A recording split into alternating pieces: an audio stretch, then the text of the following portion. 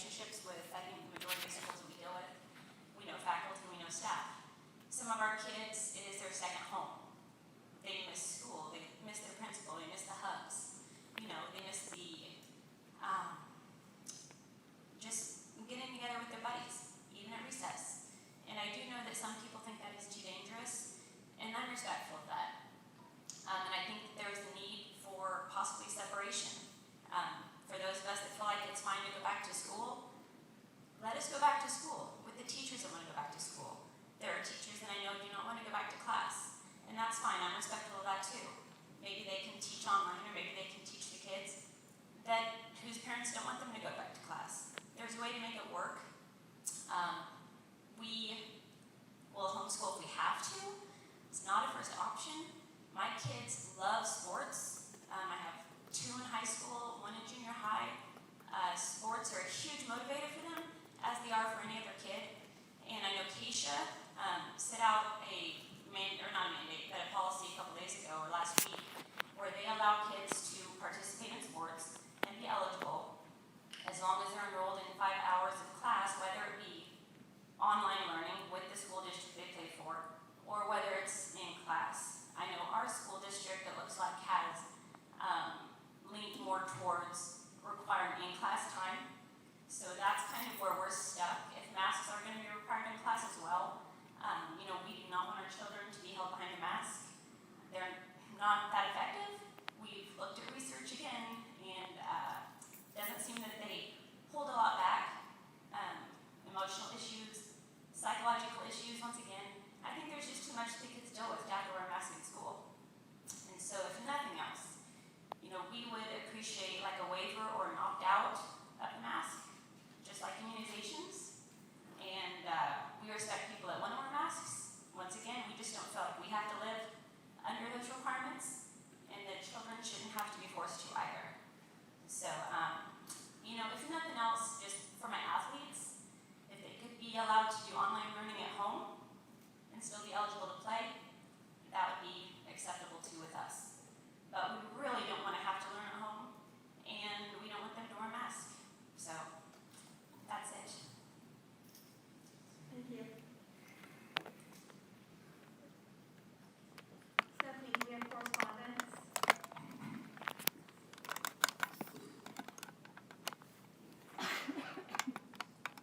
This email is from Stacy Hahn, a parent. Members of the board, I don't envy the position you find yourselves in this evening. The position is that of deciding how to move forward with the 2020-21 school year with the risk of COVID-19 in hand, and the impact your decision will make on thousands of families and their children, as well as district personnel, principals, teachers, paras, nurses, counselors, librarians, cooks, custodial staff, and others. Undoubtedly, no matter what action is needed on, there will be someone that disagrees with your decision. As you consider plans for the coming school year, I respectfully ask you to consider these points when making your decisions. Does the plan address a protocol for students or staff, including staff shared between several classrooms or schools, upon testing positive, and what does that mean for other students and staff? If staff members test positive or must stay home to care for a family member that tests positive, will any accommodations be made for paid time off for any staff that require care or must care for another beyond the 2-week time frame guaranteed by the Families First Act? Does the plan address a protocol for staff who live in the same residence as an individual that is tested positive?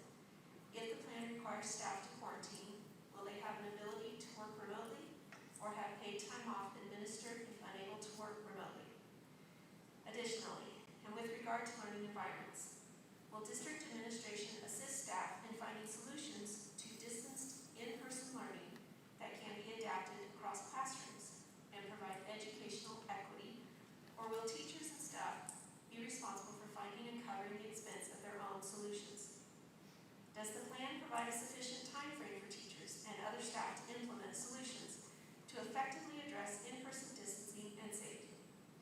Will class sizes be decreased to allow for distancing?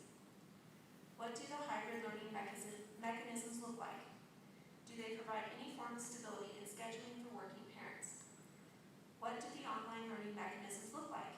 Is this option feasible for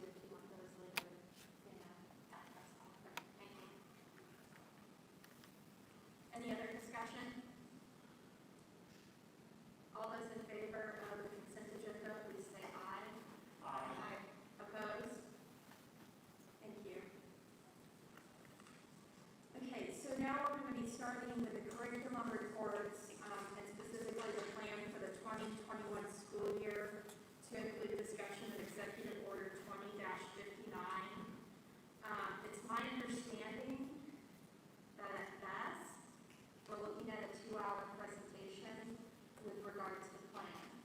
So in order to try to keep things moving and make things understandable for those who are in the auditorium and those watching on YouTube, I'm going to ask the board members to please hold your questions until the end of the presentation, and then I'll go around for everyone to ask their questions, and then if that leads to more questions, we'll go around again. But I think that way things will be understood a little bit better. Plus, sometimes your questions are answered later in the presentation as well, so hopefully this can keep things moving forward. So, Glenda? I'll let Dr. Carlin start. Dr. Carlin? Thank you. I want to start this evening with a little bit of discussion about the Governor's Executive Order 20-59. That was the second executive order that the Governor put out last week. This executive order requires all students, staff, visitors, and vendors in school facilities beginning on August 10th and ending on September 15th to do some takes some preventive measures. Requires mass temperature checks before people enter a school facility at the beginning or for the first time each day. I want to share that the plan meeting here tonight hasn't been changed as a result of that order. It's our belief that throughout the year there may be other orders that come down, and we don't necessarily think we want to change our plan. That doesn't mean we won't follow the executive order. So it's our intent to kind of layer any lawful order from local, state, or federal authorities on top of our plan. And if it's more restrictive than what our plan requires, then we intend to comply with that order. This order has a little controversy with it, maybe not quite as much as Executive Order 2058 that the state board dealt with, but there seems to be a disconnect between the governor's office and the attorney general about whether or not anyone, including the school boards, local school boards, have the authority to override Executive Order 2059.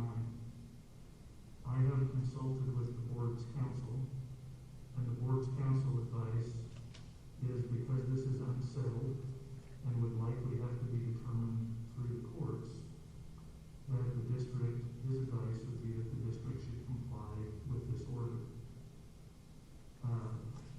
Certainly, as a board, you could make a different decision, but it's my intention, unless you direct differently, that we will comply with that order. So the things that you hear about tonight will be superseded in some instances by that order until September 15th. After that point, we would default back to the requirements that hopefully you approve on Thursday night. That would be part of our local plan from that point going forward. So I just want to be clear on that, kind of get that out of the way, because I think it is somewhat confusing. What's in our plan really was not affected in any way by what the governor's order 2059 said or how it came about. So moving on and focusing on our plan, you're going to get to spend quite a bit of time taking a deep dive into that plan. And as a first step here, I want to remind everybody that our goal here is to have students back in school and to have as productive and normal of a school year as possible, while taking appropriate safety precautions for all of our students and all of our staff. Back in early June, the first week of June, I think,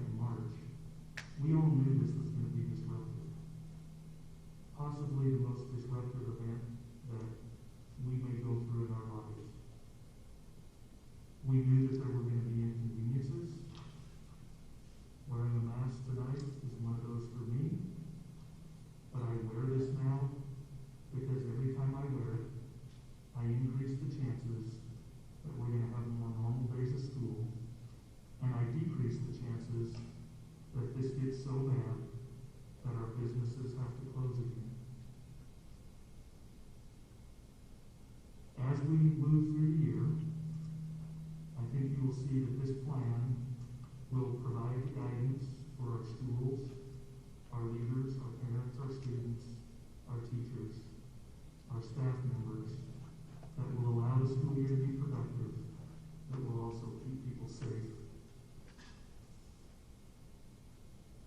And at that point, I'm going to ask Mrs. Barbara to come up or send somebody up to start the first part of our presentation.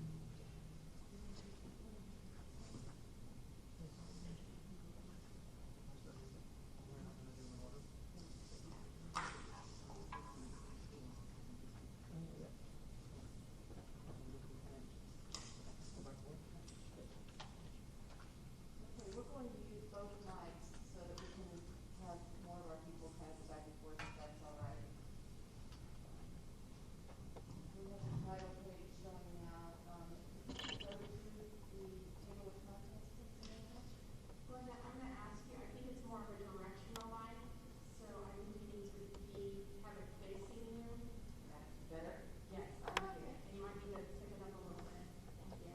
All right.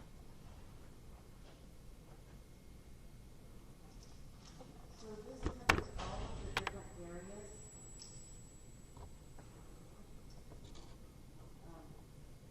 The table of contents will show you each of the different areas that we have addressed. Each one of these areas had a committee and or a subcommittee that worked on that area, and then we brought it all together.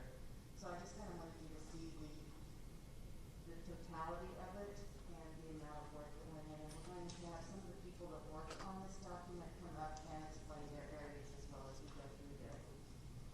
The first thing that you will see next is a forward by Dr. Carlin. And then we, at that time, adopted school calendar, and you can edit that as we go. The first thing I do want to talk about, though, are the learning options for our families. Families will have 3 options to choose from in order to educate their children. The first one is on-site learning, and that is available preschool through grade 12.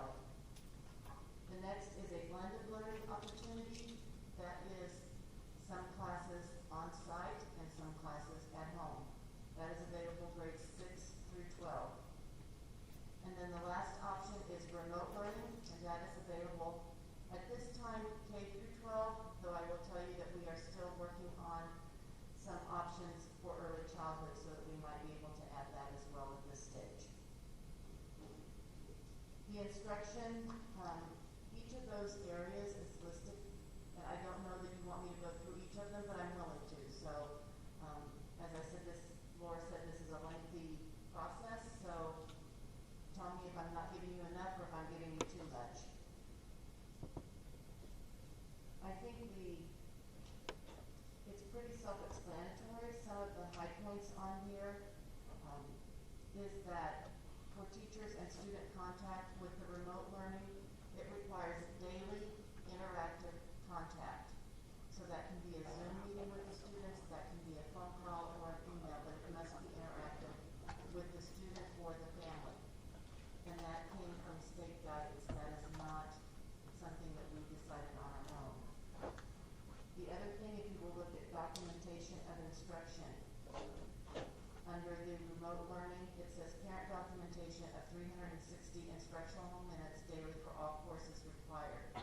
So a log must be kept, and that must be turned back into the teacher once a week to cover and demonstrate 360 minutes of learning every day. That also is state guidance and matches the school day for those that are on site. This does not mean that we're asking 360 minutes of our students to be sitting in front of a computer. This is going to be perhaps a 20-minute video on your math lesson and then another 20 to 30 minutes practicing what you learned in the video. Or this could be personalized learning where you do an activity with your parents on something that you want to learn about as a student. It can also include PE out in the backyard. So it does not involve all 360 minutes to be online. Meals are also provided if the parents choose. There would be a pickup point for those. And after school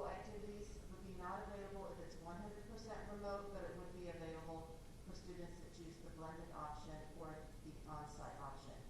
And that again goes back to partly CASHA guidance and partly district guidance on the fact that we have always required at least 2 classes on site in order to participate in sports. The reason for the blended opportunity for 6th grade is so that they can take band or orchestra. We realize that these students may have already invested in an instrument and want them to be able to continue that learning. However, that's very difficult if we do it via remote learning. So they could come on site for orchestra or band. The next page. Down one, there we go. The high school is offering a remote option, and we also have our virtual academy. So we've already had some questions about what is the difference between the remote learning for the high school and the virtual academy. This chart explains the differences between the 2 programs. One of the main ones is that top line with the credits. So if you choose the remote, you will stay a student at Garden City High School and therefore stay with the 24 credits that are required at the high school. The virtual academy currently requires 21 credits. It has a year-round option. They both do require the daily log and the interactive contact. They both will use Edgenuity, our virtual curriculum that we have. The pacing for the students that stay at the high school will be similar to a high school student. In other words, they would be eligible to play sports because we're asking them to take the same number of credits as every other student. A student at the virtual academy is able to take 1 class at a time and move at their pace, so they could be behind the pace of a typical student at the high school.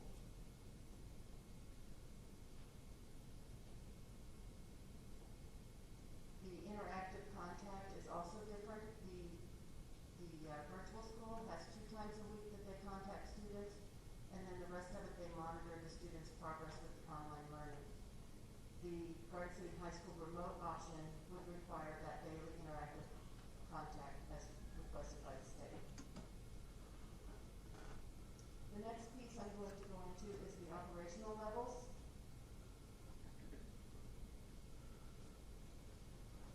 We have 6 operational levels for classrooms. This first document is for classrooms. Level 1 is on-site learning as we know it.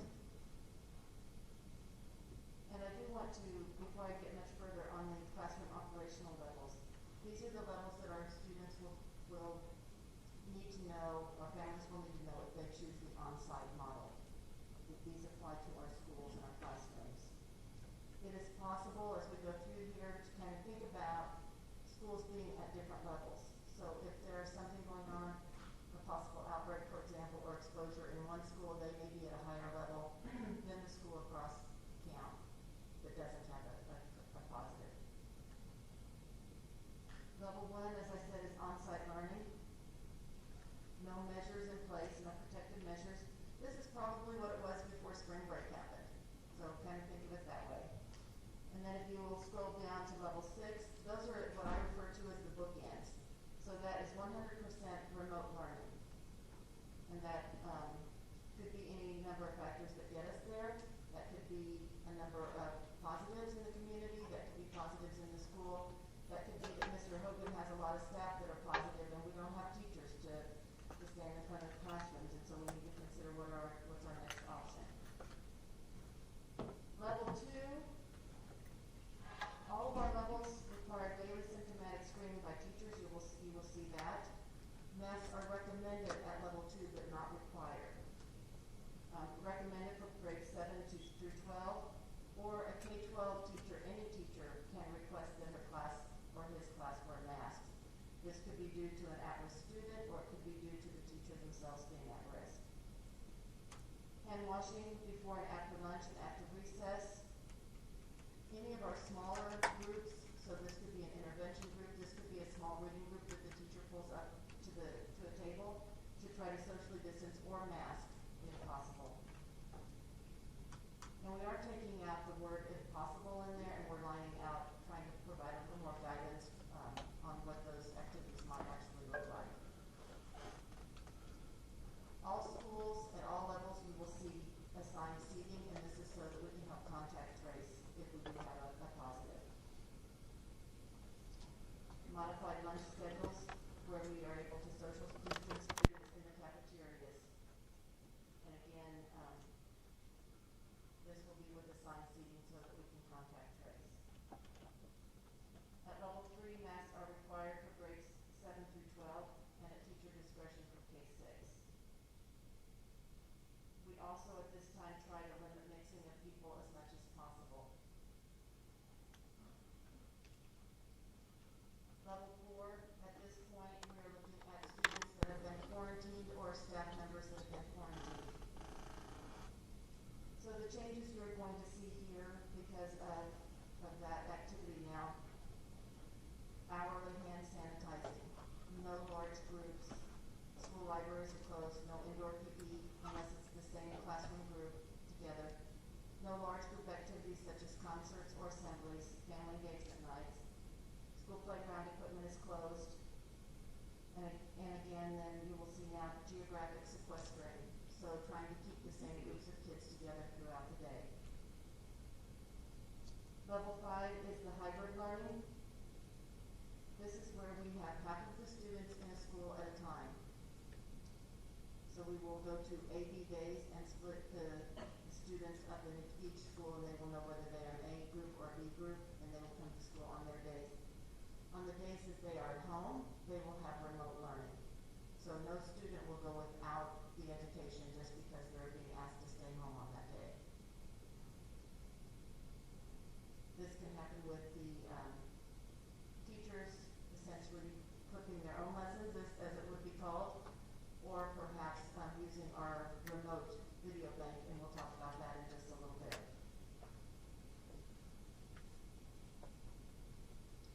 So that is the basic outline for the school plans, and what we'll see here in a little bit is what some of those plans look like, but I'm going to ask Keith to talk about the school offices at this point right now. So Heath Hogan, Deputy Superintendent. As you saw with Ms. LaBarber's document that she went over with the classroom operations, that really was our backbone starting all of our plans. And you should see as we go through these an integration with each of the levels. So this particular document I'm going to start with goes over our school offices, but also school facilities.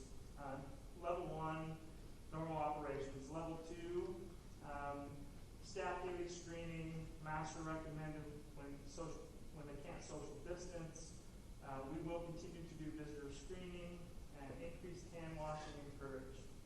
As you move to level 3, now masks are required. We try to keep that at the same level that the kids are at. So as kids are fluctuating through levels, so will these operations. Gathering in lunch areas, lounges, workrooms, or common spaces are discouraged. Social distancing at meetings are recommended. Level 4, we move to visitors are only allowed by appointment at this point. Social distancing is required, and if they can't do that, then meetings should be held virtually. Level 5 is meetings will be conducted virtually. So those are essentially, each one of those things carries down from one level to the next. I've just added for you what the change is. Level 6 is a little bit different on this document.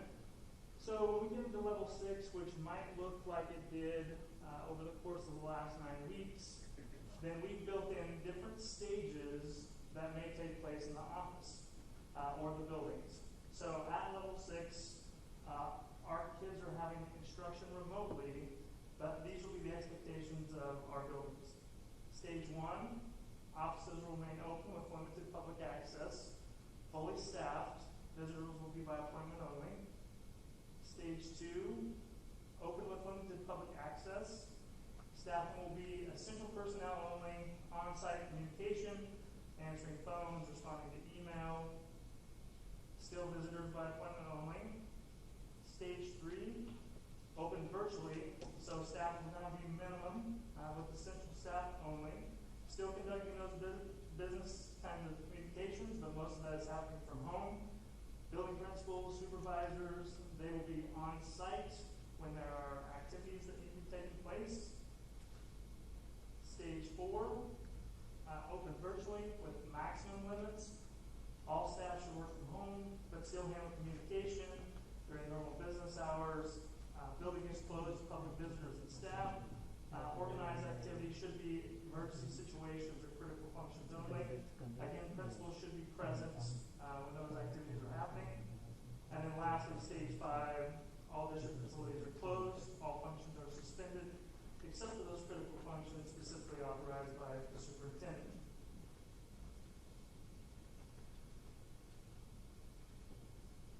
So the next document is the district level offices and facilities. So it really is, again, mirrored as the document that I just went over. So I won't fully go through each one of those things again. Changes to this document start at level 3. We anticipate having building personnel, central office personnel, and some functions that we have to do moving from building to building. So we've placed restrictions, if you will, on those buildings at level 3 and level 4 and level 5 to reduce the number of maybe contacts that we're going to have moving from building to building. So it'll start off with 3 and then move down to 2, except for emergency situations that we might have to continue with our functions.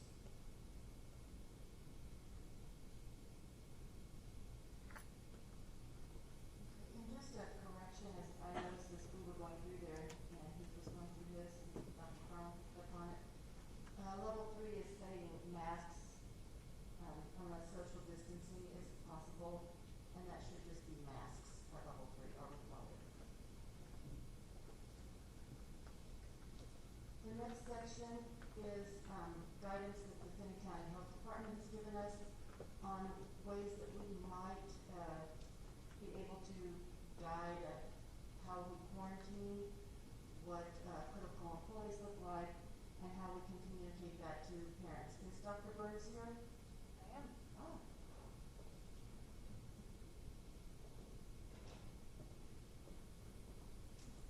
I'll just answer questions. You want to go through it? I'm happy to address points of concern or questions. Okay. So the first part talks about quarantine restrictions for positives, and I'm going to kind of hit the high points here. I know you've all read it, but and then Dr. Burns, if there's things that you think I'm missing, please jump in.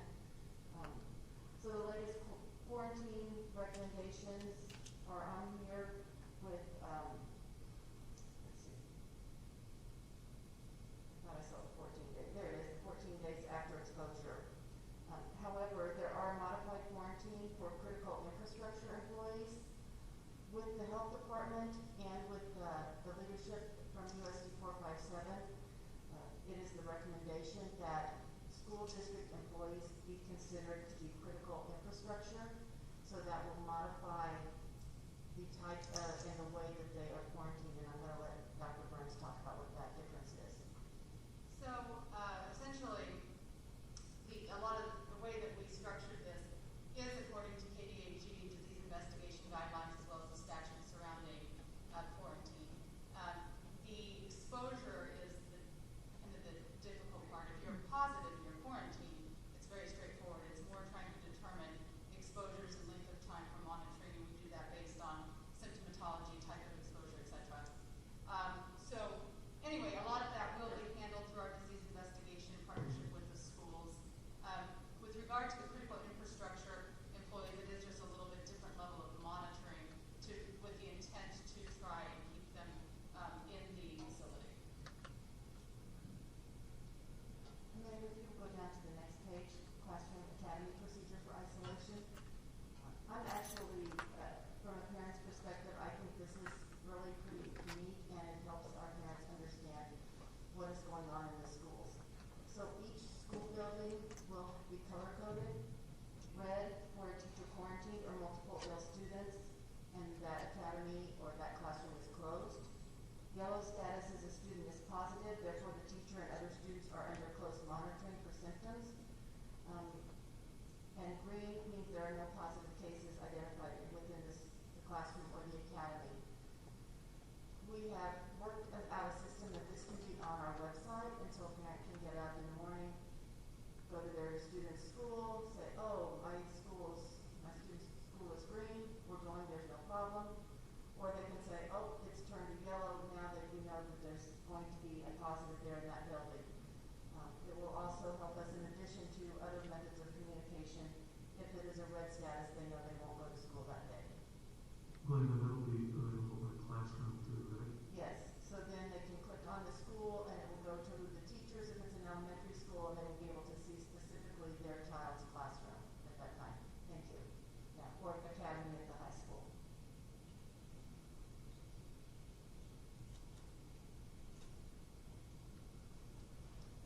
For monitoring of students, we do ask that parents monitor their children in the morning. And this gives a list of symptoms: fever, headache, cough, sore throat, and it gives several of those. And then if it is a positive COVID test and a negative COVID test, Dr. Burrs, can you talk a little bit about how they might come to your agency?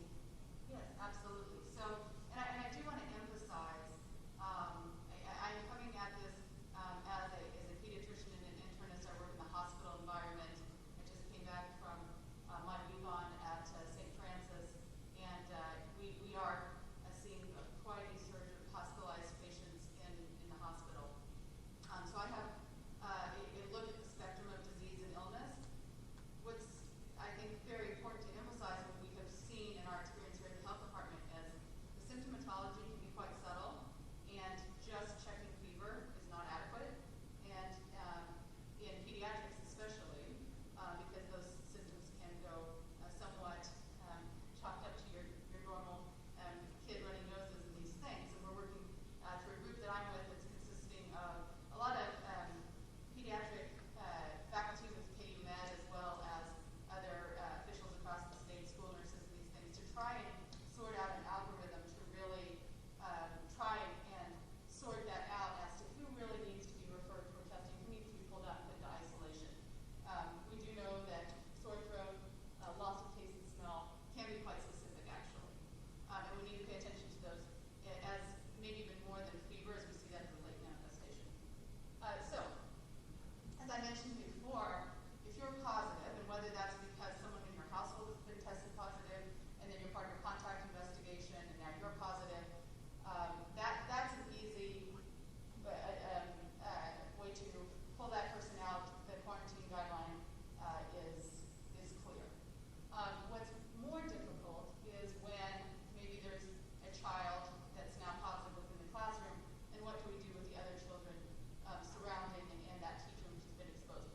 And this is where I really want to emphasize the need for the masking and the social distance, because that's going to allow us to assess that risk in a different way, okay? And hopefully keep that classroom up and running with increased monitoring of the folks in there, knowing that some of those dangerous exposures, maybe more droplets, those kind of things, have been mitigated.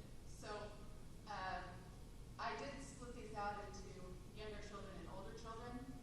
That's based on some studies. The South Korean study has been mentioned, but actually there's some Nature Medicine articles and some other things that were used in the AAP original guidance about children less than age 10. Again, as Dr. Carlin mentioned, policy sometimes needs to supersede that, and it is incomplete evidence. There are observational epidemiologic studies about contact. However, that being said, the idea is that if a child tests positive within a classroom, that child would be removed under quarantine orders, but then the rest of that classroom and the teacher would be monitored under this algorithm, and primarily by self-monitoring as well as by school nursing officials. And it would be a little bit higher level of medical acuity, and that's why we'd like to involve the school nursing staff, because there is some of this additional assessment that needs to be made based on symptoms. So that's how we came up with this algorithm. And I do think we have a flow chart here in just a little bit that talks about high risk exposure and low risk exposure. And then, as I guess to answer your question more, as someone were to maybe develop more symptoms, because that, along with the natural history of disease from the time of exposure, as to when symptom onset starts and when it's appropriate to actually be referred for testing, so the sensitivity of the test is appropriate.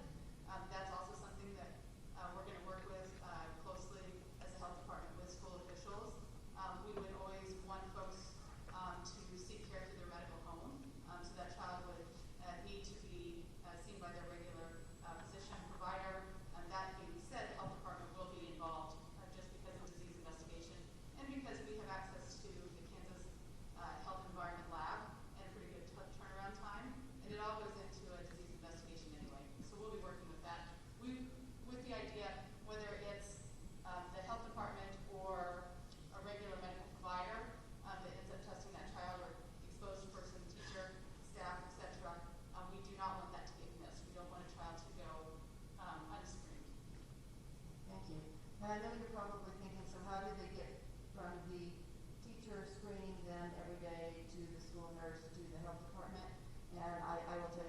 education, because Michelle will cover that in our nursing plan. So the next section is, as Dr. Burns mentioned, 712, similar. Teacher staff. And I think that the next one, Amanda, this is the one where we talk about low risk exposure and high risk exposure. So Dr. Burns, if you want to address the difference in those. Yes, so we are aiming for low risk exposures, and that means because we know that COVID-19 is transmitted by droplets, we know that masks do prevent that transmission. The estimated size of the coronavirus particle is about 120 nanometers. I provided some references from the American Chemical Society, from Emerging Clinical Infectious Disease, and Health Affairs Review to review some of the science on this. But we do know that masking helps prevent that. We also know time and type of exposure is important. So when we talk about what a significant exposure is during our disease investigations, we're talking about a significant exposure of within 6 feet for about 10 minutes. So as we're trying to determine, was it an unprotected exposure, somebody not wearing a mask? Was it someone who was wearing a mask? What are the underlying considerations about someone's health status that we need to take into effect? That helps define what part of the algorithm we go to. And age. Certainly we think from the evidence that we know today, and I will put the caveat out there that we have not seen really what big group environments in a school setting are going to look like. Classrooms and outbreak of transmissibility.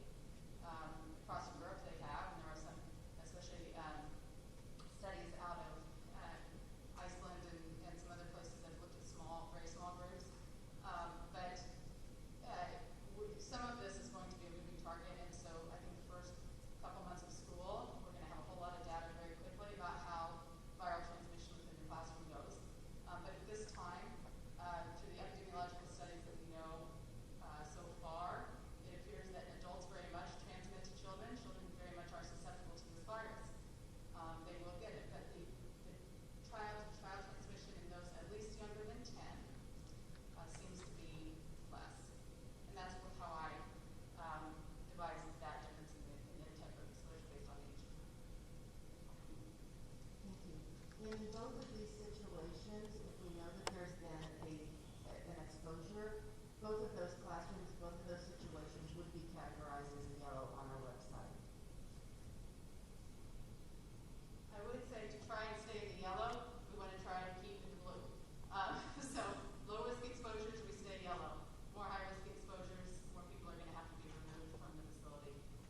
So that's the simplification. Maximum distance. I think that's the end of the health department section, so thank you, Dr. Burns. Sure, and I'm available to answer questions as we go along. Thank you for having us. Thank you. Appreciate being able to participate. And both Colleen Dries is here with me, and we've been very happy to be part of this planning process along the way. We're both involved in a lot of statewide groups, and this district is very far ahead in their planning and the thoughtfulness of this plan. Should be commended. At this time, I'd like the principals that chaired a school-based committee to come up, please. Dr. Newman.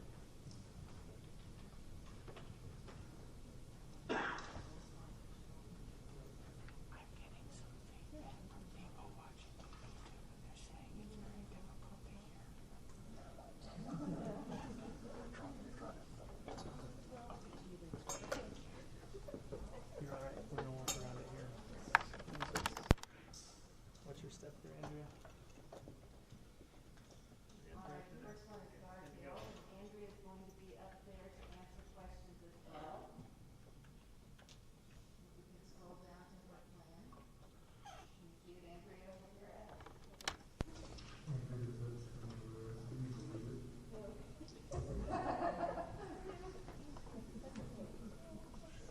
All right,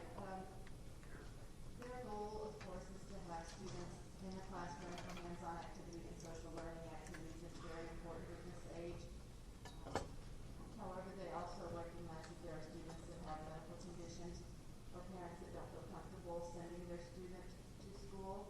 So we are trying to work on a plan for that. Andrew, do you want to talk a little bit about your calendar that you put out every day for parents and what your curriculum allows for home activities? Okay. So in the springtime, the teachers were able to do a live Zoom and they read the story to the kids, or they recorded that link and had it available so parents could go in and the child could listen to it when they had time. This year, we're also going to be putting calendars together, so the activities that go along with the story will already be put together for the month. If parents need the paper copy, we will get that sent to them. We'll also have it online on our website available for them. And our teachers will also be creating a website. And so all of these links will be available to our parents along with additional activities. As the schools built their plan, they went back to the classroom rubric that we had, the different levels, the 1 through 6 levels for classrooms, and that's what they built their plan off of, so you'll see very similar types of things at the different levels. Unique to Garfield, Andrea, maybe the dropping off and picking up of students? We've usually had parents park their vehicles and walk their child into the school, and we met in our gym or multi-purpose room, allowing parents to be there 15 minutes before school even started. This year, we are going to do a drive-through, so people will be scheduled to be outside. We're going to let parents know ahead of time. We're hoping to put a video together, and then teachers will also be able to share that information with parents that we want the students to be sitting on the right-hand side of the vehicle, so when the vehicle pulls to the curb, a parent or teacher will help the child get out of the vehicle, especially those that need help getting out of their car seats, and get them into the building safely. And that would be the same when parents come to pick up their students. One of the other differences from practices in the past at early childhood, if you walked into one of Andrea's classrooms, you would see the supplies sitting in the middle of the table. And I believe you're going to have each child have their own tub. Is that correct, Andrea? Our PTOs already purchased water bottles for every student in the school. They'll have their own water bottle that can be in their backpack for them every day. And we have purchased carts where each child will have their own drawer that will house all of their supplies that they will need. Also in the past, they've had music and movement class, and I believe you had 3 classes going at one time, and that will also change in your plan? We were able to hire an extra para for our music and movement teacher, and so the classes, one class will go with the teacher, one class will go with the para, but there'll be a lot of collaboration between the teacher and para.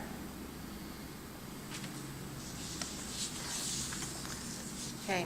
As they go through the levels, they do, once again, keep that geographic sequestering together. You will see that, I believe that's at level 4 for recess, and you have assigned different locations for recess for each classroom.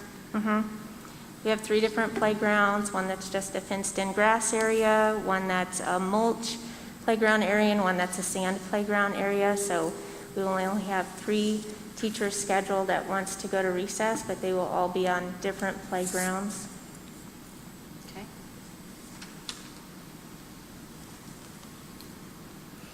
And many of the practices at Garfield, such as them having their own cubbies with their own glue, scissors, pens, colors, that's going to be carried throughout the plan, so it becomes routine. And you'll see a lot of these practices in the schools starting at level 2, just because it's good practice, and then they will carry throughout. Andrea is working on a remote option for early childhood. I believe, do you have any information on that yet?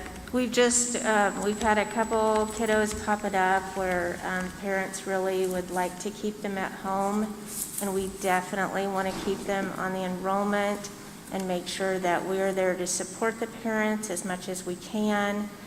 We're able to meet any IEP goals that they might have, so we want to give that option in case that it's needed. Thank you, Andrea. Mhm. The next one is the elementary school.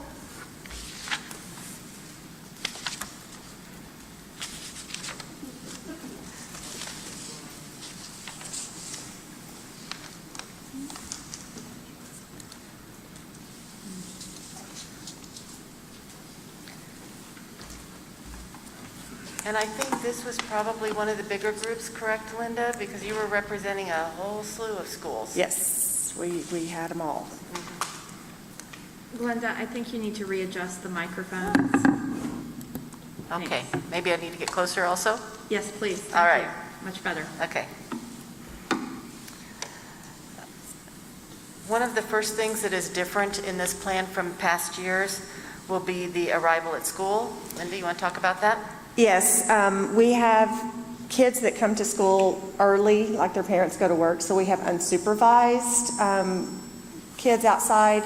So we are going to have things marked outside, and we're going to encourage parents to not drop them off as early and let them know that we can't supervise your child, we can't necessarily keep them safe because nobody's going to be there. So we're hoping that helps, that they will not bring them quite as early. And your dismissal times will also look different? Yes, we will stagger dismissals. We have walkers, they will be let out with an adult. We have car riders, those will be let out by an adult. Bus riders will be let out by an adult. And in most places, like my school, we have everybody waits in the classroom because most of mine get on the bus and we can't have 100 kiddos going out to the bus at the same time. So they're gonna wait in the classroom and they're going to be called out and staggered times out so they're not all in the hallway at the same time. Seating is assigned seats, just like we mentioned earlier, so that we can help contact trace if we need to. And students would be staggered so that they aren't facing each other, directly across from each other. Let's see, I lost my place here. I was going with this. Oh, purposeful play is kindergarten, and this is an opportunity for children to play and learn at the same time. So the play is planned, and it is an activity that they'll learn from. For example, a kitchenette where they learn what it's like to plan a meal and look at cooking, or maybe a restaurant activity, something like that that is close to real life. And that purposeful play is something that also will change through the levels. It will throughout the levels. It gets, in the beginning, that's just small groups of children, 4 or less, that play in one, and they stay there the whole week. And then at the end of the week, those toys are disinfected. As it goes through and the levels get higher, 1 or 2 children only are playing together at those purposeful play areas. And student supplies and manipulatives, I believe is also changing. Yes, student supplies each child will keep up with their own supplies in a box. Manipulatives will also be bagged, and each child will have their own bag of manipulatives, so they're not sharing those. There is a point where, scrolling down here, students go to their specials, so science or music or art. And when we talk about that geographic sequestering down in level 4, I believe it is. Level 4, yes, ma'am. Yes. Then the teacher goes to them. Yes, yes. The So- students stay in the classroom, the teacher travels to them. But up until that time, they can still go to the class. Yes. Okay. So that does change as the level increases. Masks follow the classroom policy. Yes. And your AB days are by alphabet? You're splitting up the building? Yes, by alphabet.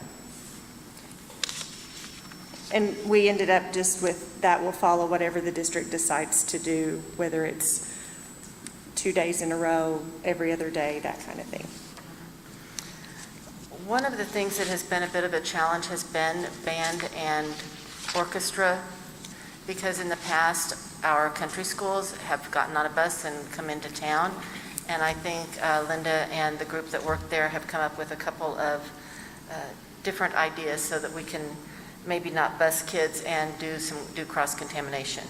Yes, it is decided that we will do 6th grade only for this year, just for this year, or as long as this lasts. And my music teacher is certified to teach band and orchestra, and we only have music up until noon. So in the afternoon, my band and orchestra teacher will teach band to Abe Hubert students and my students in person, the Abe Hubert students on Zoom, and I believe the Abe Hubert music teacher will also supervise those students while they're doing band.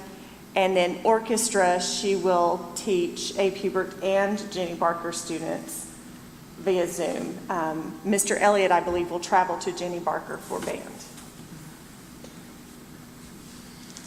So again, we're trying to keep like groups of kids together.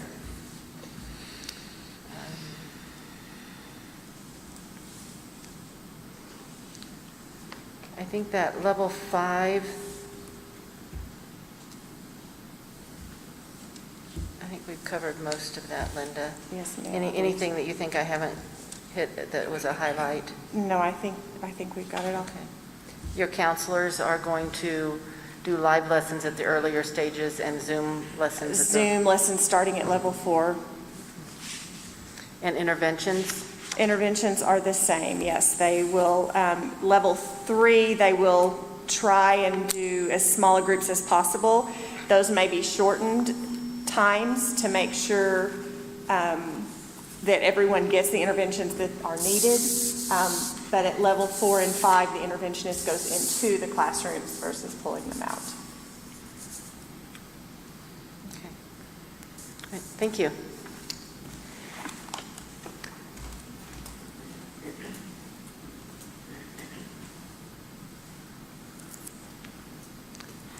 The intermediate school, we don't have a representative, it doesn't look like.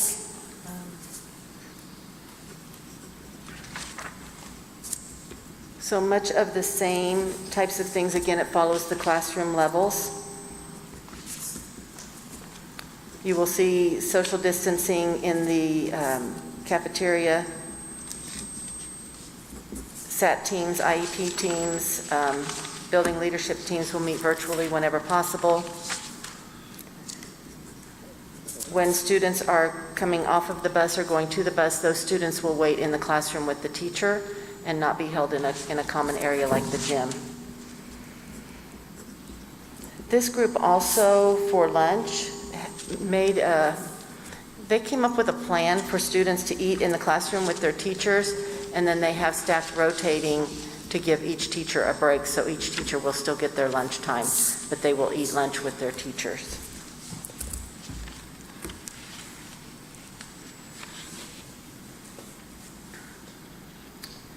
And I think that's kind of the highlights of the things that are different at the intermediate level. At the middle level, again, similar measures throughout. I think the difference here is we now have Edgenuity as an option, so when we have to stay at home for level 5, where half the kids are at home, they will be using Edgenuity at home. Instead of the teacher-made videos. The other thing at level 5 that is different from some of the other schools is that on their AB days, their counselors try really hard to balance out the classrooms boy-girl, and so they've asked that we consider separating instead of by alphabet, by either boys or girls, because they know that will give them a true 50% ratio in most of the classrooms, which you'll see at the high school. One of the things that's very difficult is we can separate by alphabet, but we could still have classrooms that are full because of the way the alphabet falls for that classroom. So they did ask that that be a consideration. However, they also realized the need to work with the other schools and keep like family members home, so they're willing to do the alphabet as well, split it alphabetically so brothers and sisters can stay home with younger siblings.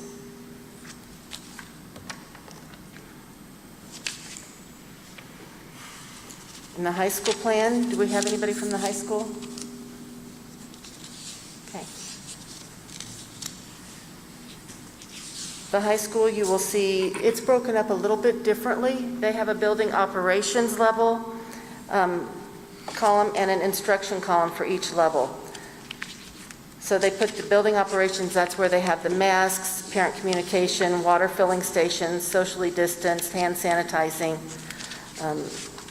visitors being screened, those types of things. And then in instruction, they have using Google Classroom as a platform, Edgenuity for those that have to stay at home, band practicing in open areas, same with choir.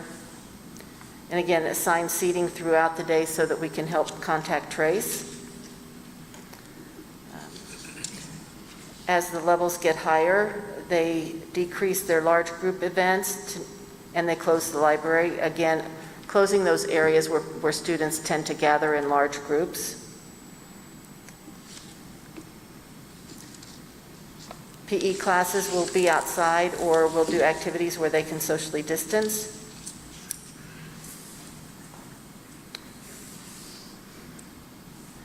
And their A-B days at level 5 would be alphabetical. They have talked to their custodians and feel like they can adequately get to every classroom every night, and so they would like to alternate A-B with their days, which is what the other schools have said as well.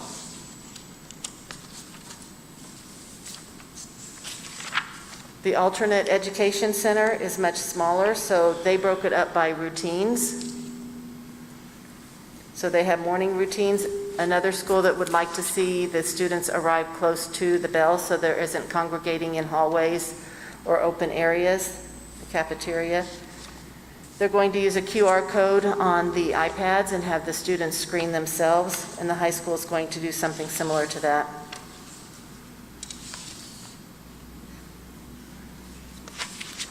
They will be dismissed to lunch by class to avoid large groups. Lunch shifts will be added to allow for appropriate spacing. I will add here also both middle schools have indicated that they can add another lunch shift to assist in social distancing. They and the middle schools have also looked at allowing, we can't do a lot of flexible seating like we used to talk about in the classroom, but we sure can for lunch, so they can go outside to eat or maybe sit down the hallway or in the library or some of those spaces socially distanced. The alternate education center has felt like it would be best practice at this stage of the game to have no all-school assemblies, but to do small group activities.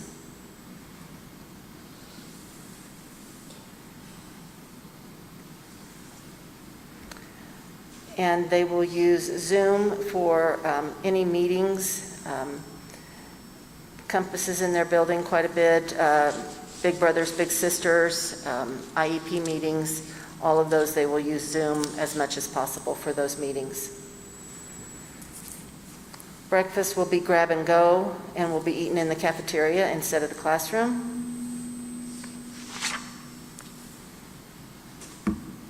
And as they increase their levels, as they get up to level 4, then they have no face-to-face groupings, desks must face in the same direction, no small group activities, masks are required, and hourly hand washing and sanitizing.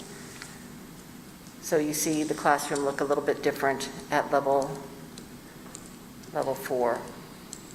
Level 5 is the half and half, and except for the TEP, and I'm going to let Josh talk a little bit about that when we get to the special ed section.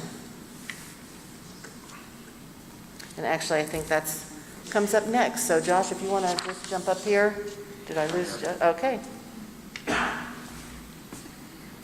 So on our special ed plan, we try to look at all of the different placements that we have for kiddos, and then all of the services that we provide for the kiddos. And so as you look at your document, we looked at every single one of those different placements at each level and every single one of those different services at each level and what our recommendations would be. And I won't read through that whole thing and bore you all, but I'll try to kind of give the overview of it. My glasses are fogging, sorry. So level 1 obviously would be no restrictions, and so basically that would be we're going to follow the IEP, no restrictions, everything's great. When we get to level 2 through 6, we're going to kind of follow what each building's plan is and support their building. These are things that we're going to be doing in addition to that. So like CWC, we're really going to encourage building principals, especially at the K-6 level, because, you know, especially your bigger buildings like VO and Florence Wilson, you may have 4 sections of first grade.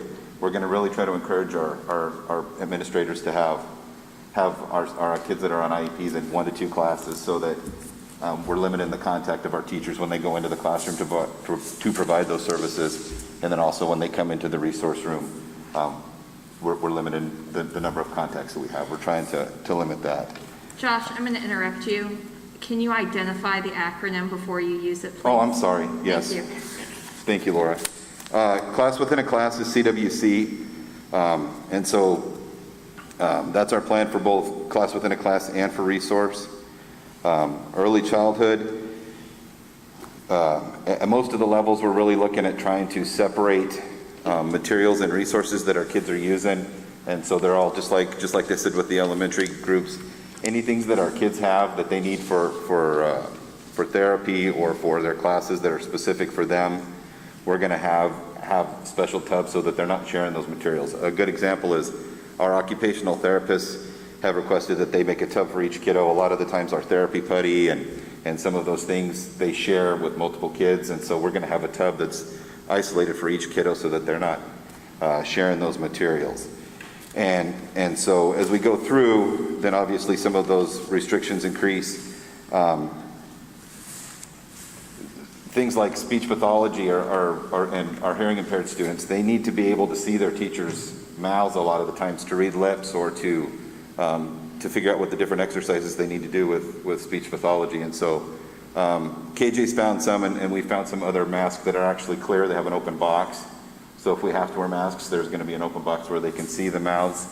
I think that's one of the things that are really important that we're trying to do.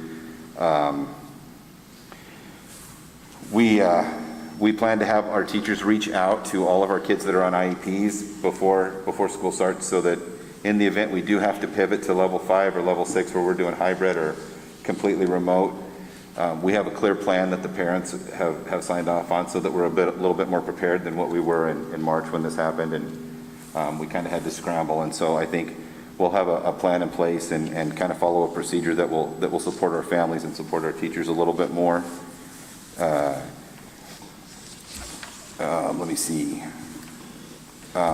Most of the community outings, our occupational therapists like to do a lot of their services when you get to the upper grades. They do a lot of their things out in the community. They take the kiddos into different businesses and have them work with ordering and practicing money and things like that. We're going to shut down the community outings for this year and look at doing those services a different way.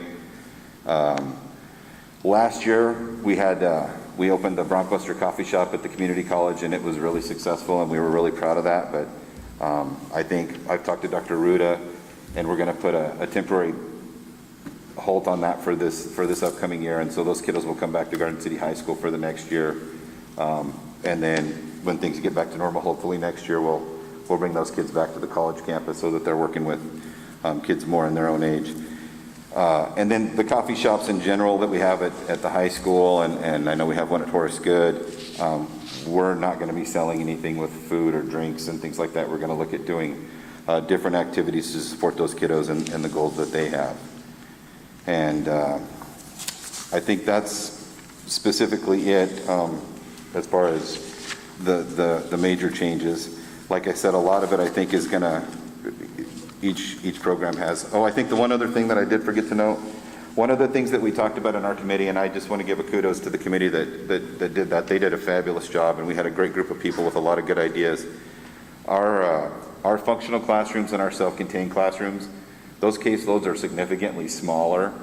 And so they felt like when we do get to level 5, those classrooms are big enough and our caseloads are small enough that they felt like they could socially distance those kiddos and have them come every day. And those are the kids that we probably really do need to see every day. And so hopefully our goal is to have them come so they wouldn't have to alternate every other day. That would be, I think, another big change that we're doing for level 5. And that would be, like I said, only for our self-contained kiddos, our functional kiddos. Our TEP, like Glenda said, the TEP is, that class is limited at 10 students for each one of those grade levels. And so we're able to socially distance and still allow those kiddos to come every day. And I think that would be a huge benefit to them. So, is there anything else you can think of I'm missing, Glenda? Okay, thank you. The next section is remote learning. We've already talked about the differences in the 3 options parents will have. Crystal was the chair of a subcommittee that took on what paperwork we needed for that so that we would be in compliance with state expectations. So I'm going to ask her to review those forms with you.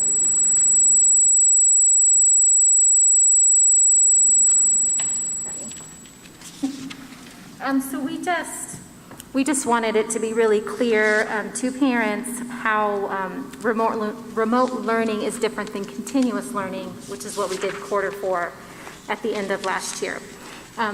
So this first document is just an agreement. It's basically spelling out for parents what exactly remote learning would look like and what their role in remote learning would be. Basically, they're agreeing to monitor their students or their child during remote learning, and I guess to clarify, remote learning is when the student's at home the entire day and parents are monitoring it. They'll be required to do a remote learning log daily, which is again a requirement from the state. Parents will log a total of 360 minutes, and again, that doesn't necessarily have to be in front of the screen for 360 minutes. That can include live virtual lessons, pre-recorded lessons. It could be online learning activities, offline learning activities, personalized learning. So it's not necessarily 360 minutes of screen time. Parents are agreeing to monitor their kids during assessments. There will be times when, even though students are doing remote learning, that they're sick or unable to basically attend that day. So they'll just notify schools when that happens, so they're not required to do work on those days. And they're just asked that if they do have questions or need help, that they reach out to their child's building or teacher. They have current contact information on file, so we are able to contact them. There will be some times when students are required to come on site. So for example, like state assessments, as of right now, they can't do those remotely. So that'll be as a needed basis, and teachers will work with parents on when and what that would look like. They agree to, if the school needs to issue materials, for example, I'm thinking math manipulatives or things that wouldn't normally be in a household, they agree to come to the building to pick those up.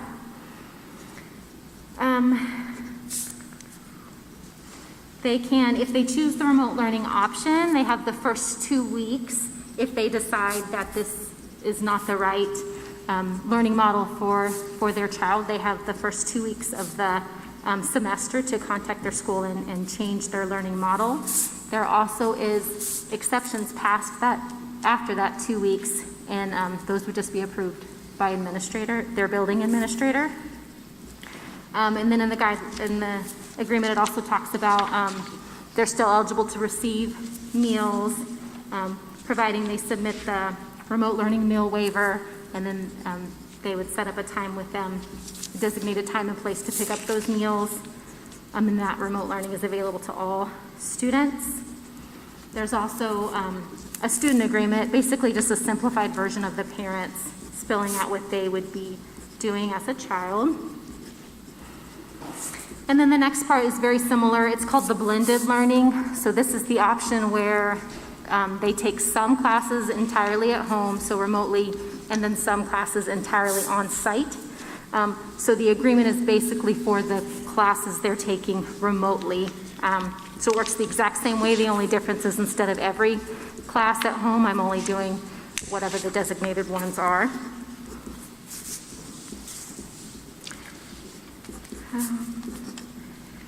And I think that's it as far as the agreements. So then the next part is just it's more for parents, reference just to kind of see what a possible remote learning schedule could look like. So this is not, this doesn't have to be full, this isn't set in stone, it's just kind of an example, a visual, so parents can kind of wrap their mind about what that might look like. And again, included in that is not necessarily 360 minutes of screen time. So there's recess or physical activity in there. There's that personalized learning where they can choose or work on a project if that they're interested in. Then the next piece is just, it's the remote learning log. So parents for us to count students as present when they're at remote learning, we have to have a remote learning log that's completed daily. So basically on this, we're trying to make this as simple and the least amount of work for parents as possible. So this one, the teacher would fill out everything basically in black, and then all the parents would need to do is say yes or no, their student did or didn't do that activity, and then they would need to identify who contacted their child that day, who made the daily interactive contact. These would be done, they do it every day, and they would submit these at the end of every week. The next log is the same thing, it's just a little more detailed. So on this log, the teacher would specifically write out what activities they're doing. With the one previous, the basic one, it would have something attached to it saying the activities. So the same thing, one's just a little more detailed than the other. The secondary one looks just like this. The only difference is obviously the classes they take are different, and then if they're doing the blended option, they'll only have to track the classes that they take remotely. Do you want me to do the video thing stuff? Oh, okay. So our K through 6 remote teachers, they are recording lessons. So as they record lessons for their students that are enrolled in remote learning, they're also putting those lessons into what we're calling a video bank. And in this video bank, our on-site teachers can access that. So if I have a student in my class that's quarantined for 14 days, I can access this video bank to help while I'm trying to teach 24 kids on site and I've got 2 remote, I can help use this video bank to help me do that. It's just the direct instruction of the lesson. So it's not an entire 60-minute lesson. It would just be the teacher actually teaching the content, and then the on-site teacher would provide a follow-up activity or assignment with that. And then the next 2 things are just the expectations for remote teachers. And we split that up kindergarten through 6th, and then the secondary 7 through 12. It's basically just saying what they'll do as a teacher, as a remote teacher. It's basically everything that we do on site. The only difference is the pre-recorded videos that they're making and banking, and then they have to track those daily learning logs. So help parents fill those out and collect them and make sure they're being completed. Anything you think I forgot or left out? Okay. Amanda, before we let Drew talk about athletics, can you go back to the schedule, the sample schedule that's in different colors? So before I turn this over to Drew, I just want to tell you how much fun this part has been to develop, because this is all new. We wanted to make sure that this was not continuous learning where, you know, the accountability wasn't there. We focused less is more, those types of things. We were able to build, if you were, 5 studios. And so we have 3 studios at an elementary school. Each of our intermediate schools have studios. And so these teachers now have been hired K through 6, 1 for each grade right now. If the number warrants, then we would probably need more teachers. But these teachers are already in the classroom, developing lessons, creating videos, and the quality is incredible. So hopefully I can show you one of those videos in the near future. But in addition to that, if you'll see on this chart, you will see art and music, PE, you will see social, emotional, you will see interventions, so math support, ELA support. This group has tried really hard to think of it all. They will have every opportunity that a student on site will have. If this team has anything to say about it, it will happen. We had an art teacher from the district come forward and is doing art videos for every grade level. We had a counselor, elementary counselor, said, I'll do all the counseling lessons so you have those all recorded. We had a librarian come forward and say, do you want library lessons? I can get those done for you. So literally, people have just been stepping up and volunteering, and I think that speaks volumes to the type of staff we have working here in Garden City. So I just wanted to give a shout out to that group. Okay, we're still moving forward, guys. Athletics, I'm going to turn this over to Drew because, as most people can tell you, this isn't my area. Okay, so I'll just go through some of the basic things. When we developed our athletics and activities phases, we went through and we tiered everything out just like the district did with phases. A lot of the stuff that is in here, a lot of the stuff that is going to be in here is always changing because Keisha has not made their official recommendations and they've yet to decide to start an official start date. So as Keisha gives us more guidance on how we're going to handle the start of the school year with activities and athletics, this will be ever changing. Some of the things that you'll see in there, things that we'll do, we're going to enlarge locker rooms and possibly eliminate locker rooms for some sports. We're really trying to find a way to mitigate the amount of exposure inside of locker rooms with students gathering and coaches gathering inside there. Pre-game coin tosses are going to be eliminated. Those will be done prior to the game in a separate setting. Enlarged sidelines, enlarged sidelines in the gym and on the field.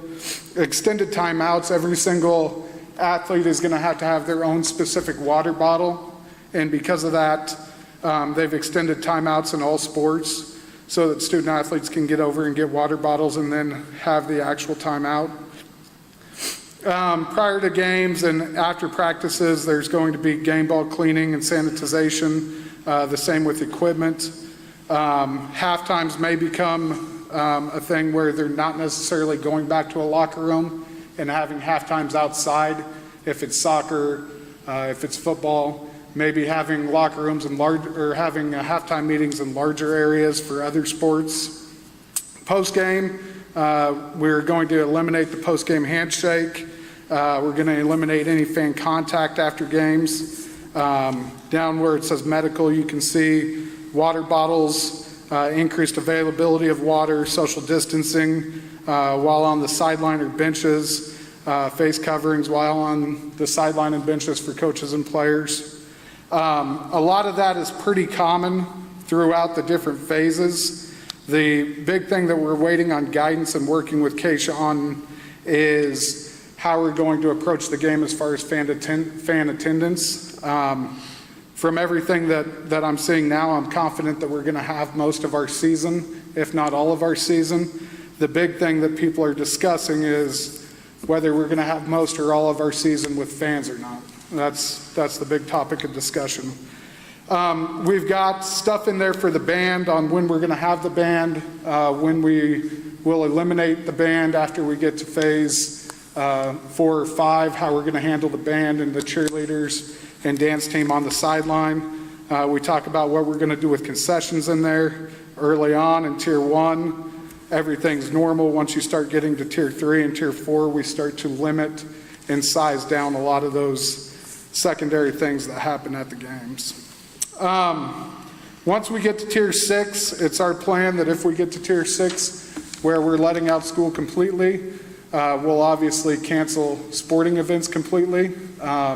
Tier 5, where we're alternating, Keisha is still going to have state championships. They're still going to have They're still planning on having the music competitions, the band competitions, all that stuff. So as we progress to stage 5, we're going to start to eliminate some of our sub-varsity contests, and eventually at phase 6, eliminate all contests.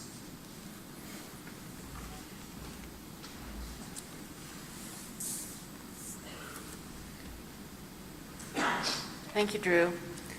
Okay, the next section is CARES resources. That is the federal money that came to help us with COVID expenses. There's a whole wonderful presentation following this one about CARES dollars, so I'm going to ask you to skip over that section. We'll come back to it. And I'm now going to turn over the hosting to Heath for the operations departments. Yeah, so Michelle Schull is here to go over our health services plan. Michelle is the Director of Health Services for our district. Good evening. I'm a paper person, so I don't have my iPad with me. I don't use an iPad too often, so I tried to highlight some things in my plan because I don't want to read the whole thing to you because you can read it.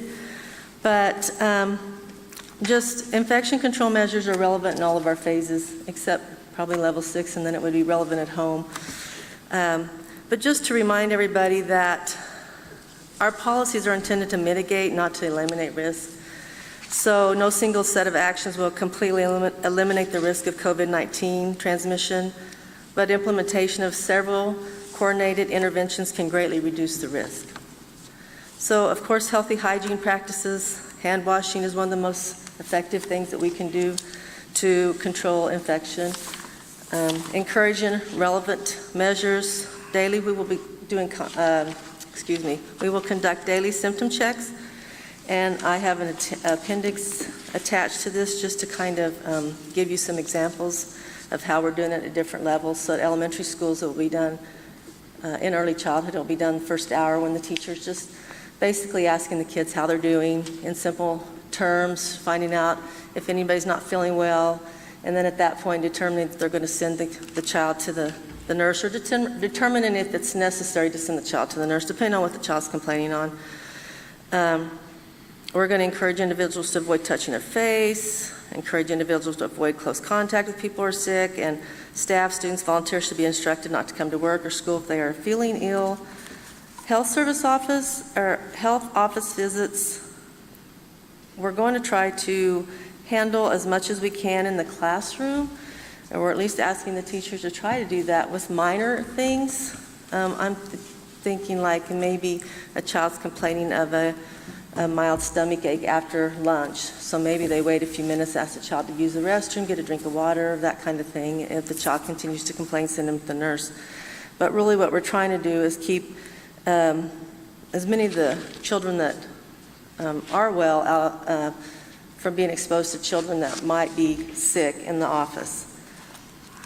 We're going to enhance first aid training for the staff. We're going to provide the classrooms with supply of gloves, Band-Aids, etc. And we already do this. And I know a lot of the teachers already try to do a lot of this anyway. They're trying to keep kids in their classroom. We're going to ask the teachers, if they are going to send the child to the class, to send them with a mask if it's available. So if they're coming to see the nurse, we'd like them to come down with a mask, but if they don't have one, as soon as they get into the office, we will ask the child to put on a mask until we determine what the child is there for, whether the child needs to go home, and what we're going to proceed with. The goal, like I said, is to keep otherwise healthy students out of the health office where they can be exposed to illnesses. I've also have an appendix attached to this to just some ideas for teachers of things that they can do for minor things in the classroom. So preparing, triaging, monitoring symptomatic and sick space. So in general, what we're going to try to do is have 3 areas in our nursing office area where we have a general waiting area where the students are waiting to be seen by the nurse. We have a well student area where those students that have scheduled medical needs or other non-medical, non-urgent needs will be seen in the nurse's office. And then we'll have a sick area or an isolation room where a student will be seen by the nurse if they are suspected to have symptoms of COVID-19. That's where the nurse will do their assessment on the child, try to determine whether or not they can attribute these symptoms to something else.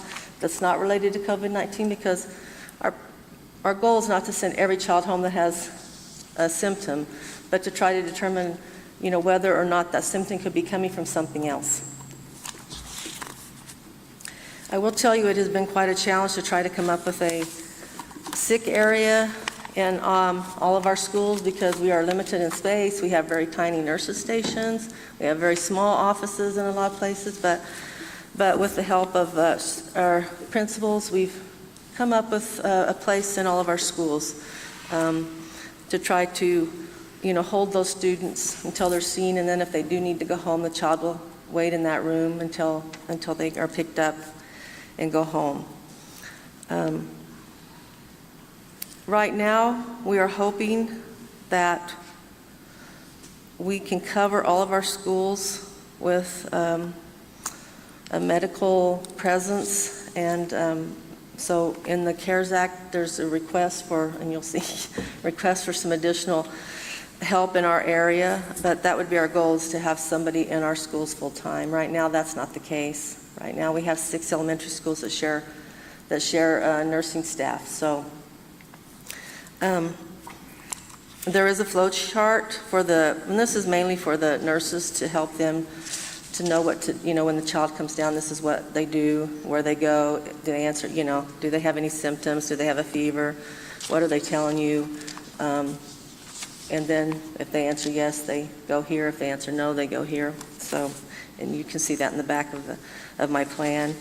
And then, of course, signs and symptoms of COVID. We kind of went over that already, so I don't really feel like I need to talk a lot about that. But just that staff or students who have been exposed to someone with COVID-19, the health department will determine whether or not, they are a contact, and then we will follow the CDC and KDHE guidelines. I didn't write those out because they do change. And, since I wrote my plan, I've already changed my plan, and it will be continually changed.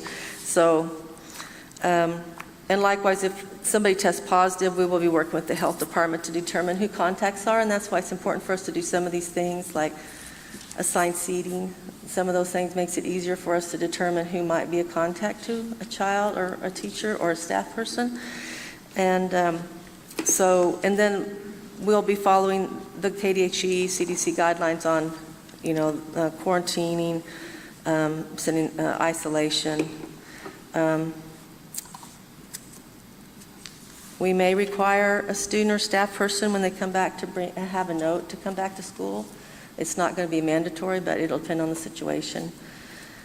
And if they are tested for COVID, they are presumed positive. So, if a child is tested or a staff, they have to treat it as if they're positive, so they will have to stay home until they're proven negative.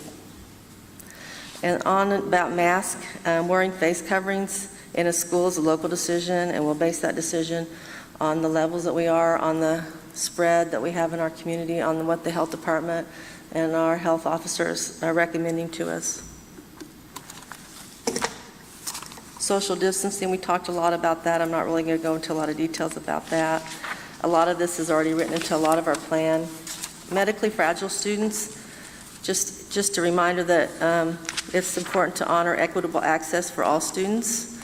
However medically fragile students may be, they may be at a higher risk for COVID-19, so we will be working with families to try to determine what's the best method for them in their learning.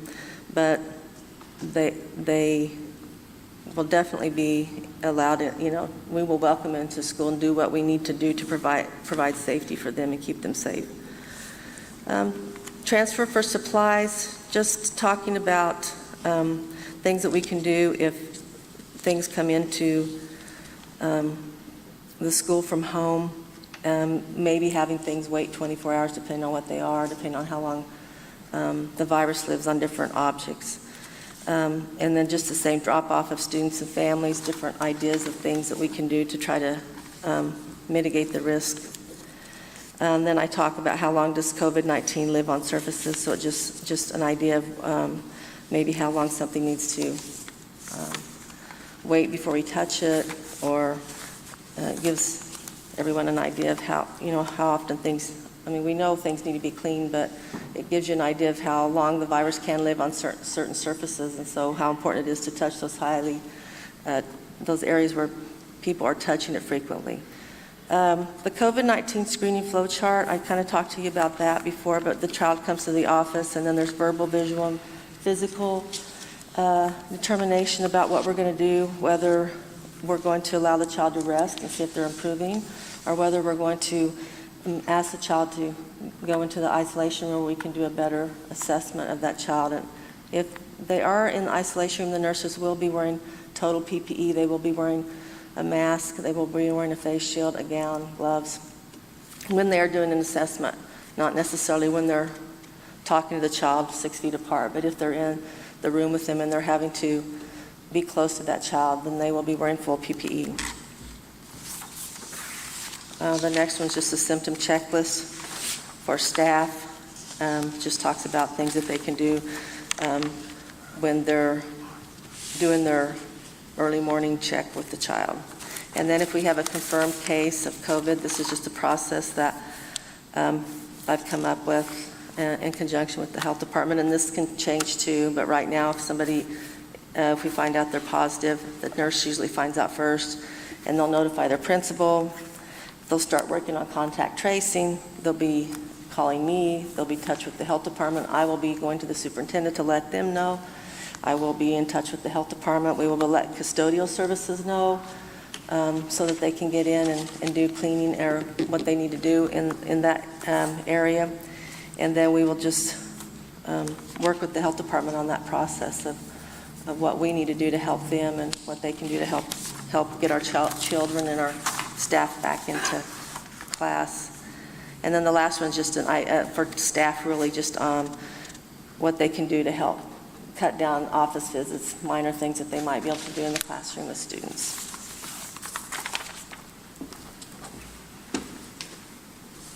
Thank you, Michelle. Tracy Johnson's on her way up, and while she's getting ready, I'll just give the board a little background about the operations group. So the operations group is made up essentially of all our department heads, and then we had an administrator at each one of our levels too. And certainly I can see, or you should be able to see, as Michelle talked about her plan initially, is how much the interaction she would have had with each one of these other groups that presented on the first half of the meeting tonight in terms of that instruction. And so a lot of these people that will be presenting in the operations group really have had lots of hats. Not only do they come to our operations level group, but they are leading their own group, and then oftentimes included in those instructional groups too. So really an intertwined process. So Tracy Johnson is the director of our food services program. Alrighty, I'll try to go really fast. I've been out at this since March 18th, so we've been feeding kids meals. So it's pretty much secondhand. What we had to do, we did have to do a lot of things to prepare. One of the things I had to throw out was my elaborate menu. I was so excited. We got a grill, and you know, it's a food service dream to have a lot of options. But for the first at least 8 weeks, we're going to calm it down to like a week and a half cycle menu with hamburgers, hot dogs, chicken nuggets, things that are easy to be prepackaged. Everything has to be sealed. And we want food that is not messy, so John's crew doesn't have to be continuously cleaning up messes when they take it to the classrooms or alternate places. So what we have done is we will be retraining staff. We do sanitation training and HACCP training all the time, but we are going to be retraining next week on those and our safety plans.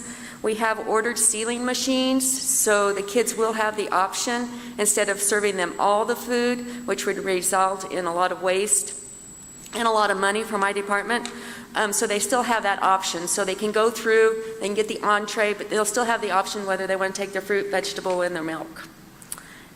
Each school is going to look a little bit different. I'm meeting with every principal and managers. Just to logistics, we have some schools that almost every child eats breakfast. We have some schools that we don't have a high breakfast participation. So each school will look a little bit different on how we serve and where the kids go to eat. When this hit, we started ordering supplies because we knew it wasn't going to go away right away. So we have ample supplies. I think we continue, which I hope not to past Christmas, but we do have ample supplies for that. The one thing that we will be offering is remote meals, and these will be only for students that are remote. They have to be enrolled in school, and the meals, unlike the summer, in the summer everybody eats free. So if when school finally starts, they'll have to fill out a free and reduced lunch application if they're not already directly qualified. And then if they qualify, they can get that remote meal free. If they don't qualify, they'll have to pay the reduced or the paid price. This has gone through Congress and it was vetoed, so I don't think they're going to overrule that. So what we'll have is any enrolled student enrolled remotely. Crystal's kind of got a form, and technology is working on a form that we could use with part of our software, either Skyward Family, or we're looking at possibly eFunds, or another program where they can go in, they'll request a meal, they'll request what site they want to pick up. We won't have it open to every site, but we'll have it open to every student, if that makes sense. So we will get that started, because we want to make sure any child that wants a meal can have access to that meal. And if you go down, protective measures, one of the things I harp all the time is hand washing. Hand washing, hand washing, hand washing. I think that's the most important. And so we're going to really work with the principals as far as hand washing before they come, before they eat, a lot of hand washing. I think that's basically it. We are going to be ready. We've been ready. We've been ready since in March, so we're ready to feed the kids. And we will, one of the things is essential staff. If we go to level 6, we're going to still be working. My staff haven't got a break, so they're ready to go. So that's all I have. Thank you, Tracy. I'm going to present next about personnel. So I'm going to direct the board. I'm going to skip through the first 4 or 5 pages, which essentially is text, and I'm going to bring you to a flow chart. This is an at-risk, high-risk employee flow chart that we developed. The first few pages of text that I just skimmed over is essentially this information, but a little more detailed. So the idea behind the flow charts that I'll talk to you about tonight is to give our employees something that's maybe a little easier understood, as well as our supervisors who will be handling kind of that initial contact with our staff. So the first flow chart is our at-risk, high-risk employees. So this kind of takes you through a process of what we would expect our staff, if they feel like they are at-risk, high-risk, what is it that they need to do? So the first step is that they have to contact their supervisor, let them know their concerns, and that they feel like they need to have accommodations in their current setting. So we'll then have them go to the doctor. They'll do some validation with our medical staff in our community. We have a form, which is also included in your packet, that they'll take with them. Come back, and then they have a meeting with their supervisor. So that's really an important step for us, kind of like an interactive meeting, if you will, because the employee will have input in terms of accommodations that they feel are reasonable, but also the supervisor, because they'll know firsthand what the duties of the job is and kind of be thinking outside the box on what might be appropriate. So once the supervisor gets the kind of a list, if you will, of accommodations, possible accommodations, they will come and meet with somebody in HR, and we'll review those, identify those reasonable accommodations, and then the supervisor will go back and meet with that employee. So there's really kind of 3 options at that point for our employees. Number 1 is the accommodations. They accept those accommodations, and they would go right to work as soon as directed by the supervisor. The second is if no accommodations were available, then they would qualify for what we're calling COVID leave. So it's leave that's given by the federal government under the FFCRA guidelines, and they would get 10 days of leave for that. And then after that leave, they would have to start using accrued time off. And then lastly, if they refused the accommodations that were approved, they would have to start using personal or vacation time. So once that happened, we being in the HR office, would reevaluate those over 9 weeks. To see if there would need to be any change, or if those accommodations would continue, or if we can get the employee back to work, depending on what the situation is. So the next page is the COVID medical leave return to work form. This is again what we would send with our employee to the doctor, also used by their supervisor, also used by the HR office. Kind of a flowing document for us to talk about accommodations as we went through the process. So if we had an employee that got to a certain point where they've exhausted all of their leave, then we would have an opportunity for them to apply for an extended leave of absence. So we developed a form application that they could utilize for that. Essentially, it's a non-paid, they're not receiving any wages or benefits, but we want to secure their position. It's an employee that's a longtime employee, as an example. They're not able to work, don't want to work, but we want them around when this situation turns around. And so they could apply for a leave of absence that we would review in order to kind of secure their job, if you will. During that time, we as an employer would potentially or could potentially hire temporary help if we decided that the functions needed to be performed in that particular job. Then we could do that on a temporary basis. The next form that I'll talk about, again, kind of a flow chart. So what we've tried to do with this is to give our employees access to certain scenarios. So we've tried to think of maybe broad scoped kinds of things. You know, we are a district of 1,350 employees, and we're probably not going to hit every scenario. But there might be some big questions on the what ifs that are coming up, and so we've tried to take those what if questions and build them into scenarios with a flow chart on what you might expect to happen. So as an example, and I won't go through all of these for the board, but as an example, an employee has symptoms of COVID, they're staying at home, or they came to work and they're being sent home. So the employee may use COVID leave if they seek medical diagnosis. If not, accrued time off must be used, or docs will occur, and fringe benefits may be affected. So again, just kind of gives them an idea. What happens if I wake up in the morning and I'm symptomatic? You know, what do I do? I'm not going to go to work. And so this kind of just gives them an idea of what can expect in these different situations. So there are a number of them there, and these guidelines were really set up and designed around what our expectation is as an employer under the FFCRA.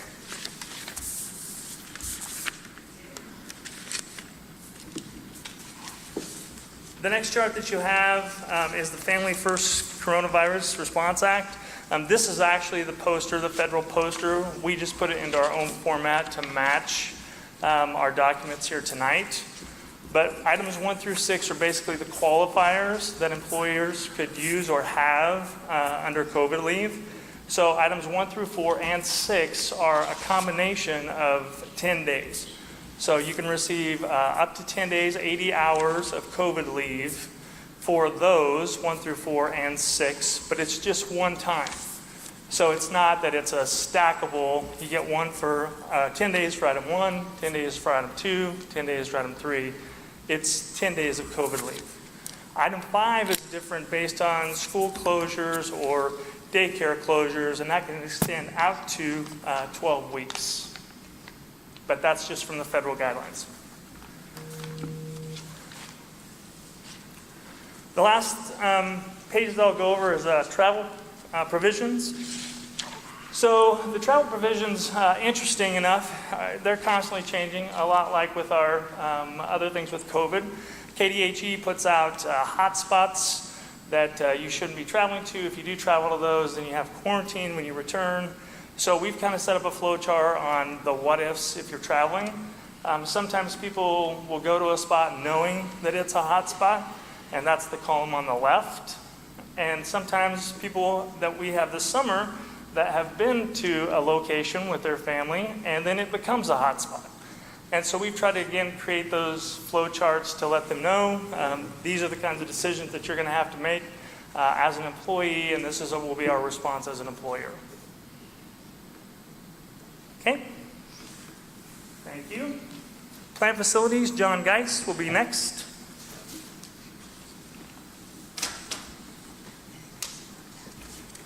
Good evening.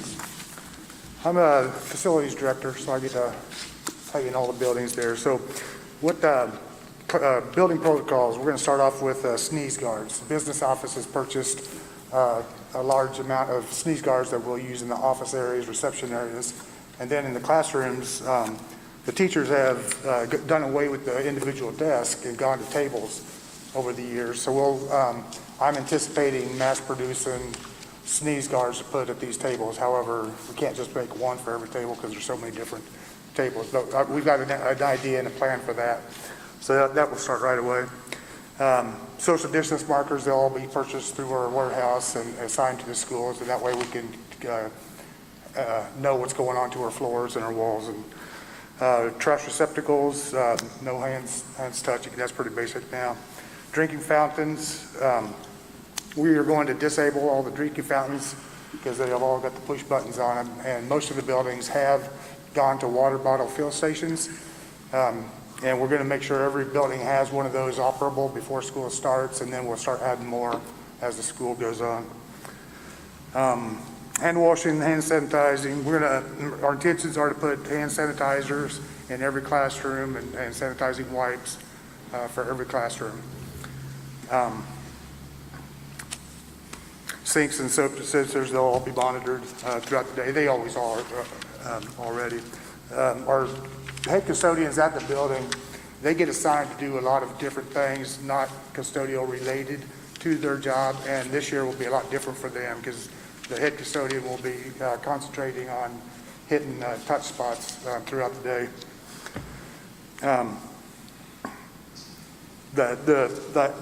The high touch areas, handrails, just everything. Kids touch everything when they're walking down the halls. They don't miss anything, so we'll be really concentrating on that. Classrooms, we cannot, I don't think we can expect our custodian to keep this place clean all day long by themselves. We got one custodian and sometimes 100 students, up to 400 students in the building. So we are going to ask to supply the teachers with some product in their classroom. Definitely they need to keep it out of the reach of children, but we'll need to use their assistance during the daytime. I have purchased disinfectant fogging machines that we'll use in addition to cleaning and disinfecting on a regular basis. I purchased some equipment to add to our equipment that we already have that would do some express disinfecting. It's a misting of a product and a setup that we've got already. So that'll go really slick and help us do mass areas a lot quicker. Along with the fogging machines, I'll have 6 by the time school starts. I've got 3 now that we distribute to all the buildings, and we've been doing that since before this started. We've had these pieces of equipment, but they are coming very hard to come by right now. So a lot of stuff's back ordered. My custodial staff, to make this work, we're not for sure what we're going to see, but I will expect to have to modify their schedule to make the needs that we're going to have to make there. Playgrounds, we're going to take the CDC recommendations and encourage hand washing before and after the use of playgrounds. It's not good. We don't have the staff to get out there and continually cleanse and disinfect that. The natural UV light outside will help in that process too. And then outside contractors and vendors, we're going to require them, right now we require them to do temperature checks and mask whenever any of our employees are around. And we've already had a couple instances where they've tested positive during their projects this summer, so we've had to alter plans a little bit. So that's basically what I got. Thank you. Thank you, John. Suzette Goolsby-Lewis is our professional development coordinator, and she's going to talk more about that.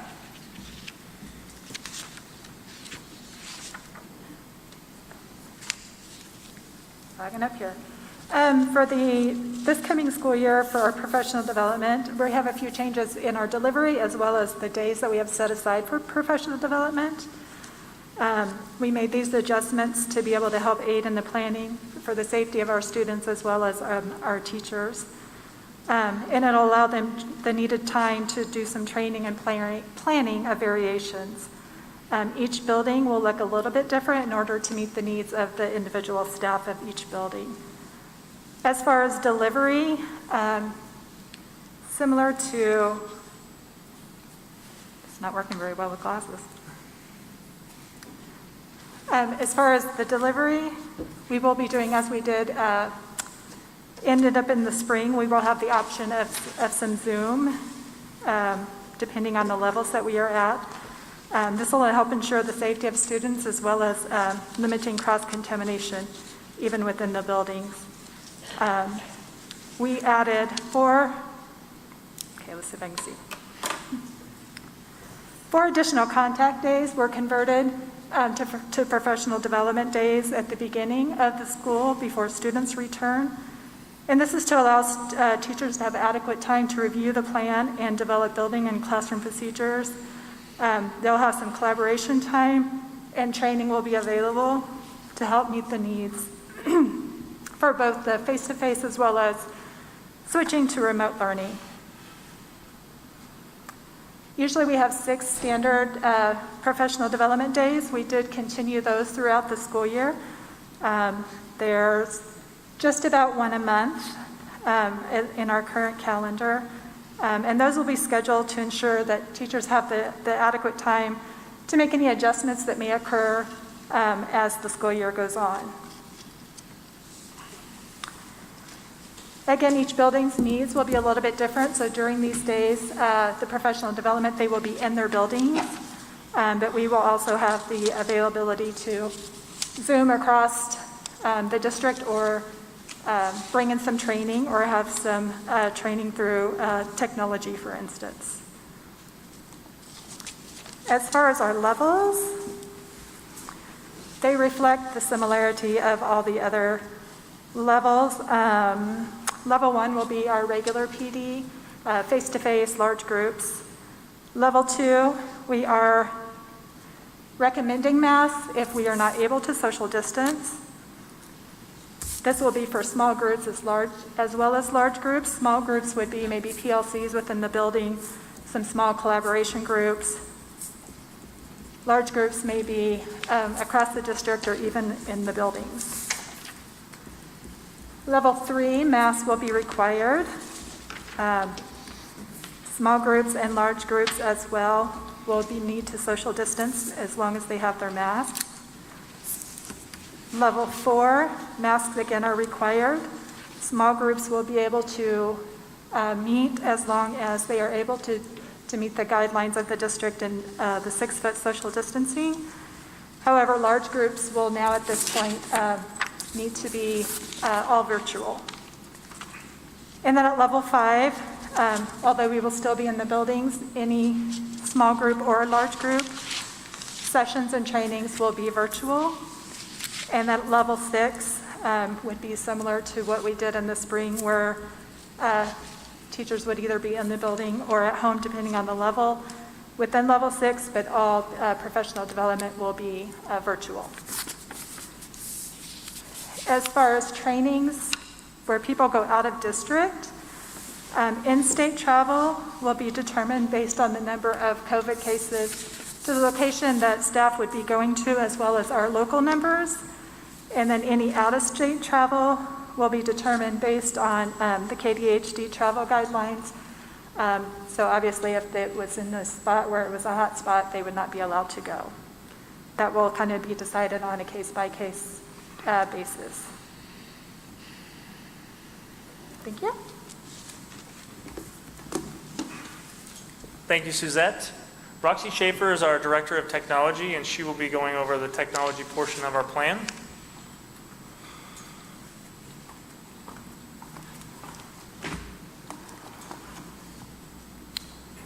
For technology, I think our job comes down to 3 things: support, tracking, and training. So we have some general recommendations with those things in mind. First of all, we want to give every K-12 student an iPad. We don't think they should be exchanging iPads. We want to limit touching of other objects. So we will be assigning an iPad to every student K-12. We will also ask our students to take those iPads home, which is kind of big for our littles to do. But we feel just in case they have exposure or they get sick, at least they have their device at home so they can Zoom in and get some work done when they feel better. One of the things that we heard last we were doing, there was a lot of personal choice, which is wonderful, but our poor parents got lost. So we think we need to standardize a little bit in some of the things we do. One of those is workflow. We think we need to standardize on a workflow program, and we think Shobi and Google should be those programs. Probably mostly K6, K8. Might be Shobi and Google Classroom, also 7 through 12. There's a little crossover in middle school. We also believe that we need to standardize on 1 or 2 district communication tools. Again, last year, there was a myriad of tools, and that's okay. We were scrambling. But we think we need to do a better job alleviating helping those parents not have to go to multiple platforms, multiple ways to find out what's going on for their kids. We are still working on that. We have watched a few demos, but we have not selected one yet. We will use, right now in the plan it says we will use Skylar for district communication, but that classroom communication, we are trying to come up with something that works for everyone. And that's going to do a couple of things. We have found by the surveys done already that was sent out by the superintendent's office, parents want to be texted and they want to be emailed. So whatever we select, we should be able to do those 2 tools at least. We also know from our teachers last year, there was a concern over handing out personal cell phone numbers to families. So we need to come up with a communication tool that will allow our parents and our teachers to communicate without giving out personal information from the teacher. So those are kind of our general recommendations. Professional development, you can read through the list, but we've identified over 15 different things we need to train our teachers on. And that will happen on the days that we've moved forward. I've already had a meeting today, actually, with our building secretaries. We're going to be asking them to track a lot more students in different ways. So we talked a little bit about how that's going to look, and then we'll give them documentation and training videos for that. We also feel that we need to assist our parents. So whatever that communication tool is, we need to talk to them about that, and we need to explain to them how it works. We need to help them set up devices on their home networks. We need to help them with Zoom. Just in the comments already that we're seeing from our parent survey, a lot of trouble with Zoom. And that was just something that was picked out of the sky last March to use, but I think it's a great tool, but we need to do some training. Item number 3 kind of lays out our distribution plan. Because we're going to K-12, our goal is to hand out all those iPads day 1, just in case day 2 somebody has to stay home. So we have a plan for that in here. Then for our tracking, we are going to identify students who are regular, blended, and remote, so that at a glance we know which kids were what, so 3-4 years down the road we can see who participated in what way. Our courses will be differentiated between remote and on-site courses. So again, when we look at a transcript, we'll know, did they use Edgenuity? Did they use the remote courses? And then we have a lot of different ways we're going to track attendance. So if we have somebody who's quarantined, we've been told we need to track them whether they're participating or not. So we'll put codes in there that we will know. That means they're quarantined and they're participating, or quarantined and not participating, or they're remote participating and not. So when the log comes back that Crystal explained to you, so the secretary will look at that and determine whether or not they're participating so that we get good attendance. The other thing we're working on is identifying our families who do not have internet in the home. Last year, the phone calls that went out, there were over 400 families that affected over 900 students. Even though lots of people came up with internet options, and we helped as well, the district did through some grant dollars, we still had many families without internet. Well, with the options they have today, families have to have internet, so we will identify those, and then we are looking at partnerships with Cox, Verizon, AT&T, and United Wireless from over in Dodge. We also have hung some external access points that will help families can drive up to the schools, at least download the stuff. That doesn't really help with Zoom because everybody would have to congregate, but at least maybe get some information or some download some work. We also did cleaning and protective measures like every other plan. Ours mainly deal with desktops and laptops. Not as concerned with the iPad since only that student should be the one touching it, but ways to clean the keys. We are in the process of purchasing keyboard skins for our desktops that we can spray more of a liquid disinfectant on them, let that dry, so we can't do that on our keyboards or we'll ruin them. So we're working on that, and then some stuff in there for time clocks, disinfecting time clocks. And that's it. Thank you, Roxy. Charlie Stillion's our Director of Transportation, and he'll be talking about his transportation plan. Good evening. I won't go over everything that we have on there. I'll just let you know that when we got together as a transportation committee, we tried to blend everything from the state recommendations into our plan along with the district plan. So if you notice, when our committee met, we basically went above and beyond the state recommendations. So everything that we are doing at level 1 of our district plan, running as normal, we're doing all the way down to level 5. Level 6, obviously, we wouldn't be hauling students, so there's really no reason to have anything for level 6. So basically, our committee looked at the safety and health and welfare of our students and our drivers and staff in everything that they did. So that's kind of where we're at on that.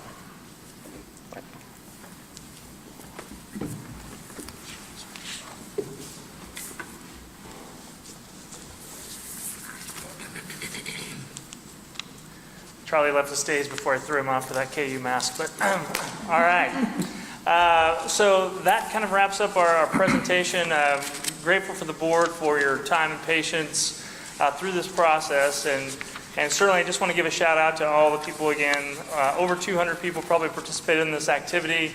You can see the work, depth of work that went into this process. And we're excited to kind of put those things in place, and just again grateful for all the work that was done. Glenda, do you have? Okay, so at this time, yes, sir. I'm going to have a couple of comments here when you're done. Perfect, thank you. So again, I want to thank the board for your attention. This might be the longest presentation that the board has sat through. I think it's important because it really demonstrates the complexity of the work that's been going on this summer. And I really want to thank all of our teams, our team leaders, for their commitment. I think you can pick up on some of the passion that exists from the people that are involved in these things. And, you know, how do you quantify the work that our food service people have been doing, like Tracy said, since March, to provide that service? John Geist and his folks, you know, I can just keep right on going down the line, and then to switch gears and now be thinking about how do we really plan for and address the upcoming school year. So I really think that is phenomenal.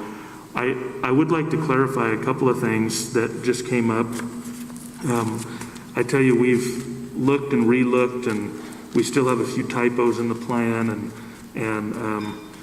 in coordinating and bringing all this together. And as several people have said, we've had 18 groups with close to 200 people working on this. In the operational levels framework, I think Glenda mentioned that might be different by building. Our buildings might be in different places. I think it's worth noting that even our classrooms within a building might be at different levels. And I really appreciate when we started this, the guidance from the CDC was specific about schools, and the health department told us they felt like that was too general, that it wouldn't be practical to have to address an entire school. So their willingness to be flexible and drill down to handle this and is basically to draw that circle as small as we can, but still be safe. And so those frameworks really, those operational levels could be different for different classrooms in a building. The personnel section Mr. Hogan talked about,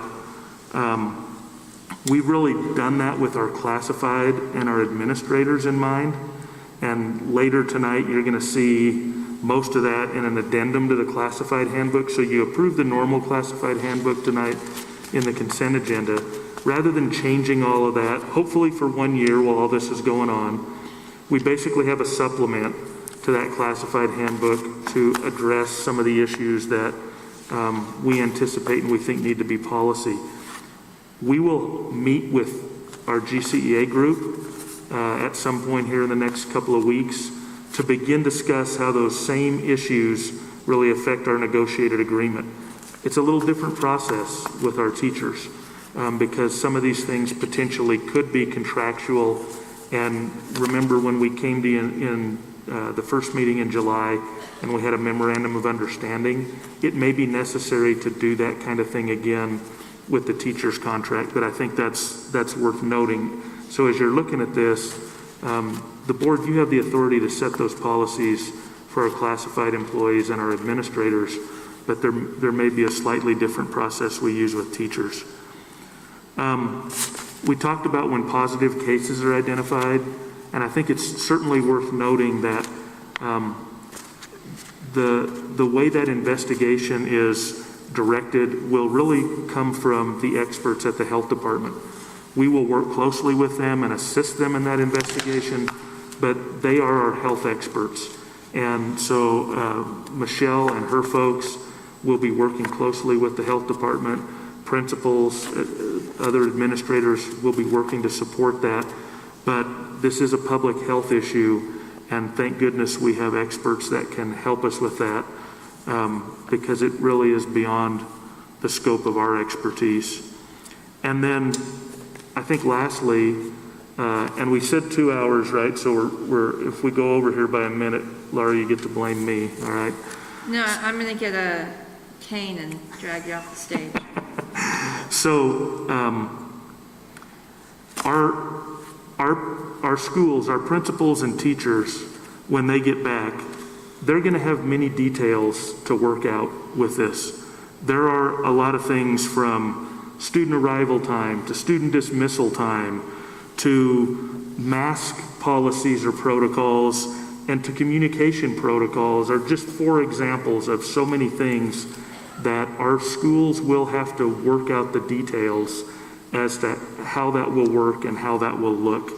And I don't know if Mrs. Whittem is still here. You know, the survey that we sent out here this past week, the intent of that survey was to help begin to gather information from reflecting back on what we did in the spring that can help our schools as they begin to put the details in place to deal with these things. So I think Roxy mentioned already some of the data that's coming out of that is helping us understand what modalities of communication might parents appreciate most. And so I do appreciate, I know there's been a few glitches with that survey when it went out, and I do appreciate parents. I think we've got over 1,000 responses. I think that's going to be very helpful for us, and that information is going to be very useful as we get into this and kind of put details to that. So again, lots has went into this. We know you probably have a lot of questions, and we, I think, stand ready to answer questions. Obviously not asking for the board to approve this tonight. Later in your agenda, we're going to ask you to add a meeting on Thursday where we could be back here. That would give some time, and we would hope that perhaps by Thursday we could have the plan approved so we could begin to start working on those details and then communicating specifics out to our families following that. So we're ready for questions, or whatever's next, Madam President. My initial plan was just to have each board member start and go and ask their questions. Is that okay, Glenda? Because it may involve different presenters and going back and forth. Are you good with that? Okay, the other thing I wanted to know, since we've been going at this for 2.5 hours now, do we want to take a 10-minute break? I have one yes. Are we good to start, or are you okay? Go ahead. Okay. Mark, I'll start with you if you want to start asking your questions. How long do I have? I'm just kidding. Just kidding.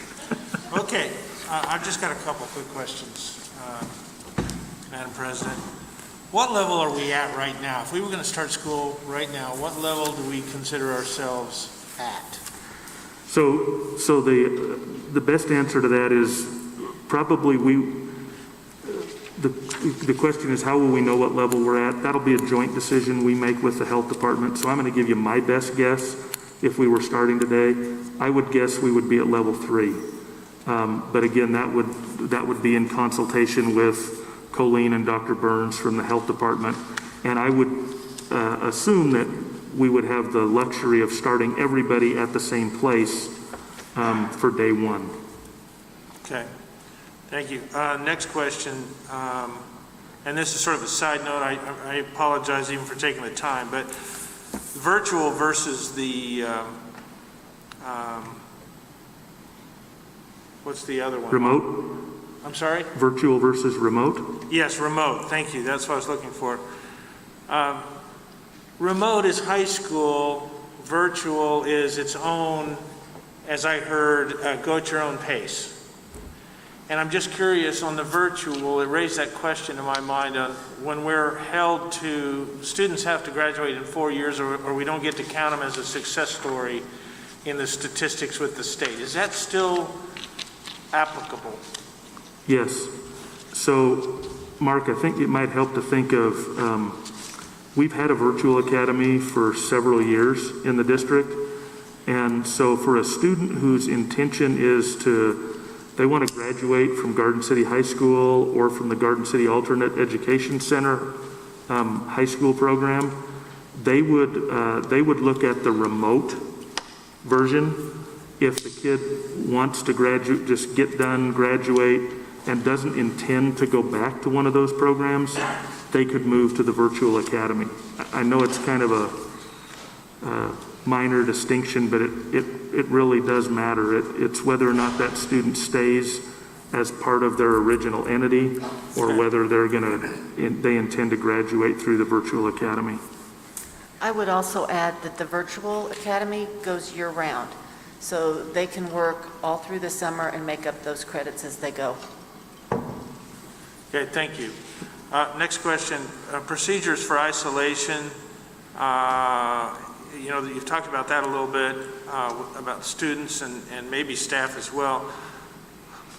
And I guess we'll figure out in our protocol when someone's eligible to be tested for COVID. That's what I'm a little confused on is we're certainly, somewhere in there is a test, potentially.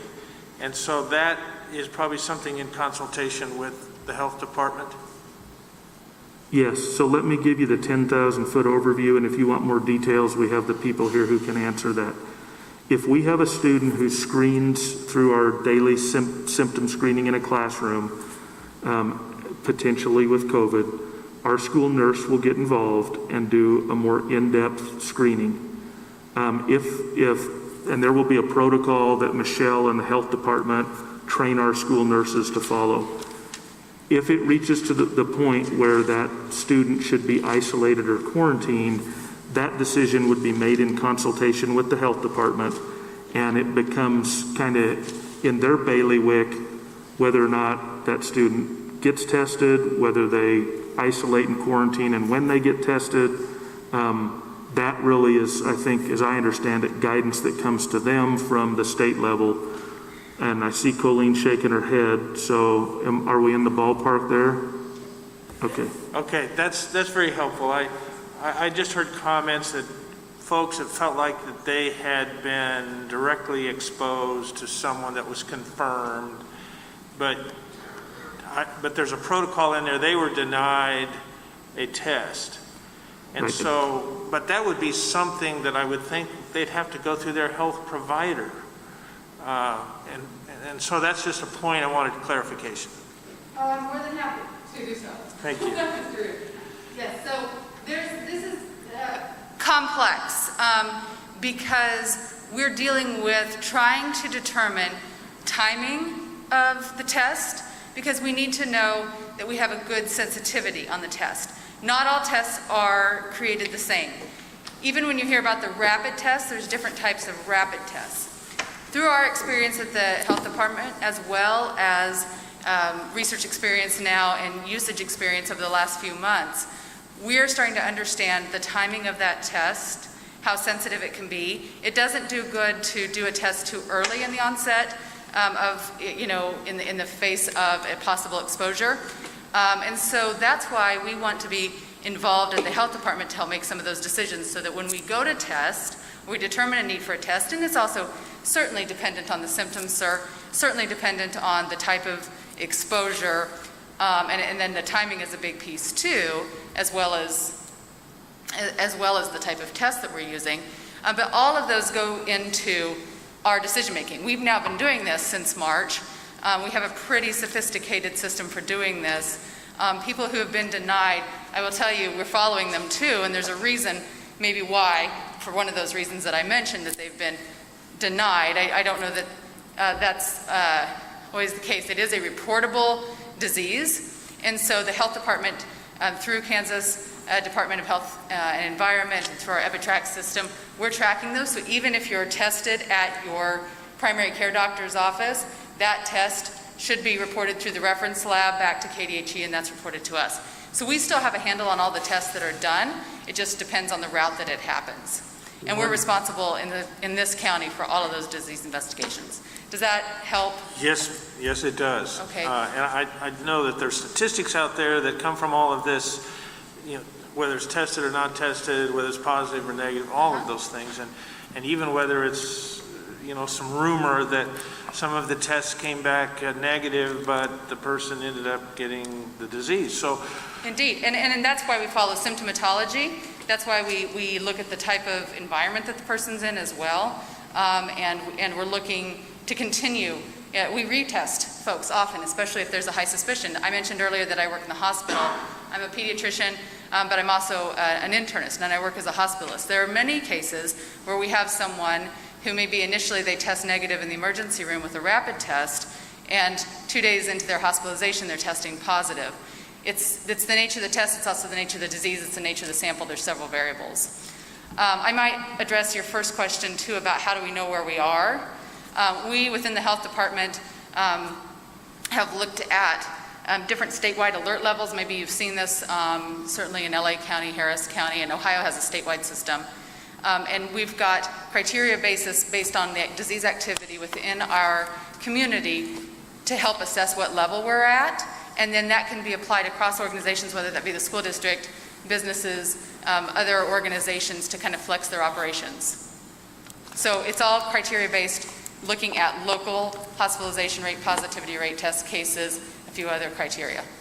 very helpful. Thank you very much. Thank you for hanging in with us too and being available.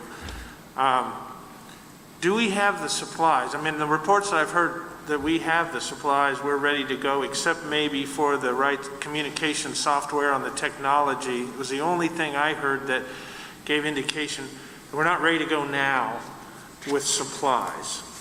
And I know it's a broad question, but we had a broad set of presentations. Do we have the supplies on hand to get going? KJ will answer that. That might be a KJ question. Thank you.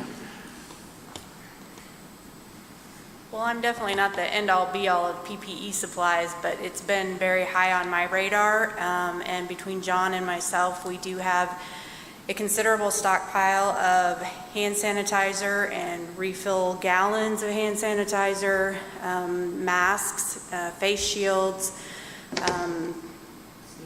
sneeze guards. Yes, I've been buying sneeze guards like crazy.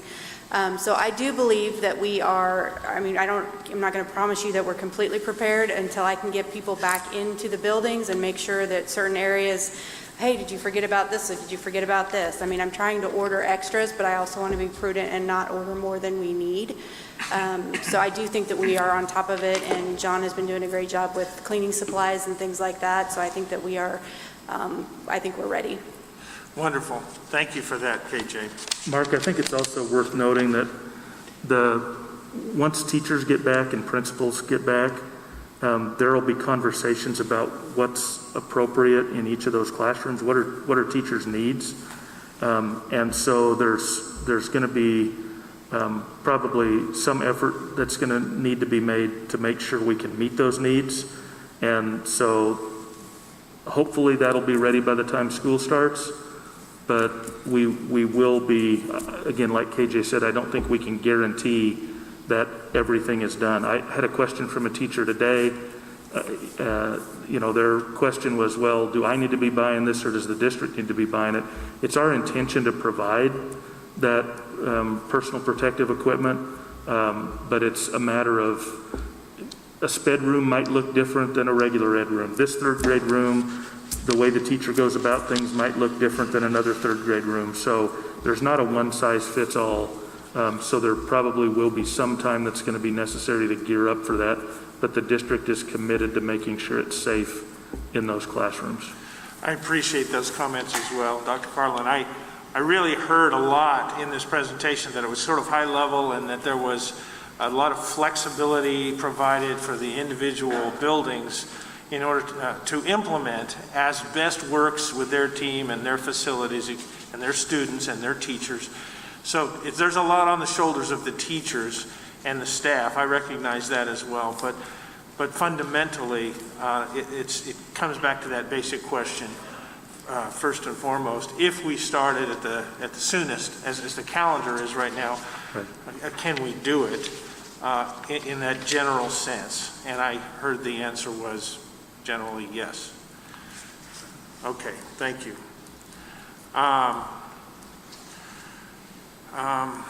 You've answered several of my questions here. Special isolation. And we do have a variety of buildings, and so we have limited resources in some cases for isolation rooms, for extra rooms, let's just put it that way.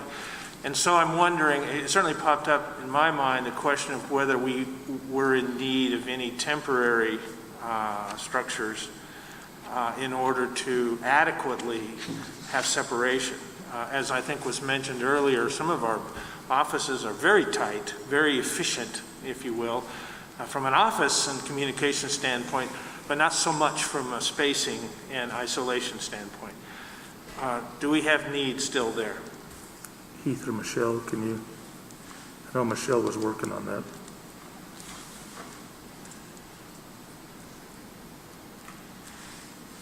That's a really good question, and I'd say yes and no. I mean, we do have isolation rooms right now set up in all of our schools. Are they ideal? Probably not, but they will work for us right now. So some of them are small spaces. At VO, we knocked out a wall between two of our, they used to be timeout rooms, but they're not called that anymore, but we knocked out a wall between two of them, and so it's big enough for us to put a cot in there and a chair and a table, and so that's what we'll use there. And it just, different places, some places have given up an office space. Garfield gave up an office space that's close to the nurse's office. So if they have it available, they've been giving up the spaces. We've been putting in a lot of windows in a lot of doors that didn't have windows in them, so that, if we had to have the door closed, which we do, we have a window in the door. And so we've been working on that. So it's not ideal, but it will work and we'll get by. So with it. Thank you very much, and I appreciate your comments too, emphasizing we're working to mitigate, not eliminate risk. But along those lines, regarding those isolation rooms, we may want to, if we haven't already, and I'd be amazed if we haven't already had this discussion, having set in on a lot of it, but temporary structures might be an option for one or two of those buildings out there. Just make that comment. And you've answered the testing. I am amazed, pleasantly surprised that we have resources for iPads for all ages. And it does make sense that there's some decision or some leap had to be made there regarding getting those out there to even the very youngest in our school district and their families. There's still that challenge or that question of how well will they be taken care of when the very young haul those things home. But I guess we'll find out. And I guess that's back to that final question I guess I have, which is if we started at the earliest as the currently adopted calendar sets, regarding the communication software, can we meet that deadline? Okay, I see the affirmative nod over there, so thank you for that. And if you have a comment, I'd like to hear it.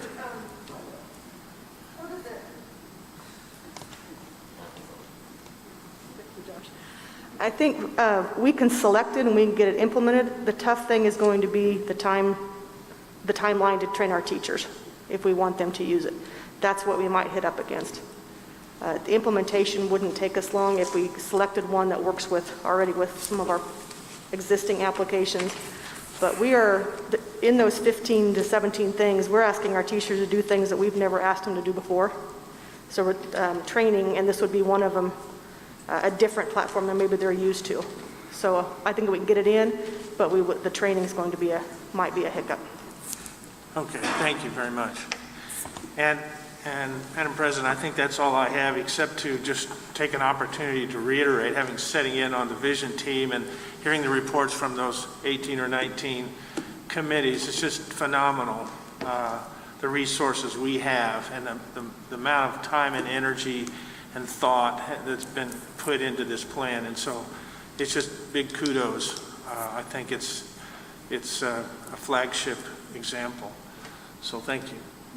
And if something else comes up, I'll go back around, just so you all know, because somebody else asks may spur on another question or something. Dana, do you want to ask your questions? I actually have 4 pages worth of questions. So what I'd like to do, if you're okay with it, is maybe defer and come back. Because if other people have less questions and then they're answered, some of them mine are answered, I'd rather give other people that opportunity first. Or I can start with my questions. I would suggest just going ahead and starting. It may answer a lot of the other questions other people may have, too. Well, some of these I'm not sure they're appropriate for tonight or should be given to Dr. Carlin, so I'd like to defer and then come back to me. Okay, Janine? Okay. Once we get into the school year, if a parent decides that they want to change from in-person to online or blended, would they have to wait until the semester to be able to do that, or would they be able to do that at any time during the semester? Or is that even an option? We are asking that parents make changes within the first 2 weeks of the program. However, we did build in extenuating circumstances, and they can go to the principal and ask the principal if they can agree to a change.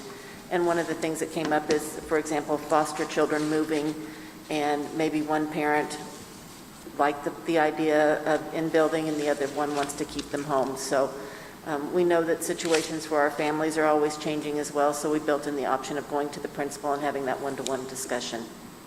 Okay, thank you.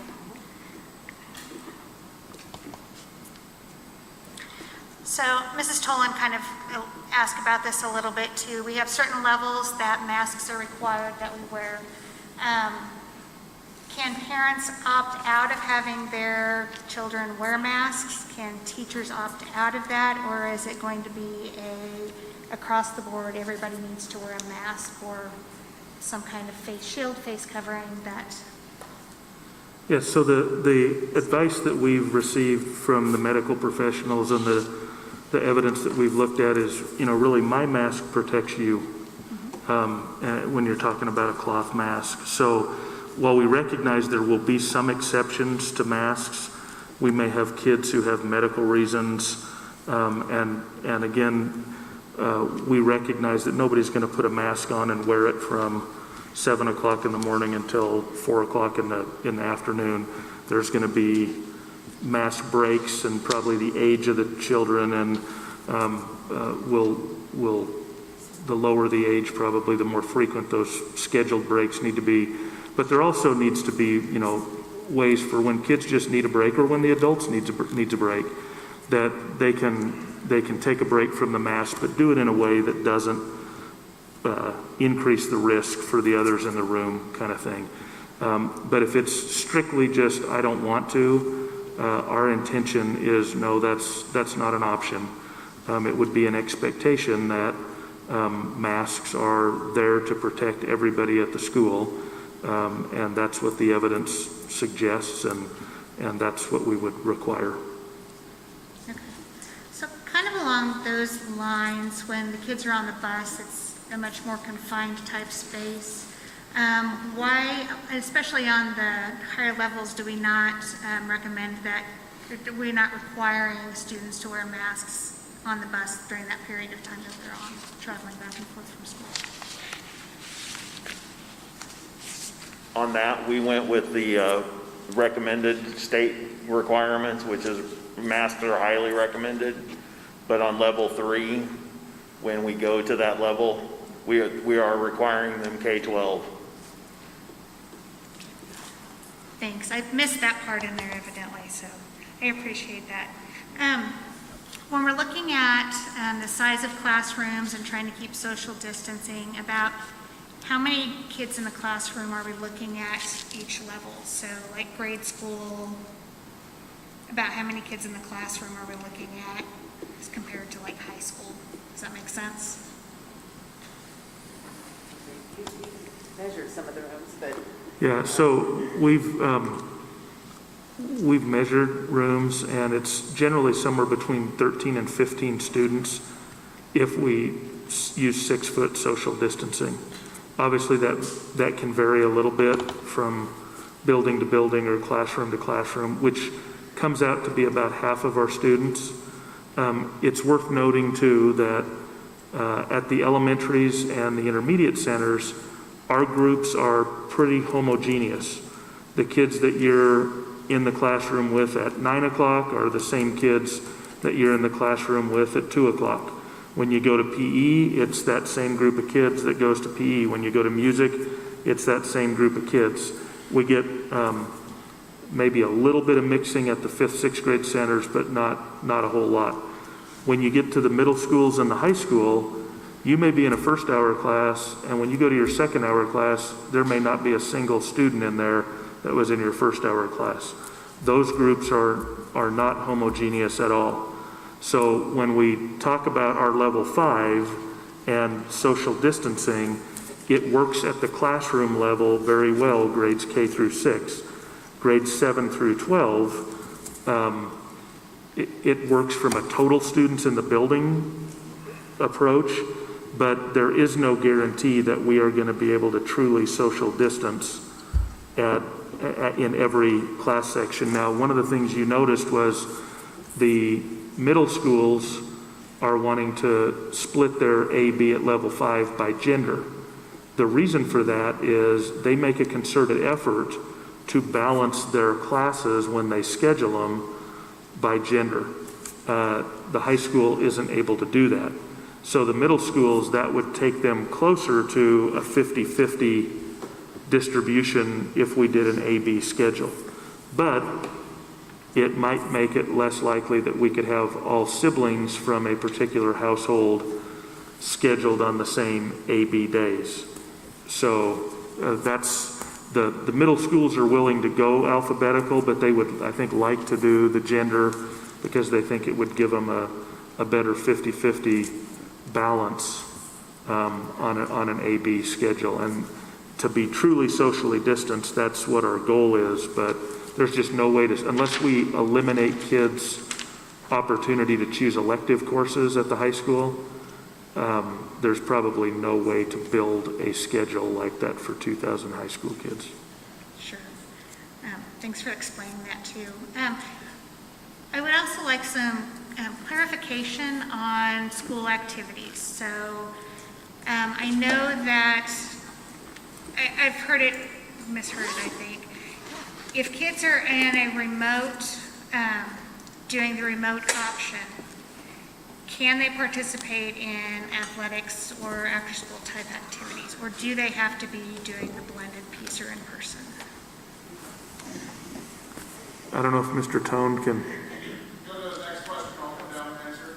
Okay. No problem. I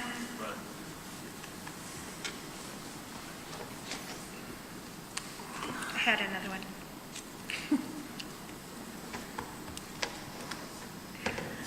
One thing I was going to ask too is when did the plan go out to all the district? Does the whole district have the plan now, or the proposed draft plan? Or is that waiting until we decide whether we approve it? Yeah, the draft of the plan was, this was all put together, final form on Friday, and it went out to the board. It went out to our select team, that was the oversight group committee. It went out to the principals, and it went out to all district staff Friday afternoon. It's available on our website, on the, Amanda, what's it called? That's the back to school. Thank you. Sorry.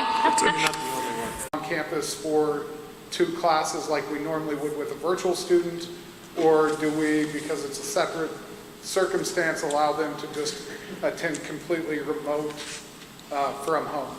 We haven't made a decision on that yet. We're still in the process of deciding with some guidance from Keisha. Okay, thank you. Mr. Tome, can I think too, the other issue is our eligibility requirements are actually more stringent than Keisha's. Keisha's eligibility requirements require that you passed 5 classes the semester prior to participation, and we require that, but we also monitor our grades, our students' grades, our eligibility weekly. And so we require that in the current semester, you're passing 5 classes. One of the challenges with virtual is they don't necessarily always take even 5 classes at one time. So they start a class, they work on that class. It may only take 3 weeks to get through all of that class. They get a grade, they move on to their next class. So eligibility becomes a factor in that equation with our virtual students as well. With remote, that probably wouldn't be as big of issue because they will be working on all those classes at the same time, but there's kind of a reason why it was done that way. Yeah, you have to be enrolled in at least 5 concurrent classes at one time. Virtual doesn't necessarily do it that way. Sometimes they'll take one class, and then once they're finished with that, they'll start the next class, the next class. If you do that through virtual, we can't allow you to participate even if you're coming on campus for 1 or 2 classes, because you have to be enrolled in at least 5, because by the end of the semester, in theory, a kid could drop all those classes and make the entire team ineligible. With remote learning, they will be enrolled in 7 classes. Okay, that makes sense. And I just wanted to say, this plan is quite extensive, and I really appreciate all of the work that's been put into it. It really does look great. I know it's a lot of moving pieces all at once, but I appreciate everybody that's taken the time and put their time and passion and effort into it to try and make this all go smoothly as possible for our kids. So thank you very much. I think that's all the questions I have right now. Jennifer, I thought I'd go with you. Look back. Yeah, I really don't have much. I got to sit on this planning committee for this, and a lot of my questions were answered there. So I think it's a good plan. I still have a few concerns, but not really any questions. Okay. Tim?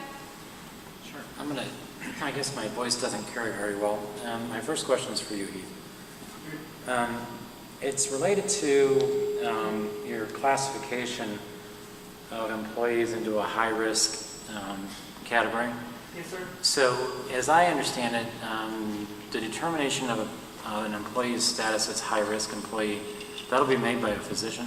Correct. Supported by a physician, so. Supervised by a physician? Correct. And that decision then is completely autonomous from the school district?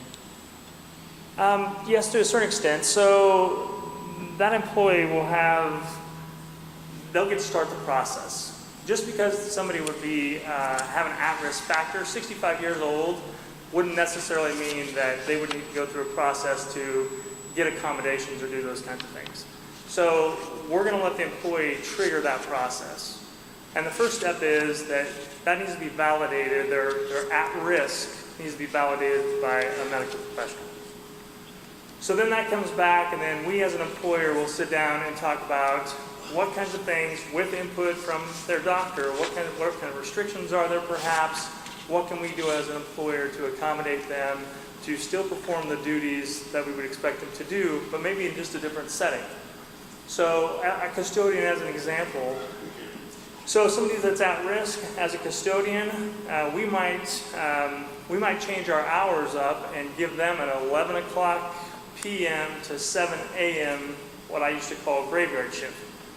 So if they were concerned about exposure and being around people, they still wanted to work and do that, that could be an accommodation that we would make for them, that they could work a late night shift and still perform their duties, getting paid benefits, all those kinds of things, and have that accommodation for them. So they would have input with their supervisor to think about those kinds of things. What kinds of accommodations would be possible so that I can still do my job, but minimize what I'm feeling as risk? And what if there's disagreement about that? Either that, about their classification as high risk, and or what you call the availability of accommodations. So let's say, for example, you've made the determination, or at least the district has made the determination that they are not at high risk, or you've determined that there's not accommodations that can be made. How does that employee, do we have an appeals process? Do we have a mediation process so we work that out with them? Sure. So I think the first part of your question, dealing with determination of at-risk, high-risk, we will lean heavily on our medical community to make that determination. The accommodations piece, again, that'll be maybe a little more grassroots. That'll be between the employee and the supervisor. Coming up with that list, so in the process, once that meeting is held between the two, those accommodations come through the HR office to determine what is reasonable. And so we'll take care of that process. I would assume most of those initial conversations will be handled by our HR coordinator, Afton Huck. And then I could be an appeals process, if you will, somebody else for them to go to if they didn't feel like they were given an opportunity to have accommodations. So then that would get me involved. I would review that process to see truly did we sit down, did we do the things that we promised them to do, is have the conversations, and go through. There may not be accommodations for every setting. It kind of depends, just like I said, case-by-case basis on what the performance or what the duties of the job are. There's a lot at risk for them. I mean, if they only have 10 days of paid COVID leave and they personally feel like they're at a lot of risk, but maybe there's not agreement about that, I can see the potential for some disagreements with that. And I guess I had hoped that there might be, as much as possible, some type of definition of what that process may be and how that might occur, and whether or not you've worked with the teachers to come up with some type of process like that. Sure. So one of the things, Dr. Hannigan, that might help in it is in that flow chart when it gets to the point where the employee, let's say, refuses accommodations. So we have accommodations. That may be not where you're going, but that could be looked at as not being in agreement, right? So we're giving them a list. We're saying out of these 7 things that you and your supervisor came up with, these 3 would be reasonable accommodations, and we're willing to support you in that. If they say that's not enough, because again, remember, accommodation could be something, I won't say as simple as, but easily defined as just additional PPE. So if you looked into like our ADA requirements, I could give them gloves, masks, face shields, gowns, and that could be considered an accommodation to an employee. So that may or may not be enough to support or have that employee feel like that truly is an accommodation. Well, that's not enough. Maybe I want the plexiglass shield around my desk. Is that reasonable? So through those conversations, when we come up with the list of reasonable accommodations, then if they refuse that, then that will kind of trigger me being involved. So what's the problem? Why have you refused it? You know, let's talk through that process. So although it may not be formally written, I think there is a fail-safe there for me to get involved. Okay. Do you, you talked a little bit about employees' responsibility not to travel to quote-unquote hot spots or to hot states. Yeah, can you say that again one more time? You talked some about that you had a flow chart related to an employee's travel to a quote-unquote hotspot or to a state that has a high infection rate, but I'm curious as to how you determine what's a hotspot. So we've been utilizing KDHE's guidelines for that. Okay. And does KDHE classify some of our current cities in the state as hotspots now? At this point, less about like county-specific locations and more statewide. So in the beginning, with COVID in March, Colorado as an example, they identified particular counties in Colorado that were considered hotspots. But now I think because of manpower issues and identification, they went to really just statewide identification of hotspots.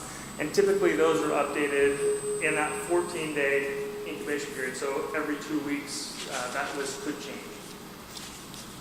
Can I ask you about that, Dr. Burns? And actually have some follow-up questions for you. So my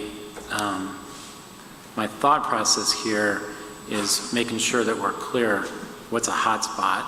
And I want to do that not just for travel of employees, but I want to think a little about travel related to activities and the employees that will be responsible for that travel, and what is the likelihood that we might have competitions in areas that could be called a hotspot or could not, depending on when the state and how the state classifies that.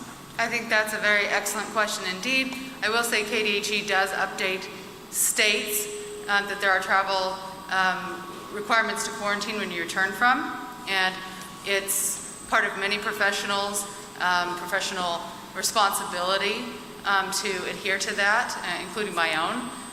If I were to travel to one of those states, I wouldn't be able to work when I came back. It is part of the current environment that we're living in, and it does change. And so that's why KDHE does update it periodically, and they take some states off and put other states on. I think that's reasonable to build into a policy. With regard to travel and activities, I think that's where you do have to look at a little bit closer, more local view and where those spots are. Certainly the situation in Sedgwick County is a lot different than it is right now in Finney County. And so going to a tournament in Sedgwick County right now, I would have a lot of hesitation as a parent. That's more difficult for KDHE to, I think, put a quarantine on. Not that they couldn't, but I think more reasonably it would fall to the local administration to look at that countywide map, or the statewide map at individual counties and plan accordingly based on, what disease activity is happening. And that's just as far as safety planning, in the same way that you wouldn't necessarily drive your bus route through a grass fire either. It's that kind of adaptation that is going to be necessitated here, and communication and planning. And we can't plan for every scenario, but there is going to have to be flexibility as this, and as we have seen, the disease situations change, and quite rapidly, honestly. As a public health official, how do you feel about, for example, activity travel to areas of the state that have a higher infection rate? Is that putting this community in a position that we're increasing the risk of community-wide transmission? Yes. And I mentioned that I'm on some statewide work groups. This has been a question that we've dealt with along with, I'm also on the board of directors for the Kansas American Academy of Pediatrics, working with Keisha, there's representatives on that. These are the questions that have been debated, and I'm hopeful that Keisha will give some guidance on that, but we cannot assume that we operate in a bubble. We have so much travel between schools, between states, and mixing. I know kids come in from Oklahoma, I know kids come in from Texas sometimes, and those mixing in tournaments epidemiologically can be quite concerning. And in the consideration of this from a public health perspective it's the lag time until someone who's infected is identified, just because of the natural history of the disease, and how many exposures you could have in that kind of environment. So the proactive piece of that is trying to look ahead and saying, man, the last 2 weeks, things have really gotten hot over there in that county where we're planning to have sub-state basketball. This is probably a call that we need to make for the safety of our students and the broader safety of our community to postpone that for this year. Would it be misguided to say that, for example, high contact sports such as football or wrestling put us at greater risk of transmission from different parts of the state to this part of the state? There's actually some opinions written on this, and it does go back to the droplet and the duration of contact, and there certainly are activities that are in sports, but also including music, in the environments that those are held in, that can tend to higher or have a higher level of risk for droplet propulsion than others, and sometimes modifications do need to be made. But I think when we're talking about anything that's close contact, there's certainly a higher degree risk versus an individual sport such as singles tennis or something like that. And that's just the nature of it. So we find ourselves in kind of a difficult spot of being, to some extent, public health officials, because the decisions that we make here don't just impact the kids, they impact the entire community. Absolutely. So I'm asking your opinion. What is your feeling about the school district allowing contact sports such as football through all operational levels as they've proposed in this? So I think it has to be kind of controlled and thought about. Some schools have decided to go to skills-based sports for this year versus competition sports. And I think that that's something that really needs to be considered when you have high degrees of community transmission in a community. Yes? A follow-up question related to a different activity, and that is music. So tell me if I'm misguided, but my mental imagination of a group of kids expiring into wind-borne instruments in a closed room, am I misguided in thinking that that's probably a pretty high-risk activity? It is on the higher risk end of the spectrum. Yes, it is. And that's why outdoor environments have been, and with more spacing, have been suggested, and when that can't be accomplished, possibly, suspending those activities for the months that it can't be held outside. We do know of outbreaks and outbreaks here in Kansas that have been associated with choirs. Choirs and or music instruments, or just choirs? I can't cite a specific outbreak with a instrument, but given the nature of it, it would be similar with wind instruments, at least. You mentioned that the COVID testing protocol for individuals would be to call their healthcare provider. Mm-hmm. Are you aware that there are healthcare providers that will not see a patient until they've had a county COVID test? I am aware of some of the protocols with some of the folks in town. Certainly I've been working with the Centura providers a little bit more than some of the private practitioners. But I will tell you, as the medical director of the health department, we are the route, and we will screen everybody whether or not you're able to access a test through your own provider or not. We leave that as an option for those that are providing it. We trust that they're doing the appropriate testing and the appropriate screening. But we want to encourage people to keep their relationship with their providers. But at the same time, we're always here, available to all residents of Finney County to do that screening. What do you think about the usage of,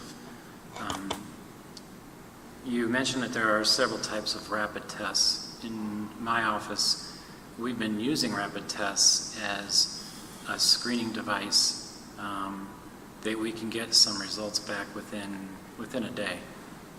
Is that misguided? Are you using the Abbott test or the Cepheid machine, or what do you have? Whatever Genesis gives us, I don't know. Do you know what the sensitivity is on it? The Colleen, do you want to speak to that? sensitivity on a negative is supposed to be 100%. The sensitivity on a positive is 75%, 25% chance of a false positive. And it really does go back to timing. I'll let Colleen speak to that a little bit more. So of course, with the variety of rapid machines and then tests that are out on the market, it is specific to that test. Genesis does have the Sophia 2, so I would believe that that would probably be the same one that you have. I'm not sure on the specific sensitivity of that test. However, if there are symptoms that are occurring, so if the person is testing because they are symptomatic, our recommendation is usually about 48 hours of onset of symptoms to test for an accurate result from rapid machines. And more often than not, you see a false negative versus a false positive. For our tests within the health department, we do rapids at 48 hours, and then our standard send-out lab is 24 hours from onset of symptoms, if that helps. It does. Thank you. I have a question for Michelle.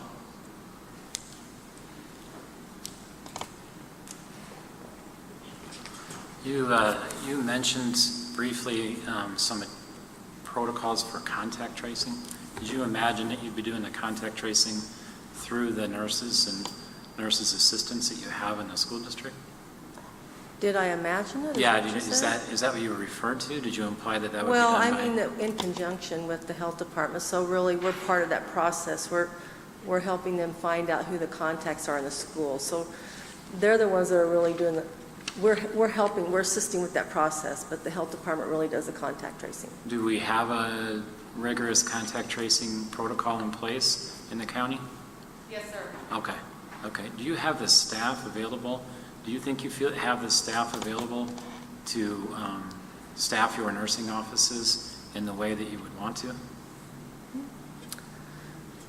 Well, I would love to have a registered nurse at every school, but as I said earlier, there is a proposal tonight that I think KJ is going to share with you, where we're asking for 2 health paras that we can have part-time in some of our schools with the assistance of the registered nurse. So every school will still have a registered nurse, but we'll use the health paras to be there when the nurse isn't there. Are there community registered nurses that are not being utilized, or we do have a nursing shortage that even if you wanted to increase the staffing for registered nurses, you wouldn't be able to anyway? It's difficult sometimes.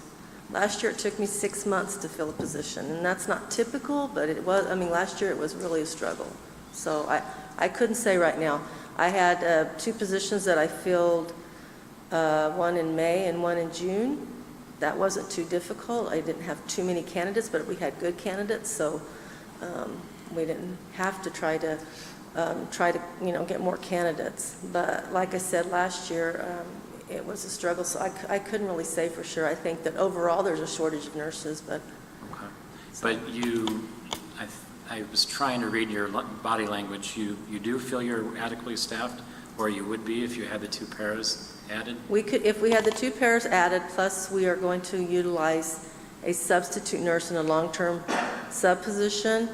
I have a sub nurse who's agreed to do 3 days a week for us, and by utilizing her and the 2 health paras, we could cover all of our schools full-time, except the alternative high school, and at that, they're so close to Horace Good, we have 1.5 nurses there, so they will be covering that school. So, they can call, somebody can go over, and, it's a 5-minute walk over to that school, so we should be able to cover that school also. Okay. In a good way, so. Thank you. Okay.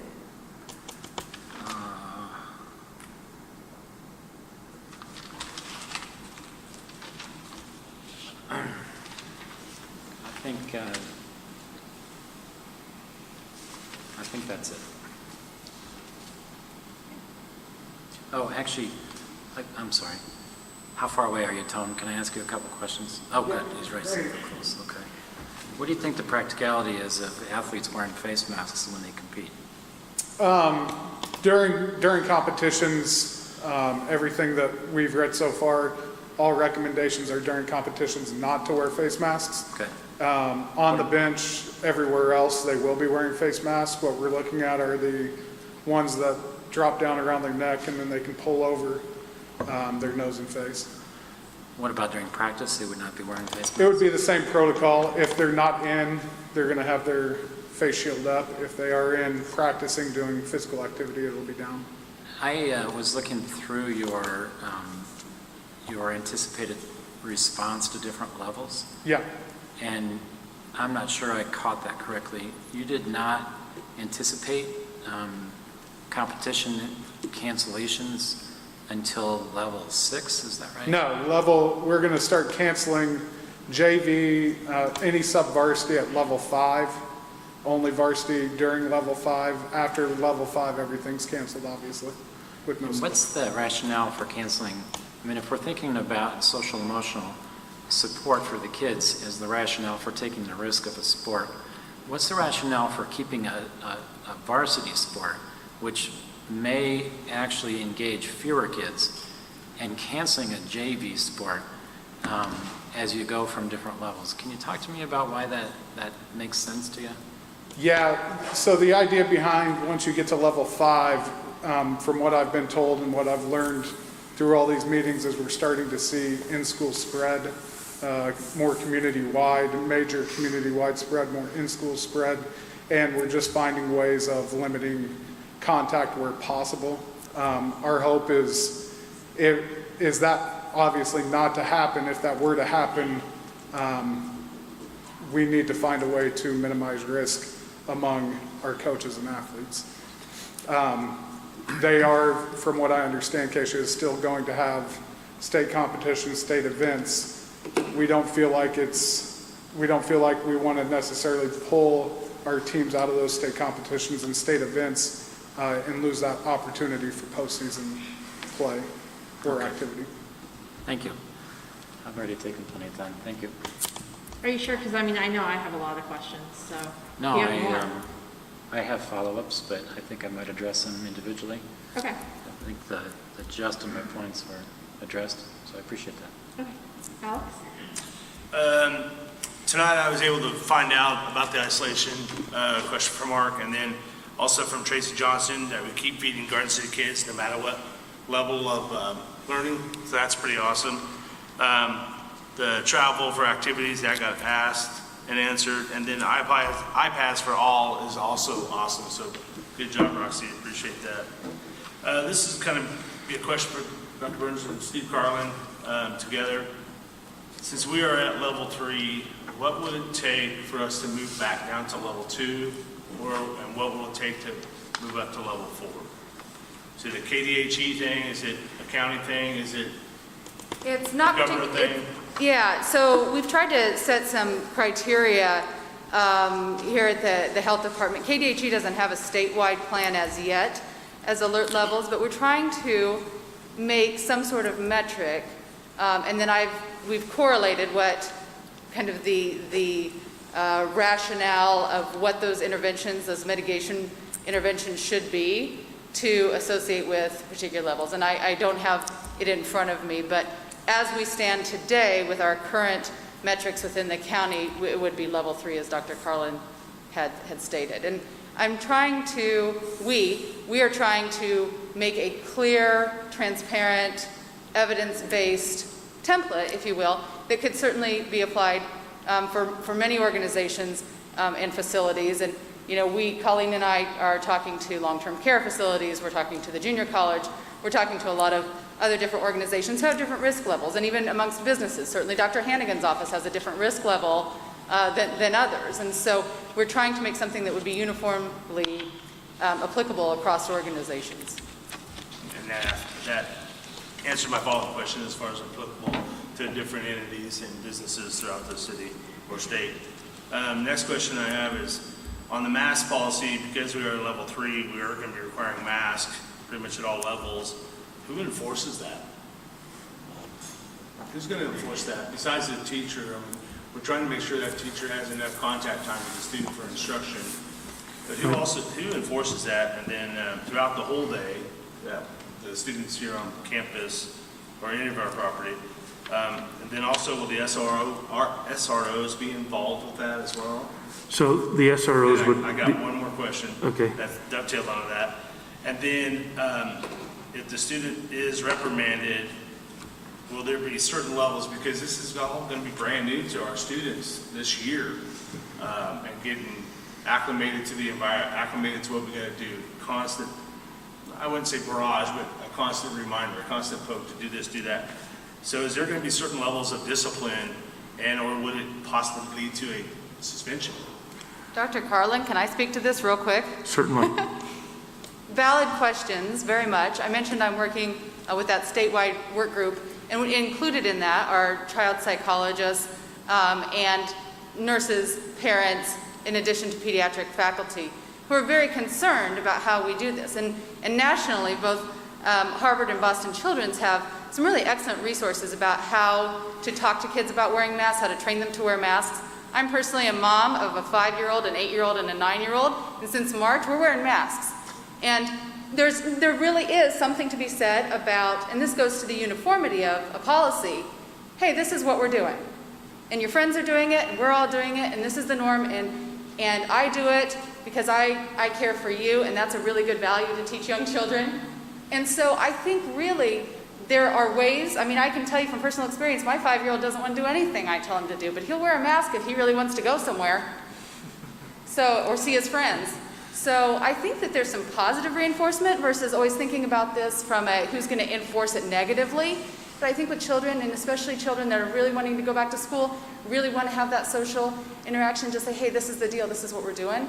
That's the approach I think I would recommend versus a punitive approach. And I would kind of reiterate that our nurses are already working with some teachers at various grade levels about what are appropriate ways to teach kids about COVID. We don't want to scare kids. We want to make sure that kids understand why they're being asked to wear a mask, why others are wearing masks. There are a lot of issues around that, and we want to do that in an age-appropriate way. Again, the point of wearing a mask is not political. It is to try to keep as many normal and as much normal days and as much normalcy about our school year, about our lives as possible. And so if we can approach it more from that positive end, I don't want to see us have a mask rule, but at the same time, if students are repeatedly insubordinate, that will have to be addressed as a discipline issue. But it's not our intention to be iron-handed. One of the things we're going to be doing with our principals when we start our retreat on Wednesday and Thursday this week will be to begin to have those conversations about how can we write that protocol, that policy for masks. How can they work with their teachers, with their staff, with their students, to make that something that happens in their school. So that'll be part of that whole process. And I appreciate your comments, both of you, as far as the positive aspects being on it. That's a good way to think about it, so thank you for that. Alex, let me answer. There was one other part to your question. SROs will not be involved in mask use. Fantastic. Yep. So there's a $64 question coming up for you, if you don't mind, but I need to ask. That's Kate. about my pay level. Let's go. Just kidding. I'll receive it to the end. Just kidding, Colleen. You might want to throw something at me. KJ, if you wouldn't mind, please. So with regard to insurance, our health insurance for our district-wide staff, and this is kind of a silly question. I don't have it yet in my business, but I have heard of a couple other companies in Wichita where they've had a couple employees have been infected or got COVID-19 twice. And so the comment was made from that adjuster or that health insurance, a representative for that company is saying, you know, third time and twice this person has been put in the hospital and accrued cost bills that the contractor and the health insurance provider is picking up. But now we're putting that third person back in that same environment. I mean, it's almost kind of like a habitual violator type of deal. Do we have any pushback from our insurance company, I think it's Blue Cross Blue Shield, on any of that stuff? I mean, have we heard about it at all yet? Because we are putting them back in the same environment, whether it's a month or 3 months or 6 months or 9 months or the next year. Is that a stupid question? Go ahead and We say haven't yes, heard it is. anything from Blue Cross Blue Shield about that. So far, Blue Cross Blue Shield has been very supportive about being self-funded. We have the stance on whether or not we wanted to proactively pay for those COVID expenses, and we chose to do that, and we've had no issues with it, so. Fantastic. So the second question I have is on the supplies. It sounds like with Mark's question that we are supplied as good as we can be with the surges we've had early on in March. Do you foresee with maybe a surge that people are talking about after the holiday or going into the holidays, like the Christmas holidays, that there will be a significant amount of shortage after that and there's a huge surge? Or is that something that, I know there's a fine line between becoming a hoarder and being well supplied. And I probably teeter on that line because I want to make sure that we are prepared. I tell Dr. Carlin, I have over 50,000 face masks, which sounds like a lot. But let's just say on any given day, every single child chooses not to bring a mask, and it's a day we're supposed to wear a mask. That's 7,000 masks that will go out the door. And I know that's worst case scenario. But I also know that a lot of times children won't come with their masks, and if it's a day we need to wear masks, we need to have them available. So I am trying to balance that line between purchasing what we need, making sure that we're stocked.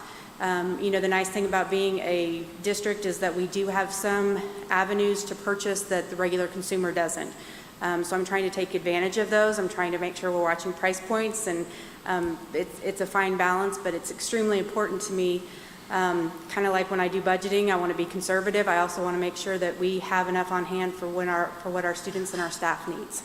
So are all the cleaning supplies, I know doing work for the district a long time ago, the state had a purchasing, not an option, but part of the purchasing plan that you got certain discounts by purchasing through the state of Kansas. So will cleaning supplies and that kind of stuff with this new virus be a part of that through the state, or have they said so yet? Oh, yeah. I mean, is there any, because There is I'm availability. worried about that with our level of funding that's maybe in question in the future of this, is there something that we need to worry about on having plenty of funding for supplies? I don't think so. Our suppliers are telling me and assuring me that we're going to have plenty of stock, and that's within my regular budget. So if we would need to go out and do a mass purchase like that, the purchasing cooperative would give us that opportunity to do that. Thank you. Mr. Wallace, I just want to make a point because I think it speaks to operations a little bit. And I do want to be on record as saying that as a medical doctor, I do not understand why insurance companies make the decisions that they do. They certainly don't align with medical decision making. That being said, there are documented instances, and we've even seen some instances in the health department where people do seemingly recover from their illness. They are, again, symptomatic. They test positive again. Also, I've seen in the hospital people who are readmitted with complications from their original illness. Now, whatever an insurance company deems that does not change the fact that I think it's still part of the original illness. I think that might come up operationally as we start to talk about who can come back to work after their original illness, but that's something that Colleen and I and our disease investigation folks, looking at the whole picture, working with KDHE, looking at the spectrum of disease and symptoms, are working on trying to make that decision when someone is truly recovered and able to come back to work. But it's a good question because that testing piece, and that's why we're not requiring follow-up tests to clear you to come back for work, as sometimes has been suggested by, other organizations and such. Okay, here's the $64 question. If we were to open up August 17th, 21st, whatever the dates are, versus after Labor Day, what would be the difference in 3 weeks? Besides time for staff or time for us? I think, time for staff is something to consider, but I think there's pros and cons to time each way. If I were to be very optimistic, and I will say I don't have a good local model, but looking at what our numbers are today, and I'd say the modeling that we do is we take a 7-day look back, which is the preferred time frame to look at positivity rates and those kind of things as predictors. But as far as, can I tell you where Finney County is going to be in 2 weeks, it's really difficult to tell. Certainly the state has models. If we just look at where we are today and hope that holds as a plateau, disease transmission-wise within our community, hospitalization rates within our community, which we have had steady disease transmission for months in our community. Higher and lower, certainly we peaked in early May, especially with our hospitalizations and such. But we know we have ongoing disease transmission, but somewhat in a lull right now as far as our numbers. So could we say in 2 weeks' time, if we're right here, could we operationally open in phase 3? Yes. Would that buy some time to do some of the things that folks have outlined tonight as far as getting comfortable with the technology? Yes. Is there reason that the governor and others have support, including Dr. Norman, but even other school districts have chosen to delay? Yes. I think that has to do with individual district operations, individual district planning, but also we are seeing kind of a rolling disease change within different counties. And if we expect that our turn is coming, we may be looking at a much more dire situation come, mid-September, late September. I certainly cannot say that for sure at this time, so again, I don't have a model to suggest that. I'm just kind of going from past history. Okay. Thank you. That's all Dana, did you want to ask any questions or just address them with Dr. Carlin? No, I do. Do you want me to go before you? Go ahead. Is that what you want? Okay. So essentially I just kind of went down and we'll just ask questions through the process. So I don't remember everybody's names. I apologize. I noticed some of you guys were addressing people by name. So, okay, on the yellow status, or wait, let me start with this one. It says at level 4, there will be no group activities. Does that mean that large group activities are allowed in level 1 through 3?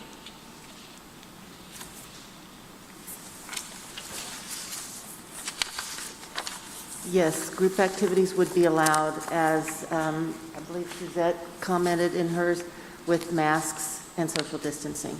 So large group activities would require masks. So I think at level 1, it doesn't require mask or social distancing, which level 1 is completely kind of back to the way things were a year ago. Level 2 was masks recommended with social distancing, and level 3 was social distancing and masks would be required. Okay, so just at 3 in large groups, masks will be required. Right. Okay.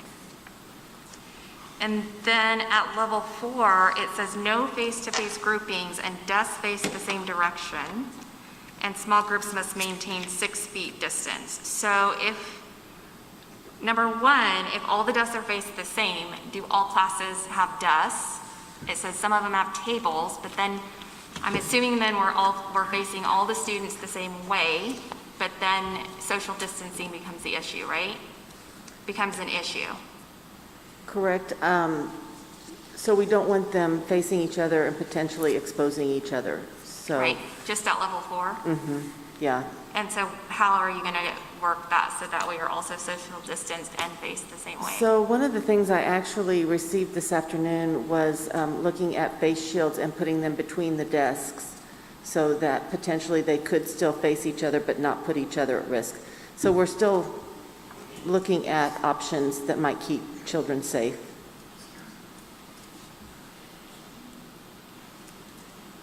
And your question about the desks is no, we don't have an overabundance of desks to switch out tables to desks. Would you say the majority of classrooms have desks or tables? Depends on the grade level. Yeah, it depends on grade level and teacher preference. So like in the elementary school, what would you? We have alternative seating, we have Yeah. desk, tables. Again, I think it varies by individual preferences. Okay. And then on the yellow status, it says that a class with a positive student teacher continues to attend school but are isolated from other classes or other class. What about sibling classes? What happens when you have siblings? So this goes back, that goes back to really who is the positive exposure, what type of exposure it was. If it's a household that's infected, that's a different situation, and we're going to be handling that through the health department, certainly with heads up from school and these kind of things. But that specifically I was speaking about, we had one student that was removed. The rest of, we're just talking about the cohort within the classroom of how to keep those folks together. That being said, they're going to need to be monitored for 14 days with kind of a higher level and probably sequestered more in case, because with the natural history of disease kind of falls like dominoes, people start to get sick at later times. And so we don't want those kids to continue with their normal kind of interactions through the school. And so that's why the yellow status, both as a communication tool to parents, communication tool to other teachers, other staff within the building, but also just a organizational tool, because you may have this classroom on yellow status for 14 days and then they go off monitoring, but then you've got another one that's starting, and it's kind of a way to keep track of things. I think if you're starting to talk about siblings and sibling exposures, that's where the health department's really going to come into play there, and trying to sort out who was the original case or how were those kids exposed. It's a different situation if they got it from their teacher versus if they got it at home from a grandparent or a parent or someone else within their household. Do you want to expound on that, Colleen? So then are the sibling classes also monitored more closely, or? I think it depends if I think at that point we're talking about if we've got a household that needs to be isolated, and then possibly. But it depends again on symptoms and times of exposure and those things. So I'll let Colleen speak. So are you asking about the sibling to the student that is positive, or a sibling to a classroom contact of the positive? So it's saying an entire class with a positive student or teacher continues to attend school but are isolated. But what I'm asking is, so if we have a class that we know there's a positive case, but they have siblings also in school, are we also monitoring those classes, and are those classes also put on yellow status? So you would be closely monitoring the primary contacts to the positive, not secondary contacts to the contacts of the positive. Okay, so, and then with that, while I have you up there, because, Sure. Because you talked about different types of contact. And the close contact is defined as within 6 feet for at least 10 minutes. Well, with a full classroom, because obviously I'm pretty safe in saying that most of our classrooms have more than 13 to 16, which gives proper 6-foot distancing. I'm gonna say that all of our students are gonna be considered in close contact in almost all of our classrooms, correct? But the mask starts to mitigate that. So a lot about this is really just thinking common sense about what propulsion of droplets is. Yeah. And if you can decrease your propulsion of droplets, even by the way that your head is facing, certainly with dividers, those kind of things are good. The different kinds of contacts are, somebody sneezing in your face, which teachers will tell you happens quite a bit, versus those, I'm past somebody in the hallway. That's certainly a different kind of thing. Sure. It is going to be a behavioral change for teachers, but I think a very necessary one that's also part of all of these other trainings, that maybe we need to find different ways to do affection versus hugging everyone and those kind of things. Because teachers, we do know, we do know that adults are going to be a higher risk transmitter for whatever reason, because of propulsive capacity, because of symptoms, because of viral load, whatever. And so trying to maintain those distances and not being so close, recognize teachers often lean over and are helping, with writing, helping with, but we need to try and kind of individually assess all behaviors and really try and change that. So while that strict 6 feet is nice, there's some mitigation things as far as behaviors, masking, other dividers that can help accomplish, I think, the same thing as far as the droplets. Okay. I think the point and where I'm going with this is the importance of masks, because masks are required at level 3, but it says for grades 7 through 12, if not able to social distance, or for grades K through 6 at teacher discretion due to at-risk students. So I feel like that gives a lot of wiggle room where wiggle room should not necessarily be had. And Dana, Because all of our classes will be close contact. and I think we mentioned that at level 3, that's a typo, that masks would be required for grades 7 through 12. What's the second part? Unless they're able to social distance, that should come out. Okay. That was intended to come out of there, right? Isn't that what we? And will this be past the time limit of the governor's executive order? So, yeah, between now and September, or the 10th of August and September 15th, the governor's order requires masks unless there's one of the limited exceptions in that order, and no matter what, all grades, all levels, no matter what level we're at, we'd be wearing masks. Once September 15th goes by, unless the governor issues more guidance, if we don't have another order, then we would default to our plan.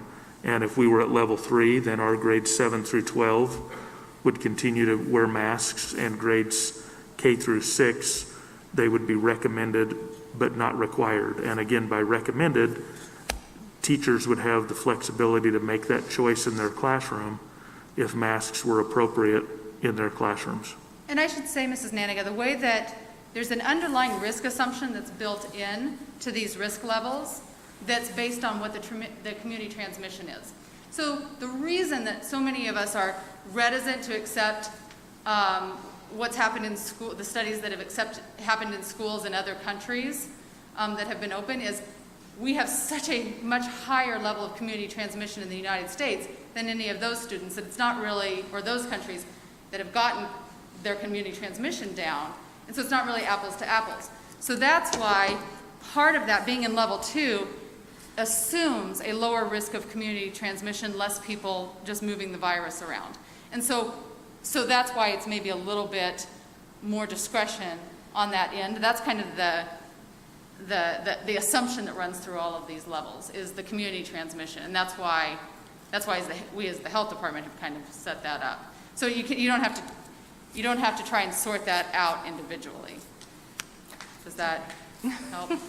Sure. No? I'm sorry, kind of all over. But while you're up there, Dr. Burns, can I ask you another quick question? So do rates of transmission between people increase as age increases? Because you mentioned earlier about the lower levels, like under 10, they don't spread it person to person as easily. So would you say like the kids in the high school, it's spread more easily than the kids? Yes, like, similar is there to a level adults of based, progression? yeah, observational and epidemiologic studies done in Asia, as well as several across Europe. And the causation isn't clear. So whether it's ability for young children to propulse droplets, whether it's because of tropism to respiratory epithelium versus vascular epithelium, whether it is because of viral loads and viral transmission, that's not clear. These studies were just saying, when we went back and tried to find who got sick in this household first, it was usually an adult, not the kid. And so that's why we are kind of we're saying, well, based on what we know right now, it seems like the little kids versus what we initially thought they would spread this virus in the same way that they spread other rhinoviruses, and that was the initial reason for the abrupt school closures, that just didn't bear out as much, at least in the 10 and under. For 10 and older, it seems as though they are similar in whatever their transmission as adults. Again, that's based on what we know right now. These first 2 months are going to be an incredible experiment, and I think that's why being conservative and I think adhering to the governor's timeline for mandating masks, because by the end of September, as this nation enters into this experimental phase, all of a sudden, we're going to know what happens in COVID transmission in classrooms, in our environment, in the current state of what the United States is experiencing with community transmission. And so, my advice, to be on the most conservative, safe side, is let's try not to be the ones out there pushing the envelope on that. Let's try and be as conservative as possible, prevent our transmission, and then we can learn from other people and see what happens in bigger districts or in other states or in places where they're experiencing higher levels of disease. Thank you. One last question, sorry, before you, I don't know if it's the last one actually, but while you're up there. I want Colleen to talk. I'm sorry. You want a tag team? Is it time? How important is it for health screening to take temperatures? I noticed that the only level where we're taking temperatures is in the elementary schools. And I'm not sure what the reasoning is behind that, but how important is that? Did you want me to do this Please, one? yes. Okay. So temperature checks are not always, fever is not the only symptom of COVID-19, and we're finding out that it's not the earliest onset. However, you see different symptoms typically in young children versus older children. So part of that is also the verbalization of those symptoms. So in younger children, you will see fever as one of the first indicators of potential illness and infection with COVID-19, versus older children may actually have sore throat, cough, nausea, vomiting, diarrhea, fatigue, muscle aches. Some of those things aren't as easily expressed by the younger children. So that's where you're going to really look at fever, and yes, immune response is just different in young children versus older children. Okay. I think that for symptomatic screening, when we're talking about monitoring for symptoms, whether that be staff or parents monitoring their children, older children monitoring, high school kids monitoring themselves, really looking at that whole list of symptoms, not relying on fever or a temperature check as an adequate screen. It's part of it. It is certainly not adequate or the whole thing. Dana, I might add a little to that too. Originally, we had temperature screening as part of our protocol. If you found it in there for elementaries, again, that's a typo. We intended that to come out because based on our advice from the health department, we removed that as something that we would do at any level. Now, again, with the governor's order 2059, it requires it, so we will be doing it because it's part of the governor's order. But we intended to not have temperature screening in our plan based on the advice from our medical experts. At any level? At any level, correct. So, but it's under the executive order, the one with face masks that we are to screen with temperatures? Correct. Okay, so we are doing that at all levels then? While the executive order is in place, we would be doing that. Okay. We will be following that executive order, yes. Okay. And do we have the equipment for that? Pardon? Do we have the equipment for that? Do we have enough thermometers to screen 2,000 Well, we kids? just got an order of 70 thermometers in this week, and we were kind of holding off a little bit to see if, because we weren't sure whether or not this was going to be upheld, this order. So but we did order 70 thermometers, so we need to order about 30 more, and then we should have what we need to screen. So those are just really screening at entrances into the school. It's not like having a thermometer in every classroom. I mean, that would require us to order a lot of thermometers, and I'm not sure that they're hard to get at some places. I mean, we were able to get these. They were letting us order 70, but at one point earlier on, we could only order like 10 at a time, so. But we do have 70 right now. Okay, while you're up there, can I ask you a question too? Sure. So the kids are doing a QR scanner, is that what was said to do the questions? They're Just going to do an online kind of screening? 7th through 12th, maybe I'm not sure if the 5th and 6th graders at the intermediate centers are going to be doing that, or if they're going to be just this first hour teacher's going to just do a screening with them, just asking them questions about how they're feeling, that kind of thing.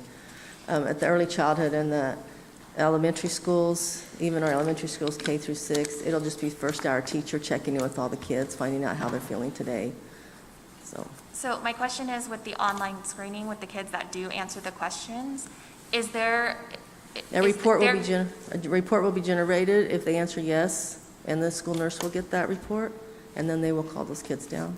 So, like, does it send nurses a flag if a question is answered that, okay, Yeah. so they're flagged, she doesn't necessarily have No, to, okay. she will only, if they answer yes to any question, which would be an abnormal answer, then a report will be generated to the school nurse, and she's only going to get the names of those kids. She's not going to get every, she's not Yeah. going to see every report that every kid did. Okay, so. that's what I was hoping, I just Yeah. wanted to Yeah. clarify that. While you're up there, I think I probably had another question.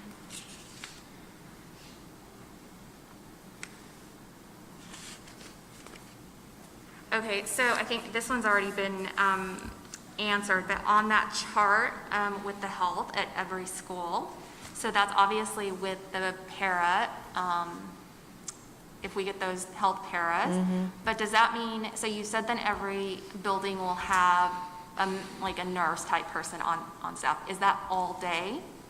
The So para? every school will have some kind of nurse Yes. there all day? Yes, or a health para there all day, but the health para works under a nurse, so they're constant contact. So the plan is that the RNs will still have their regular schools, the ones that have 2 schools, but they will, split 2 days at this school, and the health para might be there 3 days, and vice versa. So, Okay. so they're in contact with their nurse that they're working with. So. Okay, thank you. Uh-huh. Okay.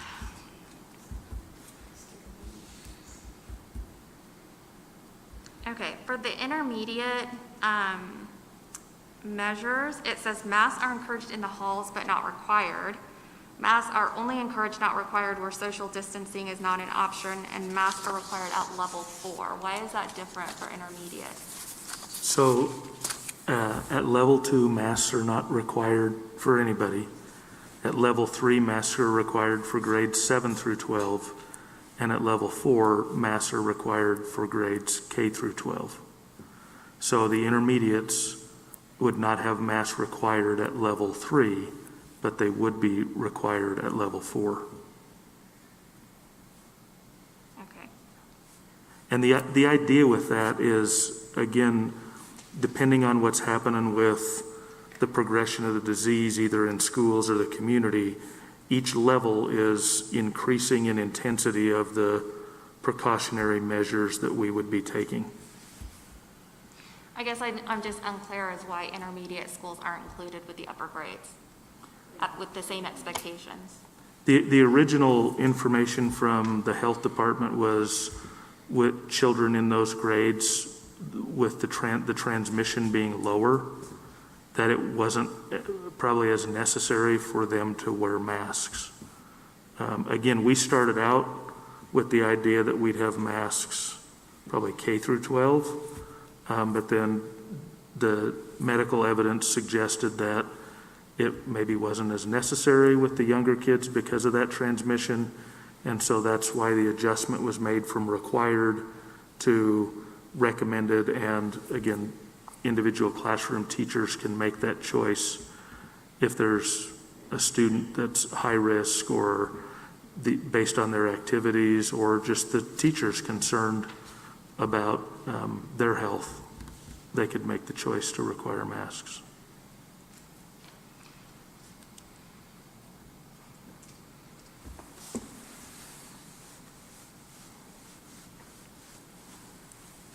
Sorry, I just want to make sure because I'll probably follow up with you, like individual.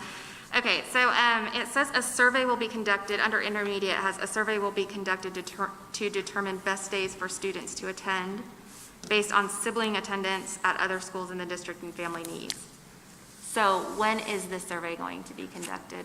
So that's referring to if we get to level 5 and we have to go to the alternate scheduling, and we anticipate that just like we did in continuous learning in the spring, that teachers will have a communication and some survey that they will do with their families as kind of part of that kickoff. What are preferred communication methods?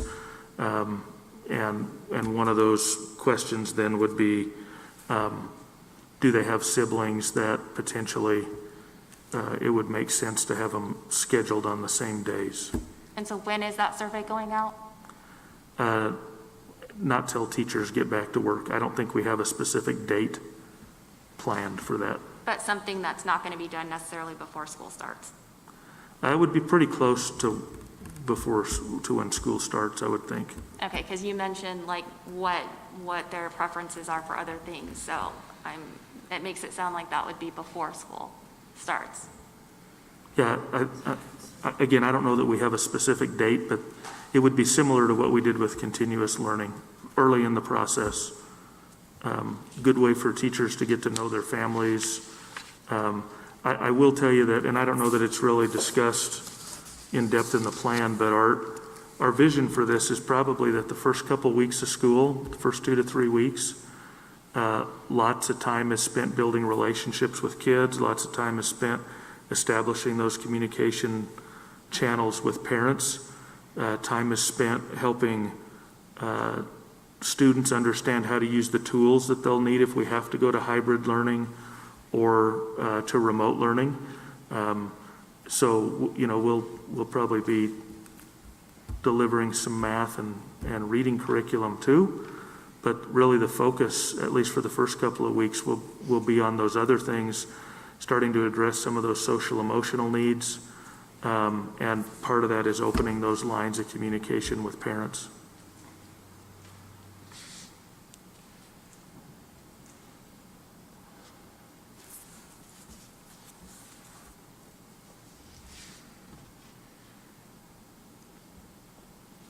So I have to say that I'm a little disappointed that we didn't have representatives from the middle school or the high school to come and give their presentation. Especially the high school, I felt like they didn't have nearly the information that other committees and other levels put out there.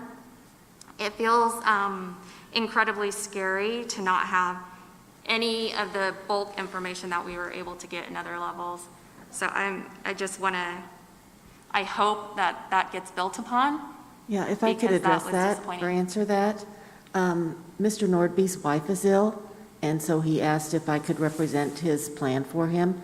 And Matt Byer is on another board for a community agency, and they were meeting it tonight as well, so he was not able to be here. How about one of the 4 assistant principals? Matt was the chair for the middle schools, and so he knew the plan probably. I know they worked with the other 4, but he was the one that chaired the committee. So the he middle was school, he was the only one I reached out to today. The middle school and the high school work together?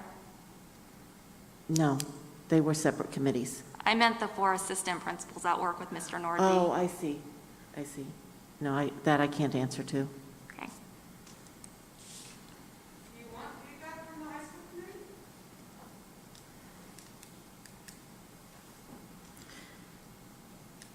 I think we've received the presentation at this point, but thank you. Okay, on special education, it says highly encourage K through 6th grades to place students with IEPs in 1 to 2 classrooms per grade.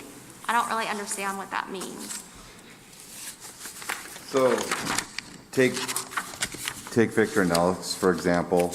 There's going to be four first grades possibly. If we can put all of our kids that are on IEPs in 1 to 2 of those first grade classrooms, that's going to reduce the number of classes that the special education teacher is going to have to go into, and the number of kids coming into the resource room instead of having them come in from 4 classes, we'll have them come in from 2 classes. I see. So normally we spread them out a little bit. We try to spread them out just because I think it's better for the kids to have more, and so that's kind of best practice. But obviously, with what we're doing, we want to try to reduce the number of contacts for those kiddos. Okay.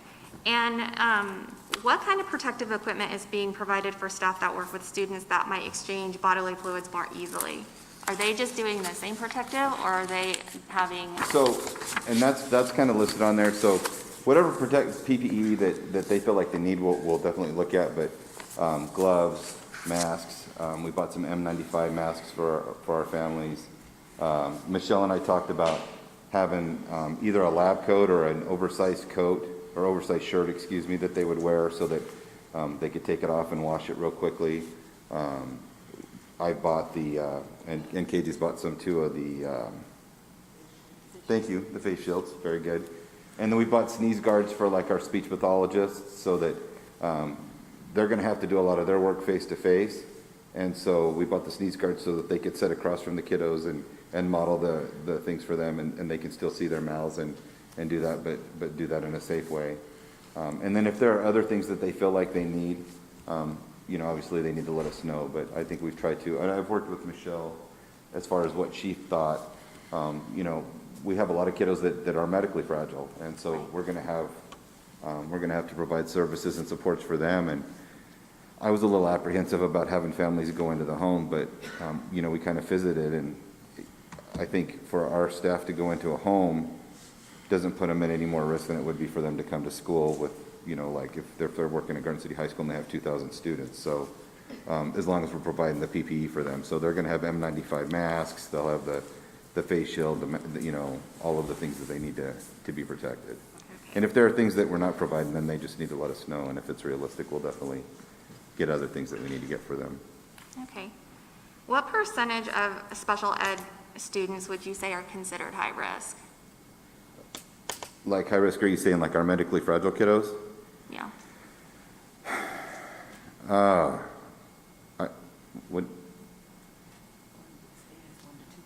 It's according to the state, it's 1% to 2%. I would say we're probably closer to 4% to 5%. And our plan for that is when we get back, and I guess that's when I talked to you all earlier. I skipped that on the special ed plan. The last page of that plan, there are 3 statements there that we had. One of them is that case managers are going to contact all of our medically fragile kids as soon as they can to kind of determine what platform they want their kiddos to have as far as delivery of education. And so that's one of the things that I think and Michelle and I have talked a lot about that too. IEP meetings, one of the other things is all of our IEP meetings, I'm recommending that we do all of our IEP meetings through Zoom or conference calls, no matter what level we're at, just to reduce the number of traffic coming in and out of the buildings. I mean, obviously the staff will be there, so, if they want to go in, but to reduce, some of the itinerant staff and parents coming into the building, just to try to reduce contact. Okay. And could you maybe guesstimate like how many kids are in SPED? Say that one more time for me? Could you maybe guesstimate how many kids we have in SPED annually?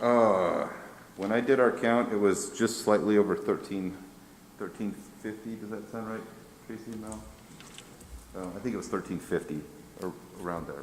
Like 1,300? 1,350, yes, ma'am. Okay. Now, you need to keep in mind, you're talking about kiddos that have just a small speech articulation problem to our severe kids who have, global delays, so, and anywhere in between. Okay, and I realize that this is not necessarily, these questions are to the plan, but it helps me to understand when I'm reading what this might look like, because I don't have personal experience with it, so thank you. So on the remote learning logs, are these going to be online or are these paper?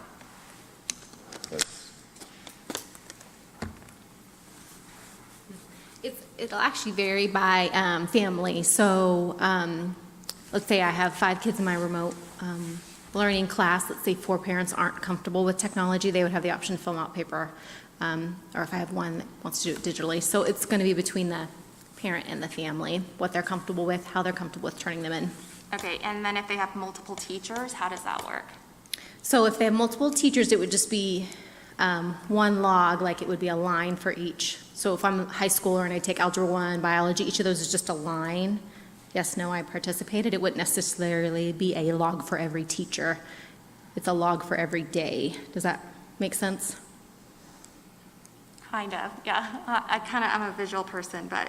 Yeah, so it's a log basically for the day. So if I have 5 teachers, it's still one log. I would just have 5 lines, but at the elementary, I have the same teacher, but it would be multiple lines because I have multiple classes. Okay. Okay. And then I might add a little to that too. We will need to make sure that what we come up with for a log, that the state is okay with that. Have they okayed the online ones yet? So the digital signature is okay. You don't have to necessarily have a wet signature from a parent, but they send it off to our auditor to see if that will work for their purposes. Okay, and with the remote teachers, how many grades do they cover? One teacher per grade, so K through 6, they each have one grade. And they teach all the students across the district per grade? Yes, and then that'll vary depending on number of enrollment. So if we get too high, obviously we'll have to look at adding more. Okay, and then I also noticed that some of the teachers that are switching to remote teaching, that they're teaching completely different subjects. So, for example, you might have a teacher going from science to 3rd grade or something. That's random. I'm just saying something similar to that. So, how much training does a teacher need to really be confident in that? In the ability to do that? Is the curriculum already available for them, or? They have access to all the curriculum, and actually in the agreements I was showing earlier, they've agreed to attend the professional development for the subjects they've never taught before or weren't currently teaching.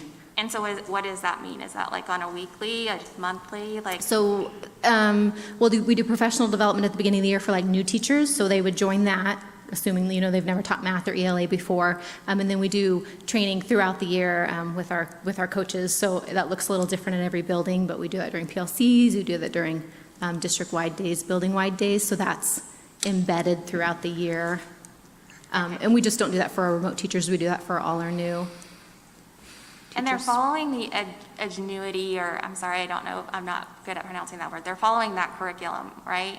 So it gives some level of content already to them, or no? Secondary, 7 through 12, will be using Edgenuity. Okay, and so does that provide some level of content already there for them? I'm just trying to think of trying to learn a whole new grade level, for instance. So Edgenuity is, sorry, didn't mean to interrupt. Edgenuity is like online, it's already set up, online content and courses. So that would be our 7 through 12. So. And then the younger grades? K through 6 would be our current on-site curriculum. So our teachers monitoring the Edgenuity 7 through 12 would be more monitoring participation, how often the students get in, are they completing assignments, are they on track? And then if there was a content question, we would reach out to like our math teachers or our ELA teachers. Someone monitoring Edgenuity is more monitoring the participation, if that makes sense. Okay, thank you. Okay.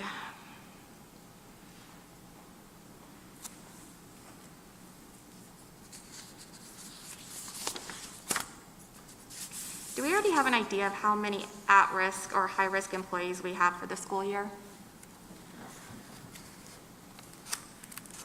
No, ma'am, I don't think we have a true number. Again, what I was talking about earlier, like one risk factor being age, I can tell you that we have about 64 or 65-year-olds, but that would be the only data that I would have to start with. I think the next piece will be doing that, having conversations with people and letting them talk to supervisors. Okay, so we don't have any carryover from the spring semester that you might already be aware of?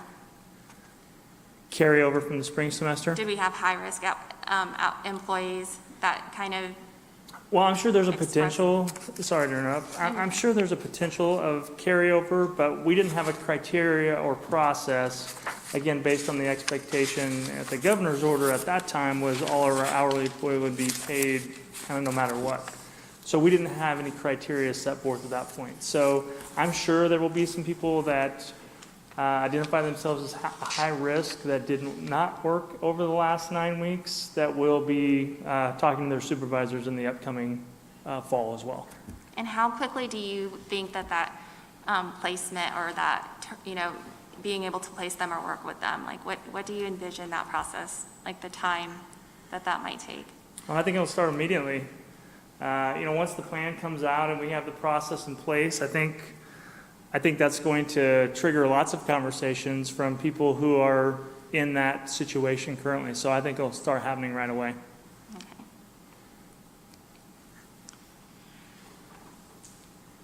Okay, I'm sorry. Does anybody else? On the hand sanitizers that we've installed, the hand sanitizing stations, are they touchless?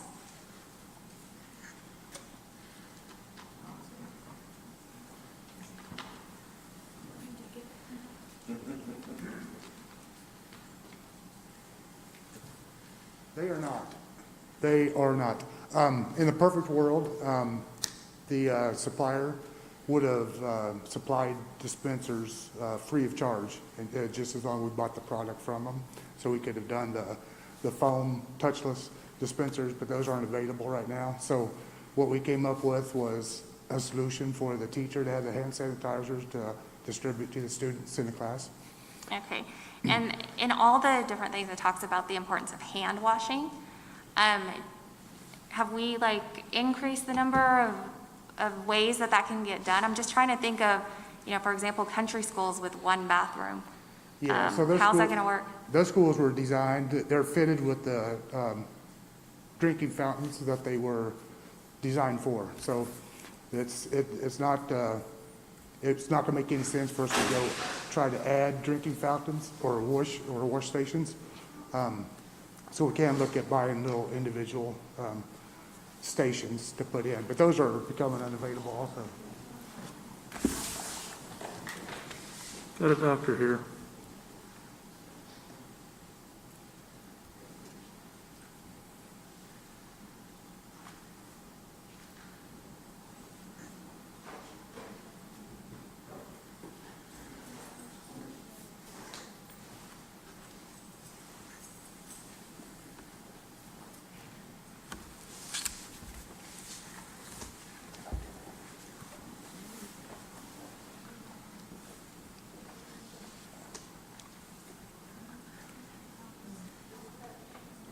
The only other thing on cleaning that I wanted to ask a question on is we're waiting, well, I guess if we go in at level 3, then things that are multi-use, like keyboards, they are going to be cleansed after every use, correct?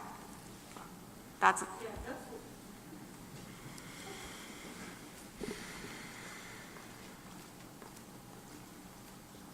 Yeah, that's what we're putting down, where we're trying to get skins so that we can spray more of a liquid disinfectant and let it dry during passing periods. And then as we reach higher levels, we will diminish the use of some of those laptops or every other hour to give us more time to clean in between. Older kids, maybe we can ask them to wipe them down. Younger kids, we may not do that. We may just spray the disinfectant and let it dry.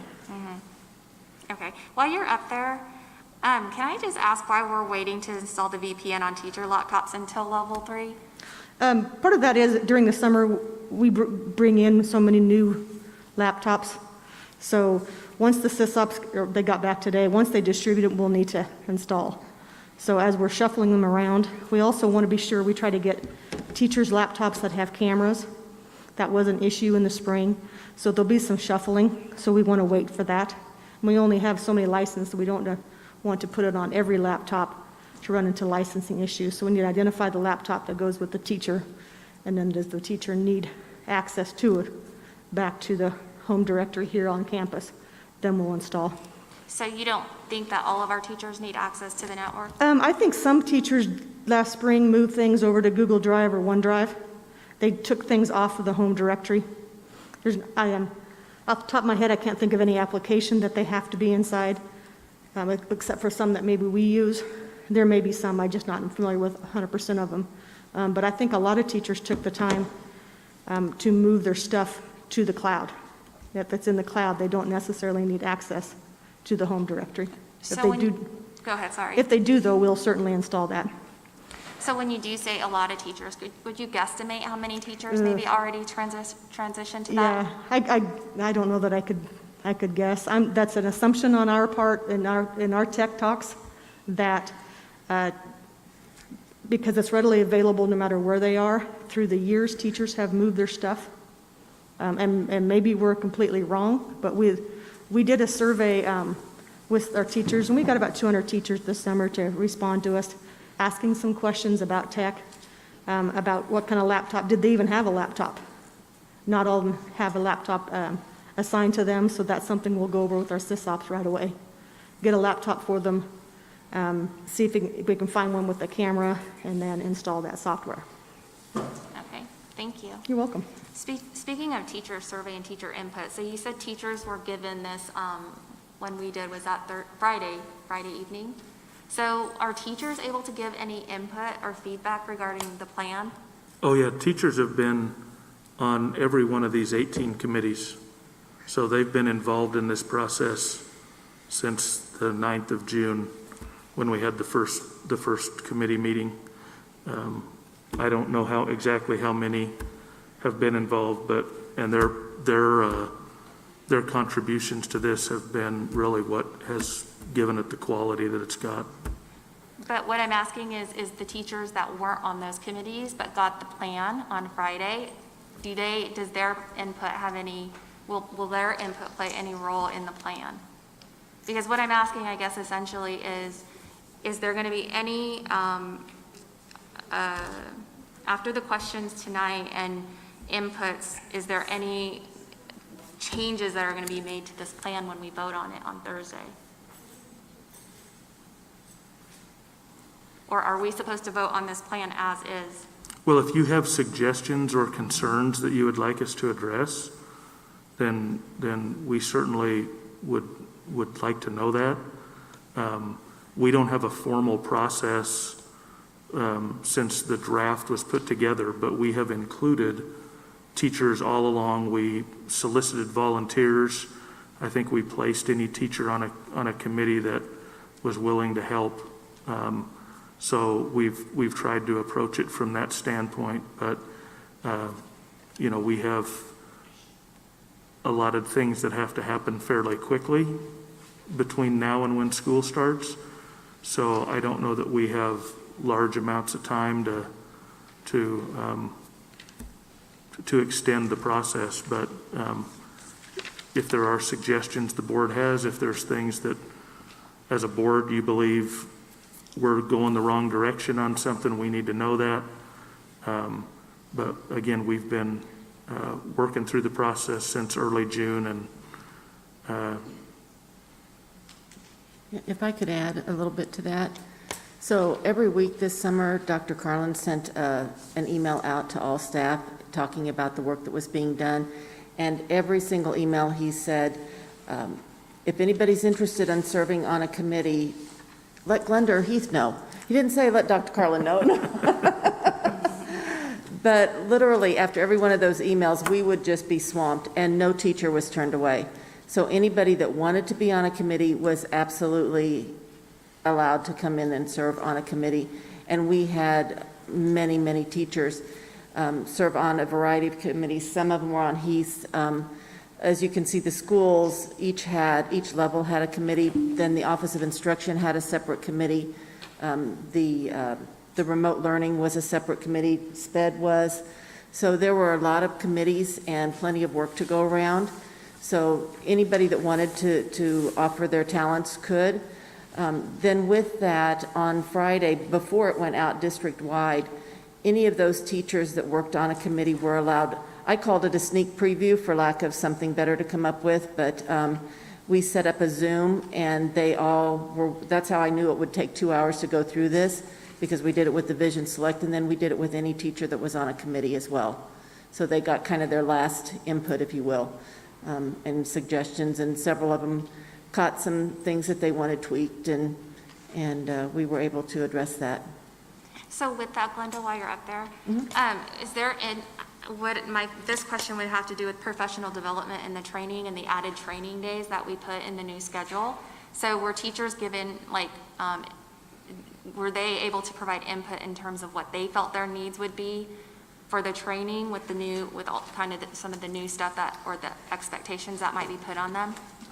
Yes, technology did their own survey. So we have a list of, Roxy, is it about 17 items that you've got a list now? So there's 17 different technology trainings that we need to offer sometime prior to the start of school. And then there are some specialty ones, like our remote teachers have all been learning to use green screens and editing software and how to put those videos together. So there's been some extra trainings there as well. And then the other training that will have to come, Dana, with the buildings and their building plans is, it doesn't matter. I've been in education, this is year number 40 for me. So I'm a veteran going out there in these buildings. Trust me, I know how to do lunch duty. Nope, not this year. You know, I know how to get kids off the bus, and I know to march them right into the gym, and they can all sit in there and socialize till the rest of the teachers get here. Nope, not this year. So everything that we knew and we practiced prior to this time is changing. So those 4 days that they've got will be going over this plan. How will that impact our building? What does it look like? And we will have to relearn all of those procedures again. So every teacher is going to be brand new again when it comes to those procedures. I guess that's what I'm curious to know, if 4 days is enough time to get all that training and retraining for teachers. Because a lot of the emails that I feel that I received is teachers not feeling like they've had much information for whatever reason, and then feeling uncomfortable not being prepared. So do you feel that 4 days is adequate to prepare? If we are focused on our time and our energy, I think so. I think the teachers will need some processing time. So if we do a turnaround real quickly and they have to do that training and then immediately put it to use without maybe how does that process and what procedures do I need to teach my kids now? Because that has to be a turnaround and they have to plan those lessons. So once they learn it, then as Dr. Carlin said, those first 2 weeks are spent building relationships and teaching procedures. So how am I going to present how we go to the cafeteria, or how, you know, so their lesson plans that they did every year, year after year, those all need to be tweaked as well. So I think most of our teachers will need a little time. But you're confident that the 4 days, at I least think, to start? I think they can learn it, and then they're going to have to turn around and process it. Okay. And plan for their classes. And I might add just one more thing to that is, as they're in the buildings, you talk about teacher input, they'll have input in the buildings. They'll be the ones taking these plans and making them their own in terms of that. What does it need to look like at Horace Good versus VO? That's going to be up to the administration and the teachers to be working through. So they'll have, I'm sure, subcommittees within their own school on what are the procedures going to look like to get kids in, what does duty schedules look like, all that they're going to be working through. Teachers will have complete input in that, so they'll have more input. And I think you already know how I feel about our staff. So what I will say is our staff will make it work. So if they have 4 days or if they have 40 days, they will make it work. I think that is why the Teachers Association, though, is asking for that more time so that they can get this plan and learn it and have that processing time and that planning time. Thank you, Glenda. I think I'll end my questions there, and I thank you for your patience in having me ask a lot of questions. For me, we have 4 days from now to vote on this plan, and I don't feel comfortable if I don't have all the information. So I still have more questions, but I think I'll just maybe email some of those. They might be more specific, but I do thank you for your patience. Thanks, Dana. I emailed a bunch of questions to Dr. Carlin as well, but I do have a few that I wanted to try to at least address, especially because I've heard a lot of different rumors going around. So like one rumor is backpacks aren't allowed in the New World Order. They are. They are, okay. Wrong school district. I also heard in the New World Order that kids cannot bring lunch. You have to eat the school meal. Not true. I heard a no, okay. I didn't know if Gracie was about this. Yeah, she is. One thing that we have discussed is microwaves, whether they can use microwaves, but with them bringing their school lunch, that's totally fine. Okay, so they just may not be able to reheat it. Right. Okay. I guess this is more of a opinion with regard to it. Keisha came out, I believe, last week with some policies with regard to remote learning and whether or not kids can be involved in activities and sports and things like that. Because I think previously, and probably when the activity section was put together, if you were doing remote learning or virtual, you could not do an activity or sport, and I think that's been changed. Is there a way for us to review that? I think it's important for our kids to be involved, even if they're doing remote, because their parents may be looking at different risk factors. I mean, going to robotics is going to be, for after school for half an hour, is going to be way different than going to school all day. Yeah, and that's what we're looking at. We haven't come to a decision on if they have to be in school or how many hours they have to be in school. We just know what our prior precedence was. Keisha just came out with that last Friday, so we're working off that and what other districts in our league what other schools in our league are doing. Not any of them have come up with a definitive answer on exactly what they're doing either. So we'll get an answer to that ASAP and get that to you. Okay, and then within the activities section, there's only information about buffalo activities. There's nothing about hawk or falcon activities. So some of those things may be different. Is there a way for us to include the middle school stuff? There is. So when the activities stuff got put in there, I was never asked. I started developing a plan. And so when they saw my plan, they thought, let's go ahead and put that in there to show the board. It was never initially meant to be that. Since then, the middle schools and I have met, and we're in the process of developing not only a middle school athletic and activity thing, we also have to approach music, choir, band, orchestra from a completely different standpoint because they're co-curricular. They're taught in the classroom and they have after-school activities involved with them being co-curricular, so we have to approach that differently than we would approach something that is completely outside of the school day. Okay, thank you. And then aside from the obvious pitfalls of fifth grade band, is there a reason why we're not teaching fifth grade band for Plymell, Ginny Barker, and AP Burt? The thought process behind that is that those students and their parents have not yet purchased an instrument or bought into that. And how can we perhaps help the other grades, maybe social distance, if so, or maybe not travel, but bring the country schools in and cross-contaminate.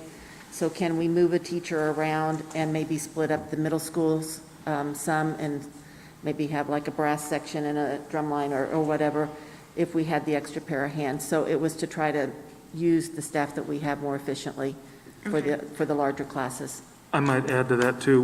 We didn't discuss much about band or choir, but the University of Colorado's come out with a study that I think our music people are relying on, and Mr. Soba shared with me that if you follow the guidelines in that study, we can get 36 kids in our band room, and that's if he uses every corner. So there still exists a distinct possibility that in order to do band, we're going to have to do more small groups of kids.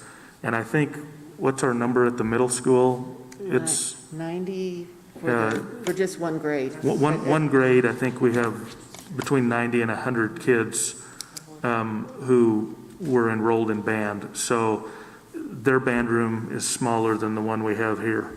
So there may be the need to spread some of those kids out to multiple sections. So the thinking was fifth graders have never had band. We don't want to interrupt somebody who started, but if we need to reallocate that staff to help make things go better for a year, we wanted to preserve that option. Okay. And then, I don't know, this was just a concern that I saw. For me, I don't know, I have two boys. The further away I can keep them from girls, the better. So having 8th grade boys and 7th grade girls, and then vice versa on the 50-50, that caused me some concern. But, I mean, that just may be me personally when I saw that. I mean, I think having the same gender, because there are studies out there that talk about same gender schools and how well they do, because they don't have that distraction, I guess.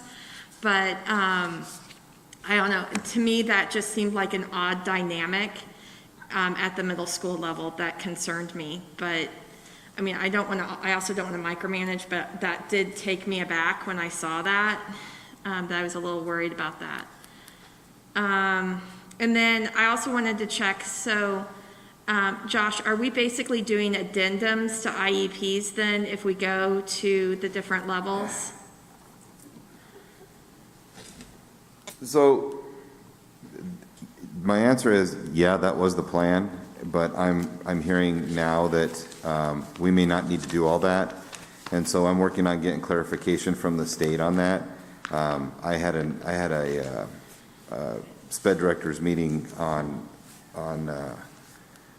Friday, and some of the legal counsel there thought that we could, if the parents chose to go remote, that we would just kind of put what those services would look like in the remote setting on a prior written notice and get consent from them and leave the initial IEP intact, so that when and if they're ready to come back to school, that IEP would just take place. And so I'm trying to work out the legalities of what that's going to look like specifically, but when we originally developed the plan, yes, we were thinking we would have to rewrite the IEP or at least do an amendment, but now it doesn't sound like we have to do all of that, which I'm hopeful, because that'll save a lot of work for my teachers and probably make them a little happier with me. So we're working on that, but we'll have to do something to document that and what that's going to look like. And so I'm working on getting clarification from that from KSD right now. Okay, thank you. And then I had a question of liability with regard to the early childhood kiddos. If a para or a teacher is taking the child and putting them in a car, how liable are we with regard to that child being properly restrained? I mean, because I believe in an earlier draft, we were talking about the para was the one who was responsible for putting the child in the child restraint, fastening the child in the child restraint, and the parent is not getting out of the vehicle at all. So have we discussed that possible liability with Randy, or how is that going to happen? Were you going to have the paras buckle them up in the car, Andrea? Okay, yeah. Yes. We'll have to check. Yeah, I don't know the answer to that. Please check that with Randy. Yeah, well, I'll think Okay. about it. And then the other thing I just wanted to comment on, I did you can sit down, Josh, I'm done cross-examining you. I went to the roundtable that KESB had on Thursday, and there were mostly Western Kansas districts. A lot of them talked about how they were not going to be delaying school at all. They're ready to go. Of course, their numbers are in the single digits. And none of them had a plan. So, and I was just like, oh, really? Mine's 186 pages long.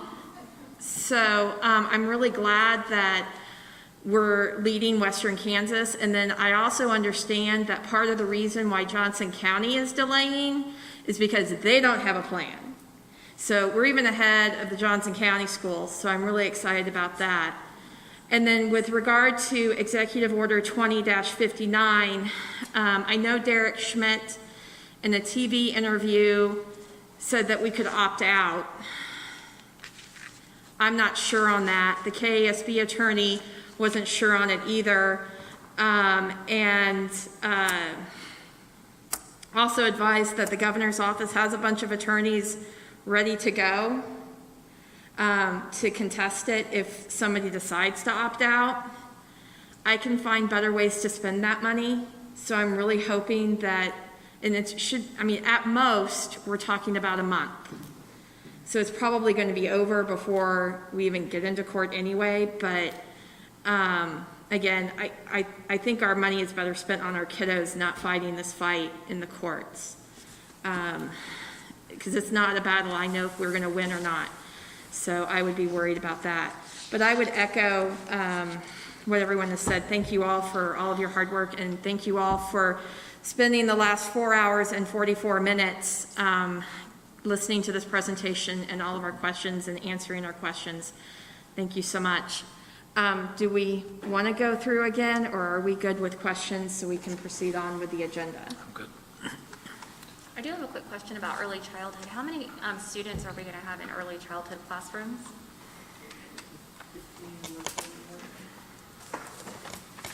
Andrea, I'm going to try to take this, and then you can chime in. So I think it's going to depend on the program. So the ELF program, which is our early learning for 4-year-olds, is 17 is what we cap that off at. I don't know anything about the PPP. What are the numbers there? 17 for the PPP program. And then our early childhood special education classrooms, we try to have a balance of identified students and then typically developing students to serve as peer models. And usually that's 8 to 6, so that's usually 14 would be where we would cap that off at. Did I get that right? Oh, 10 to 6. Okay. 10 identified to 6 peers Okay. for the special ed classroom. So 16. 16, yeah. And that's going to change. At the beginning of the year, those numbers are low. And then as they turn 3, that's a different program where they don't have to start they start as soon as they turn 3.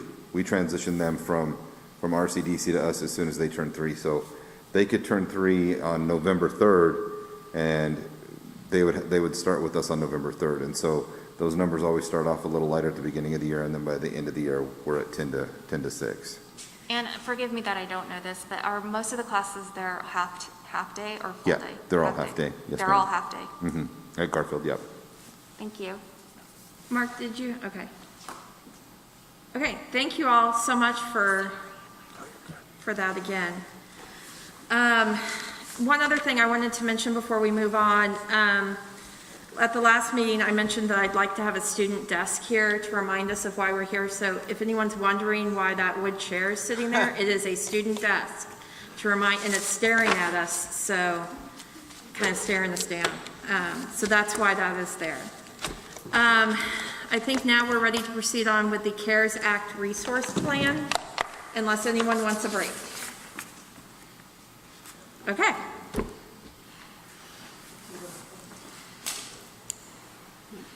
Thank you all.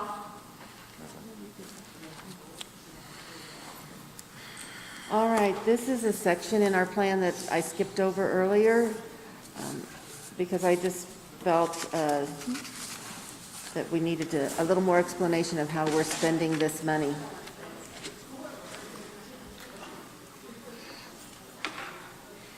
So at the Early Childhood Center, oh, there it is over there, it shows, okay. At the Early Childhood Center, part of this money will be dedicated to hourly timesheets for teachers to spend developing remote lessons for levels 5 and 6. We are seeing an increase and an uptick, I guess you will, with parents requesting options for remote at the Early Childhood Center. So some of the teachers are going to be developing those remote lessons, and we'll have them do timesheets to make those. At the elementary level, we will be adding an after-school program at each building. 5 of our schools have had KRR programs. That program was not funded for this next school year.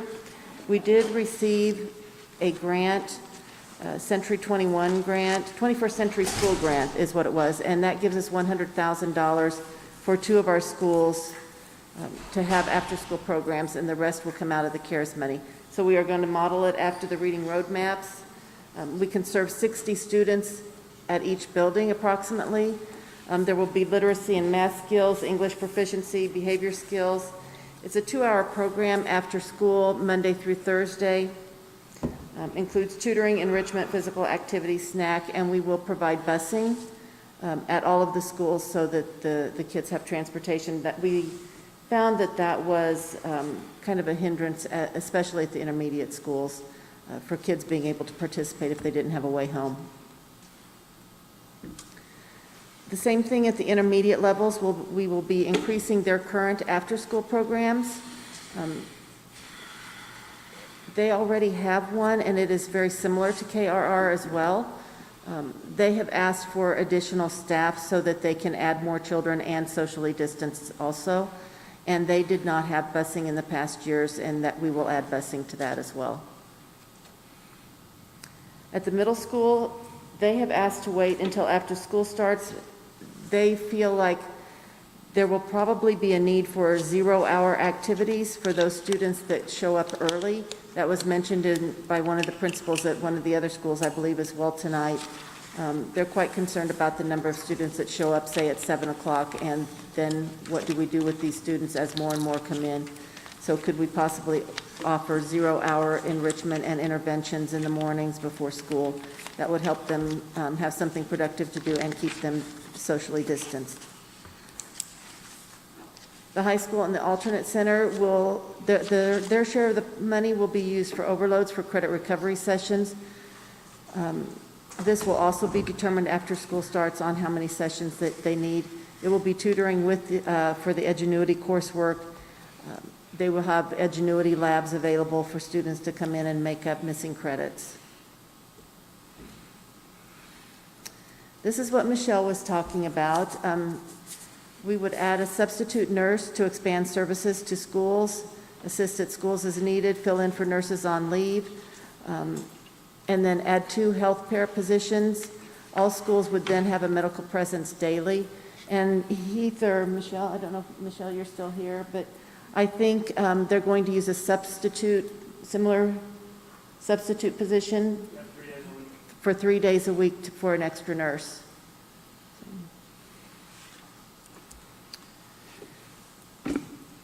District-wide, we are looking at hourly wages to assist with remote enrollment, training for parents, what can we offer parents to help support them on learning platforms and helping their students, and then a possible summer program following this next school year. Questions? All right. And we need to act on this on Thursday, correct? That's the That plan? would be our desire. This is part of our overall package. Right. It's in the book, so. Glenda, See, I'm calling it a book. I do have a question. All right, Dana. It wasn't on this, but on I think on maybe the packet, it talked about 21st century schools. Mhm. Can you just remind me what that means? That's a grant. That's the name of the grant. Okay. And it gives us $100,000 a year for 3 years, and it will pay toward the programs at VO and Florence Wilson. They are the 2 schools that received the grant. Florence Wilson and what'd you say? VO. Okay. Thank you. Uh-huh. Okay, any other questions? Concerns, comments? Okay. Let's move into unfinished business with the discussion of the school start date. Dr. Carlin, do you want to start us on that conversation? You bet. So, a different executive order by Governor Kelly was released a couple of days, or was announced a couple of days after this body approved a change to our calendar and a memorandum of understanding with the teachers to delay our start date from August 10th to August 17th. That executive order was ultimately not approved by the state board.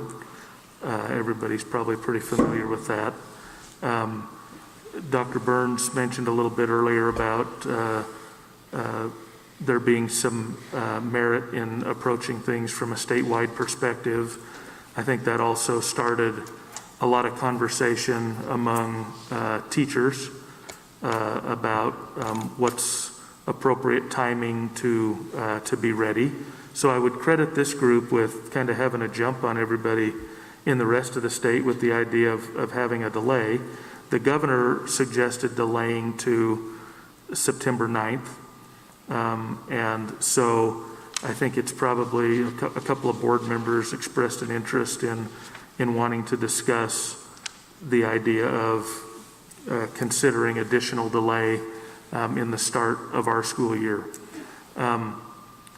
As we talked about with our plan, we really want to make decisions based on science and numbers and what's best. And this is certainly a politically charged question as well. There are parents that are ready to get their kids back to school. There are others that are cautious and not sure they're quite ready. We have teachers who are ready to get back, and we have teachers who are concerned about safety.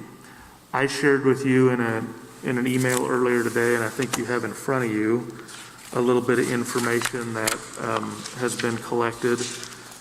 There is a summary of what some nearby and other districts are doing in terms of their original start dates, their plan for a new start date if they have one, kind of where they're at in the process, and you'll see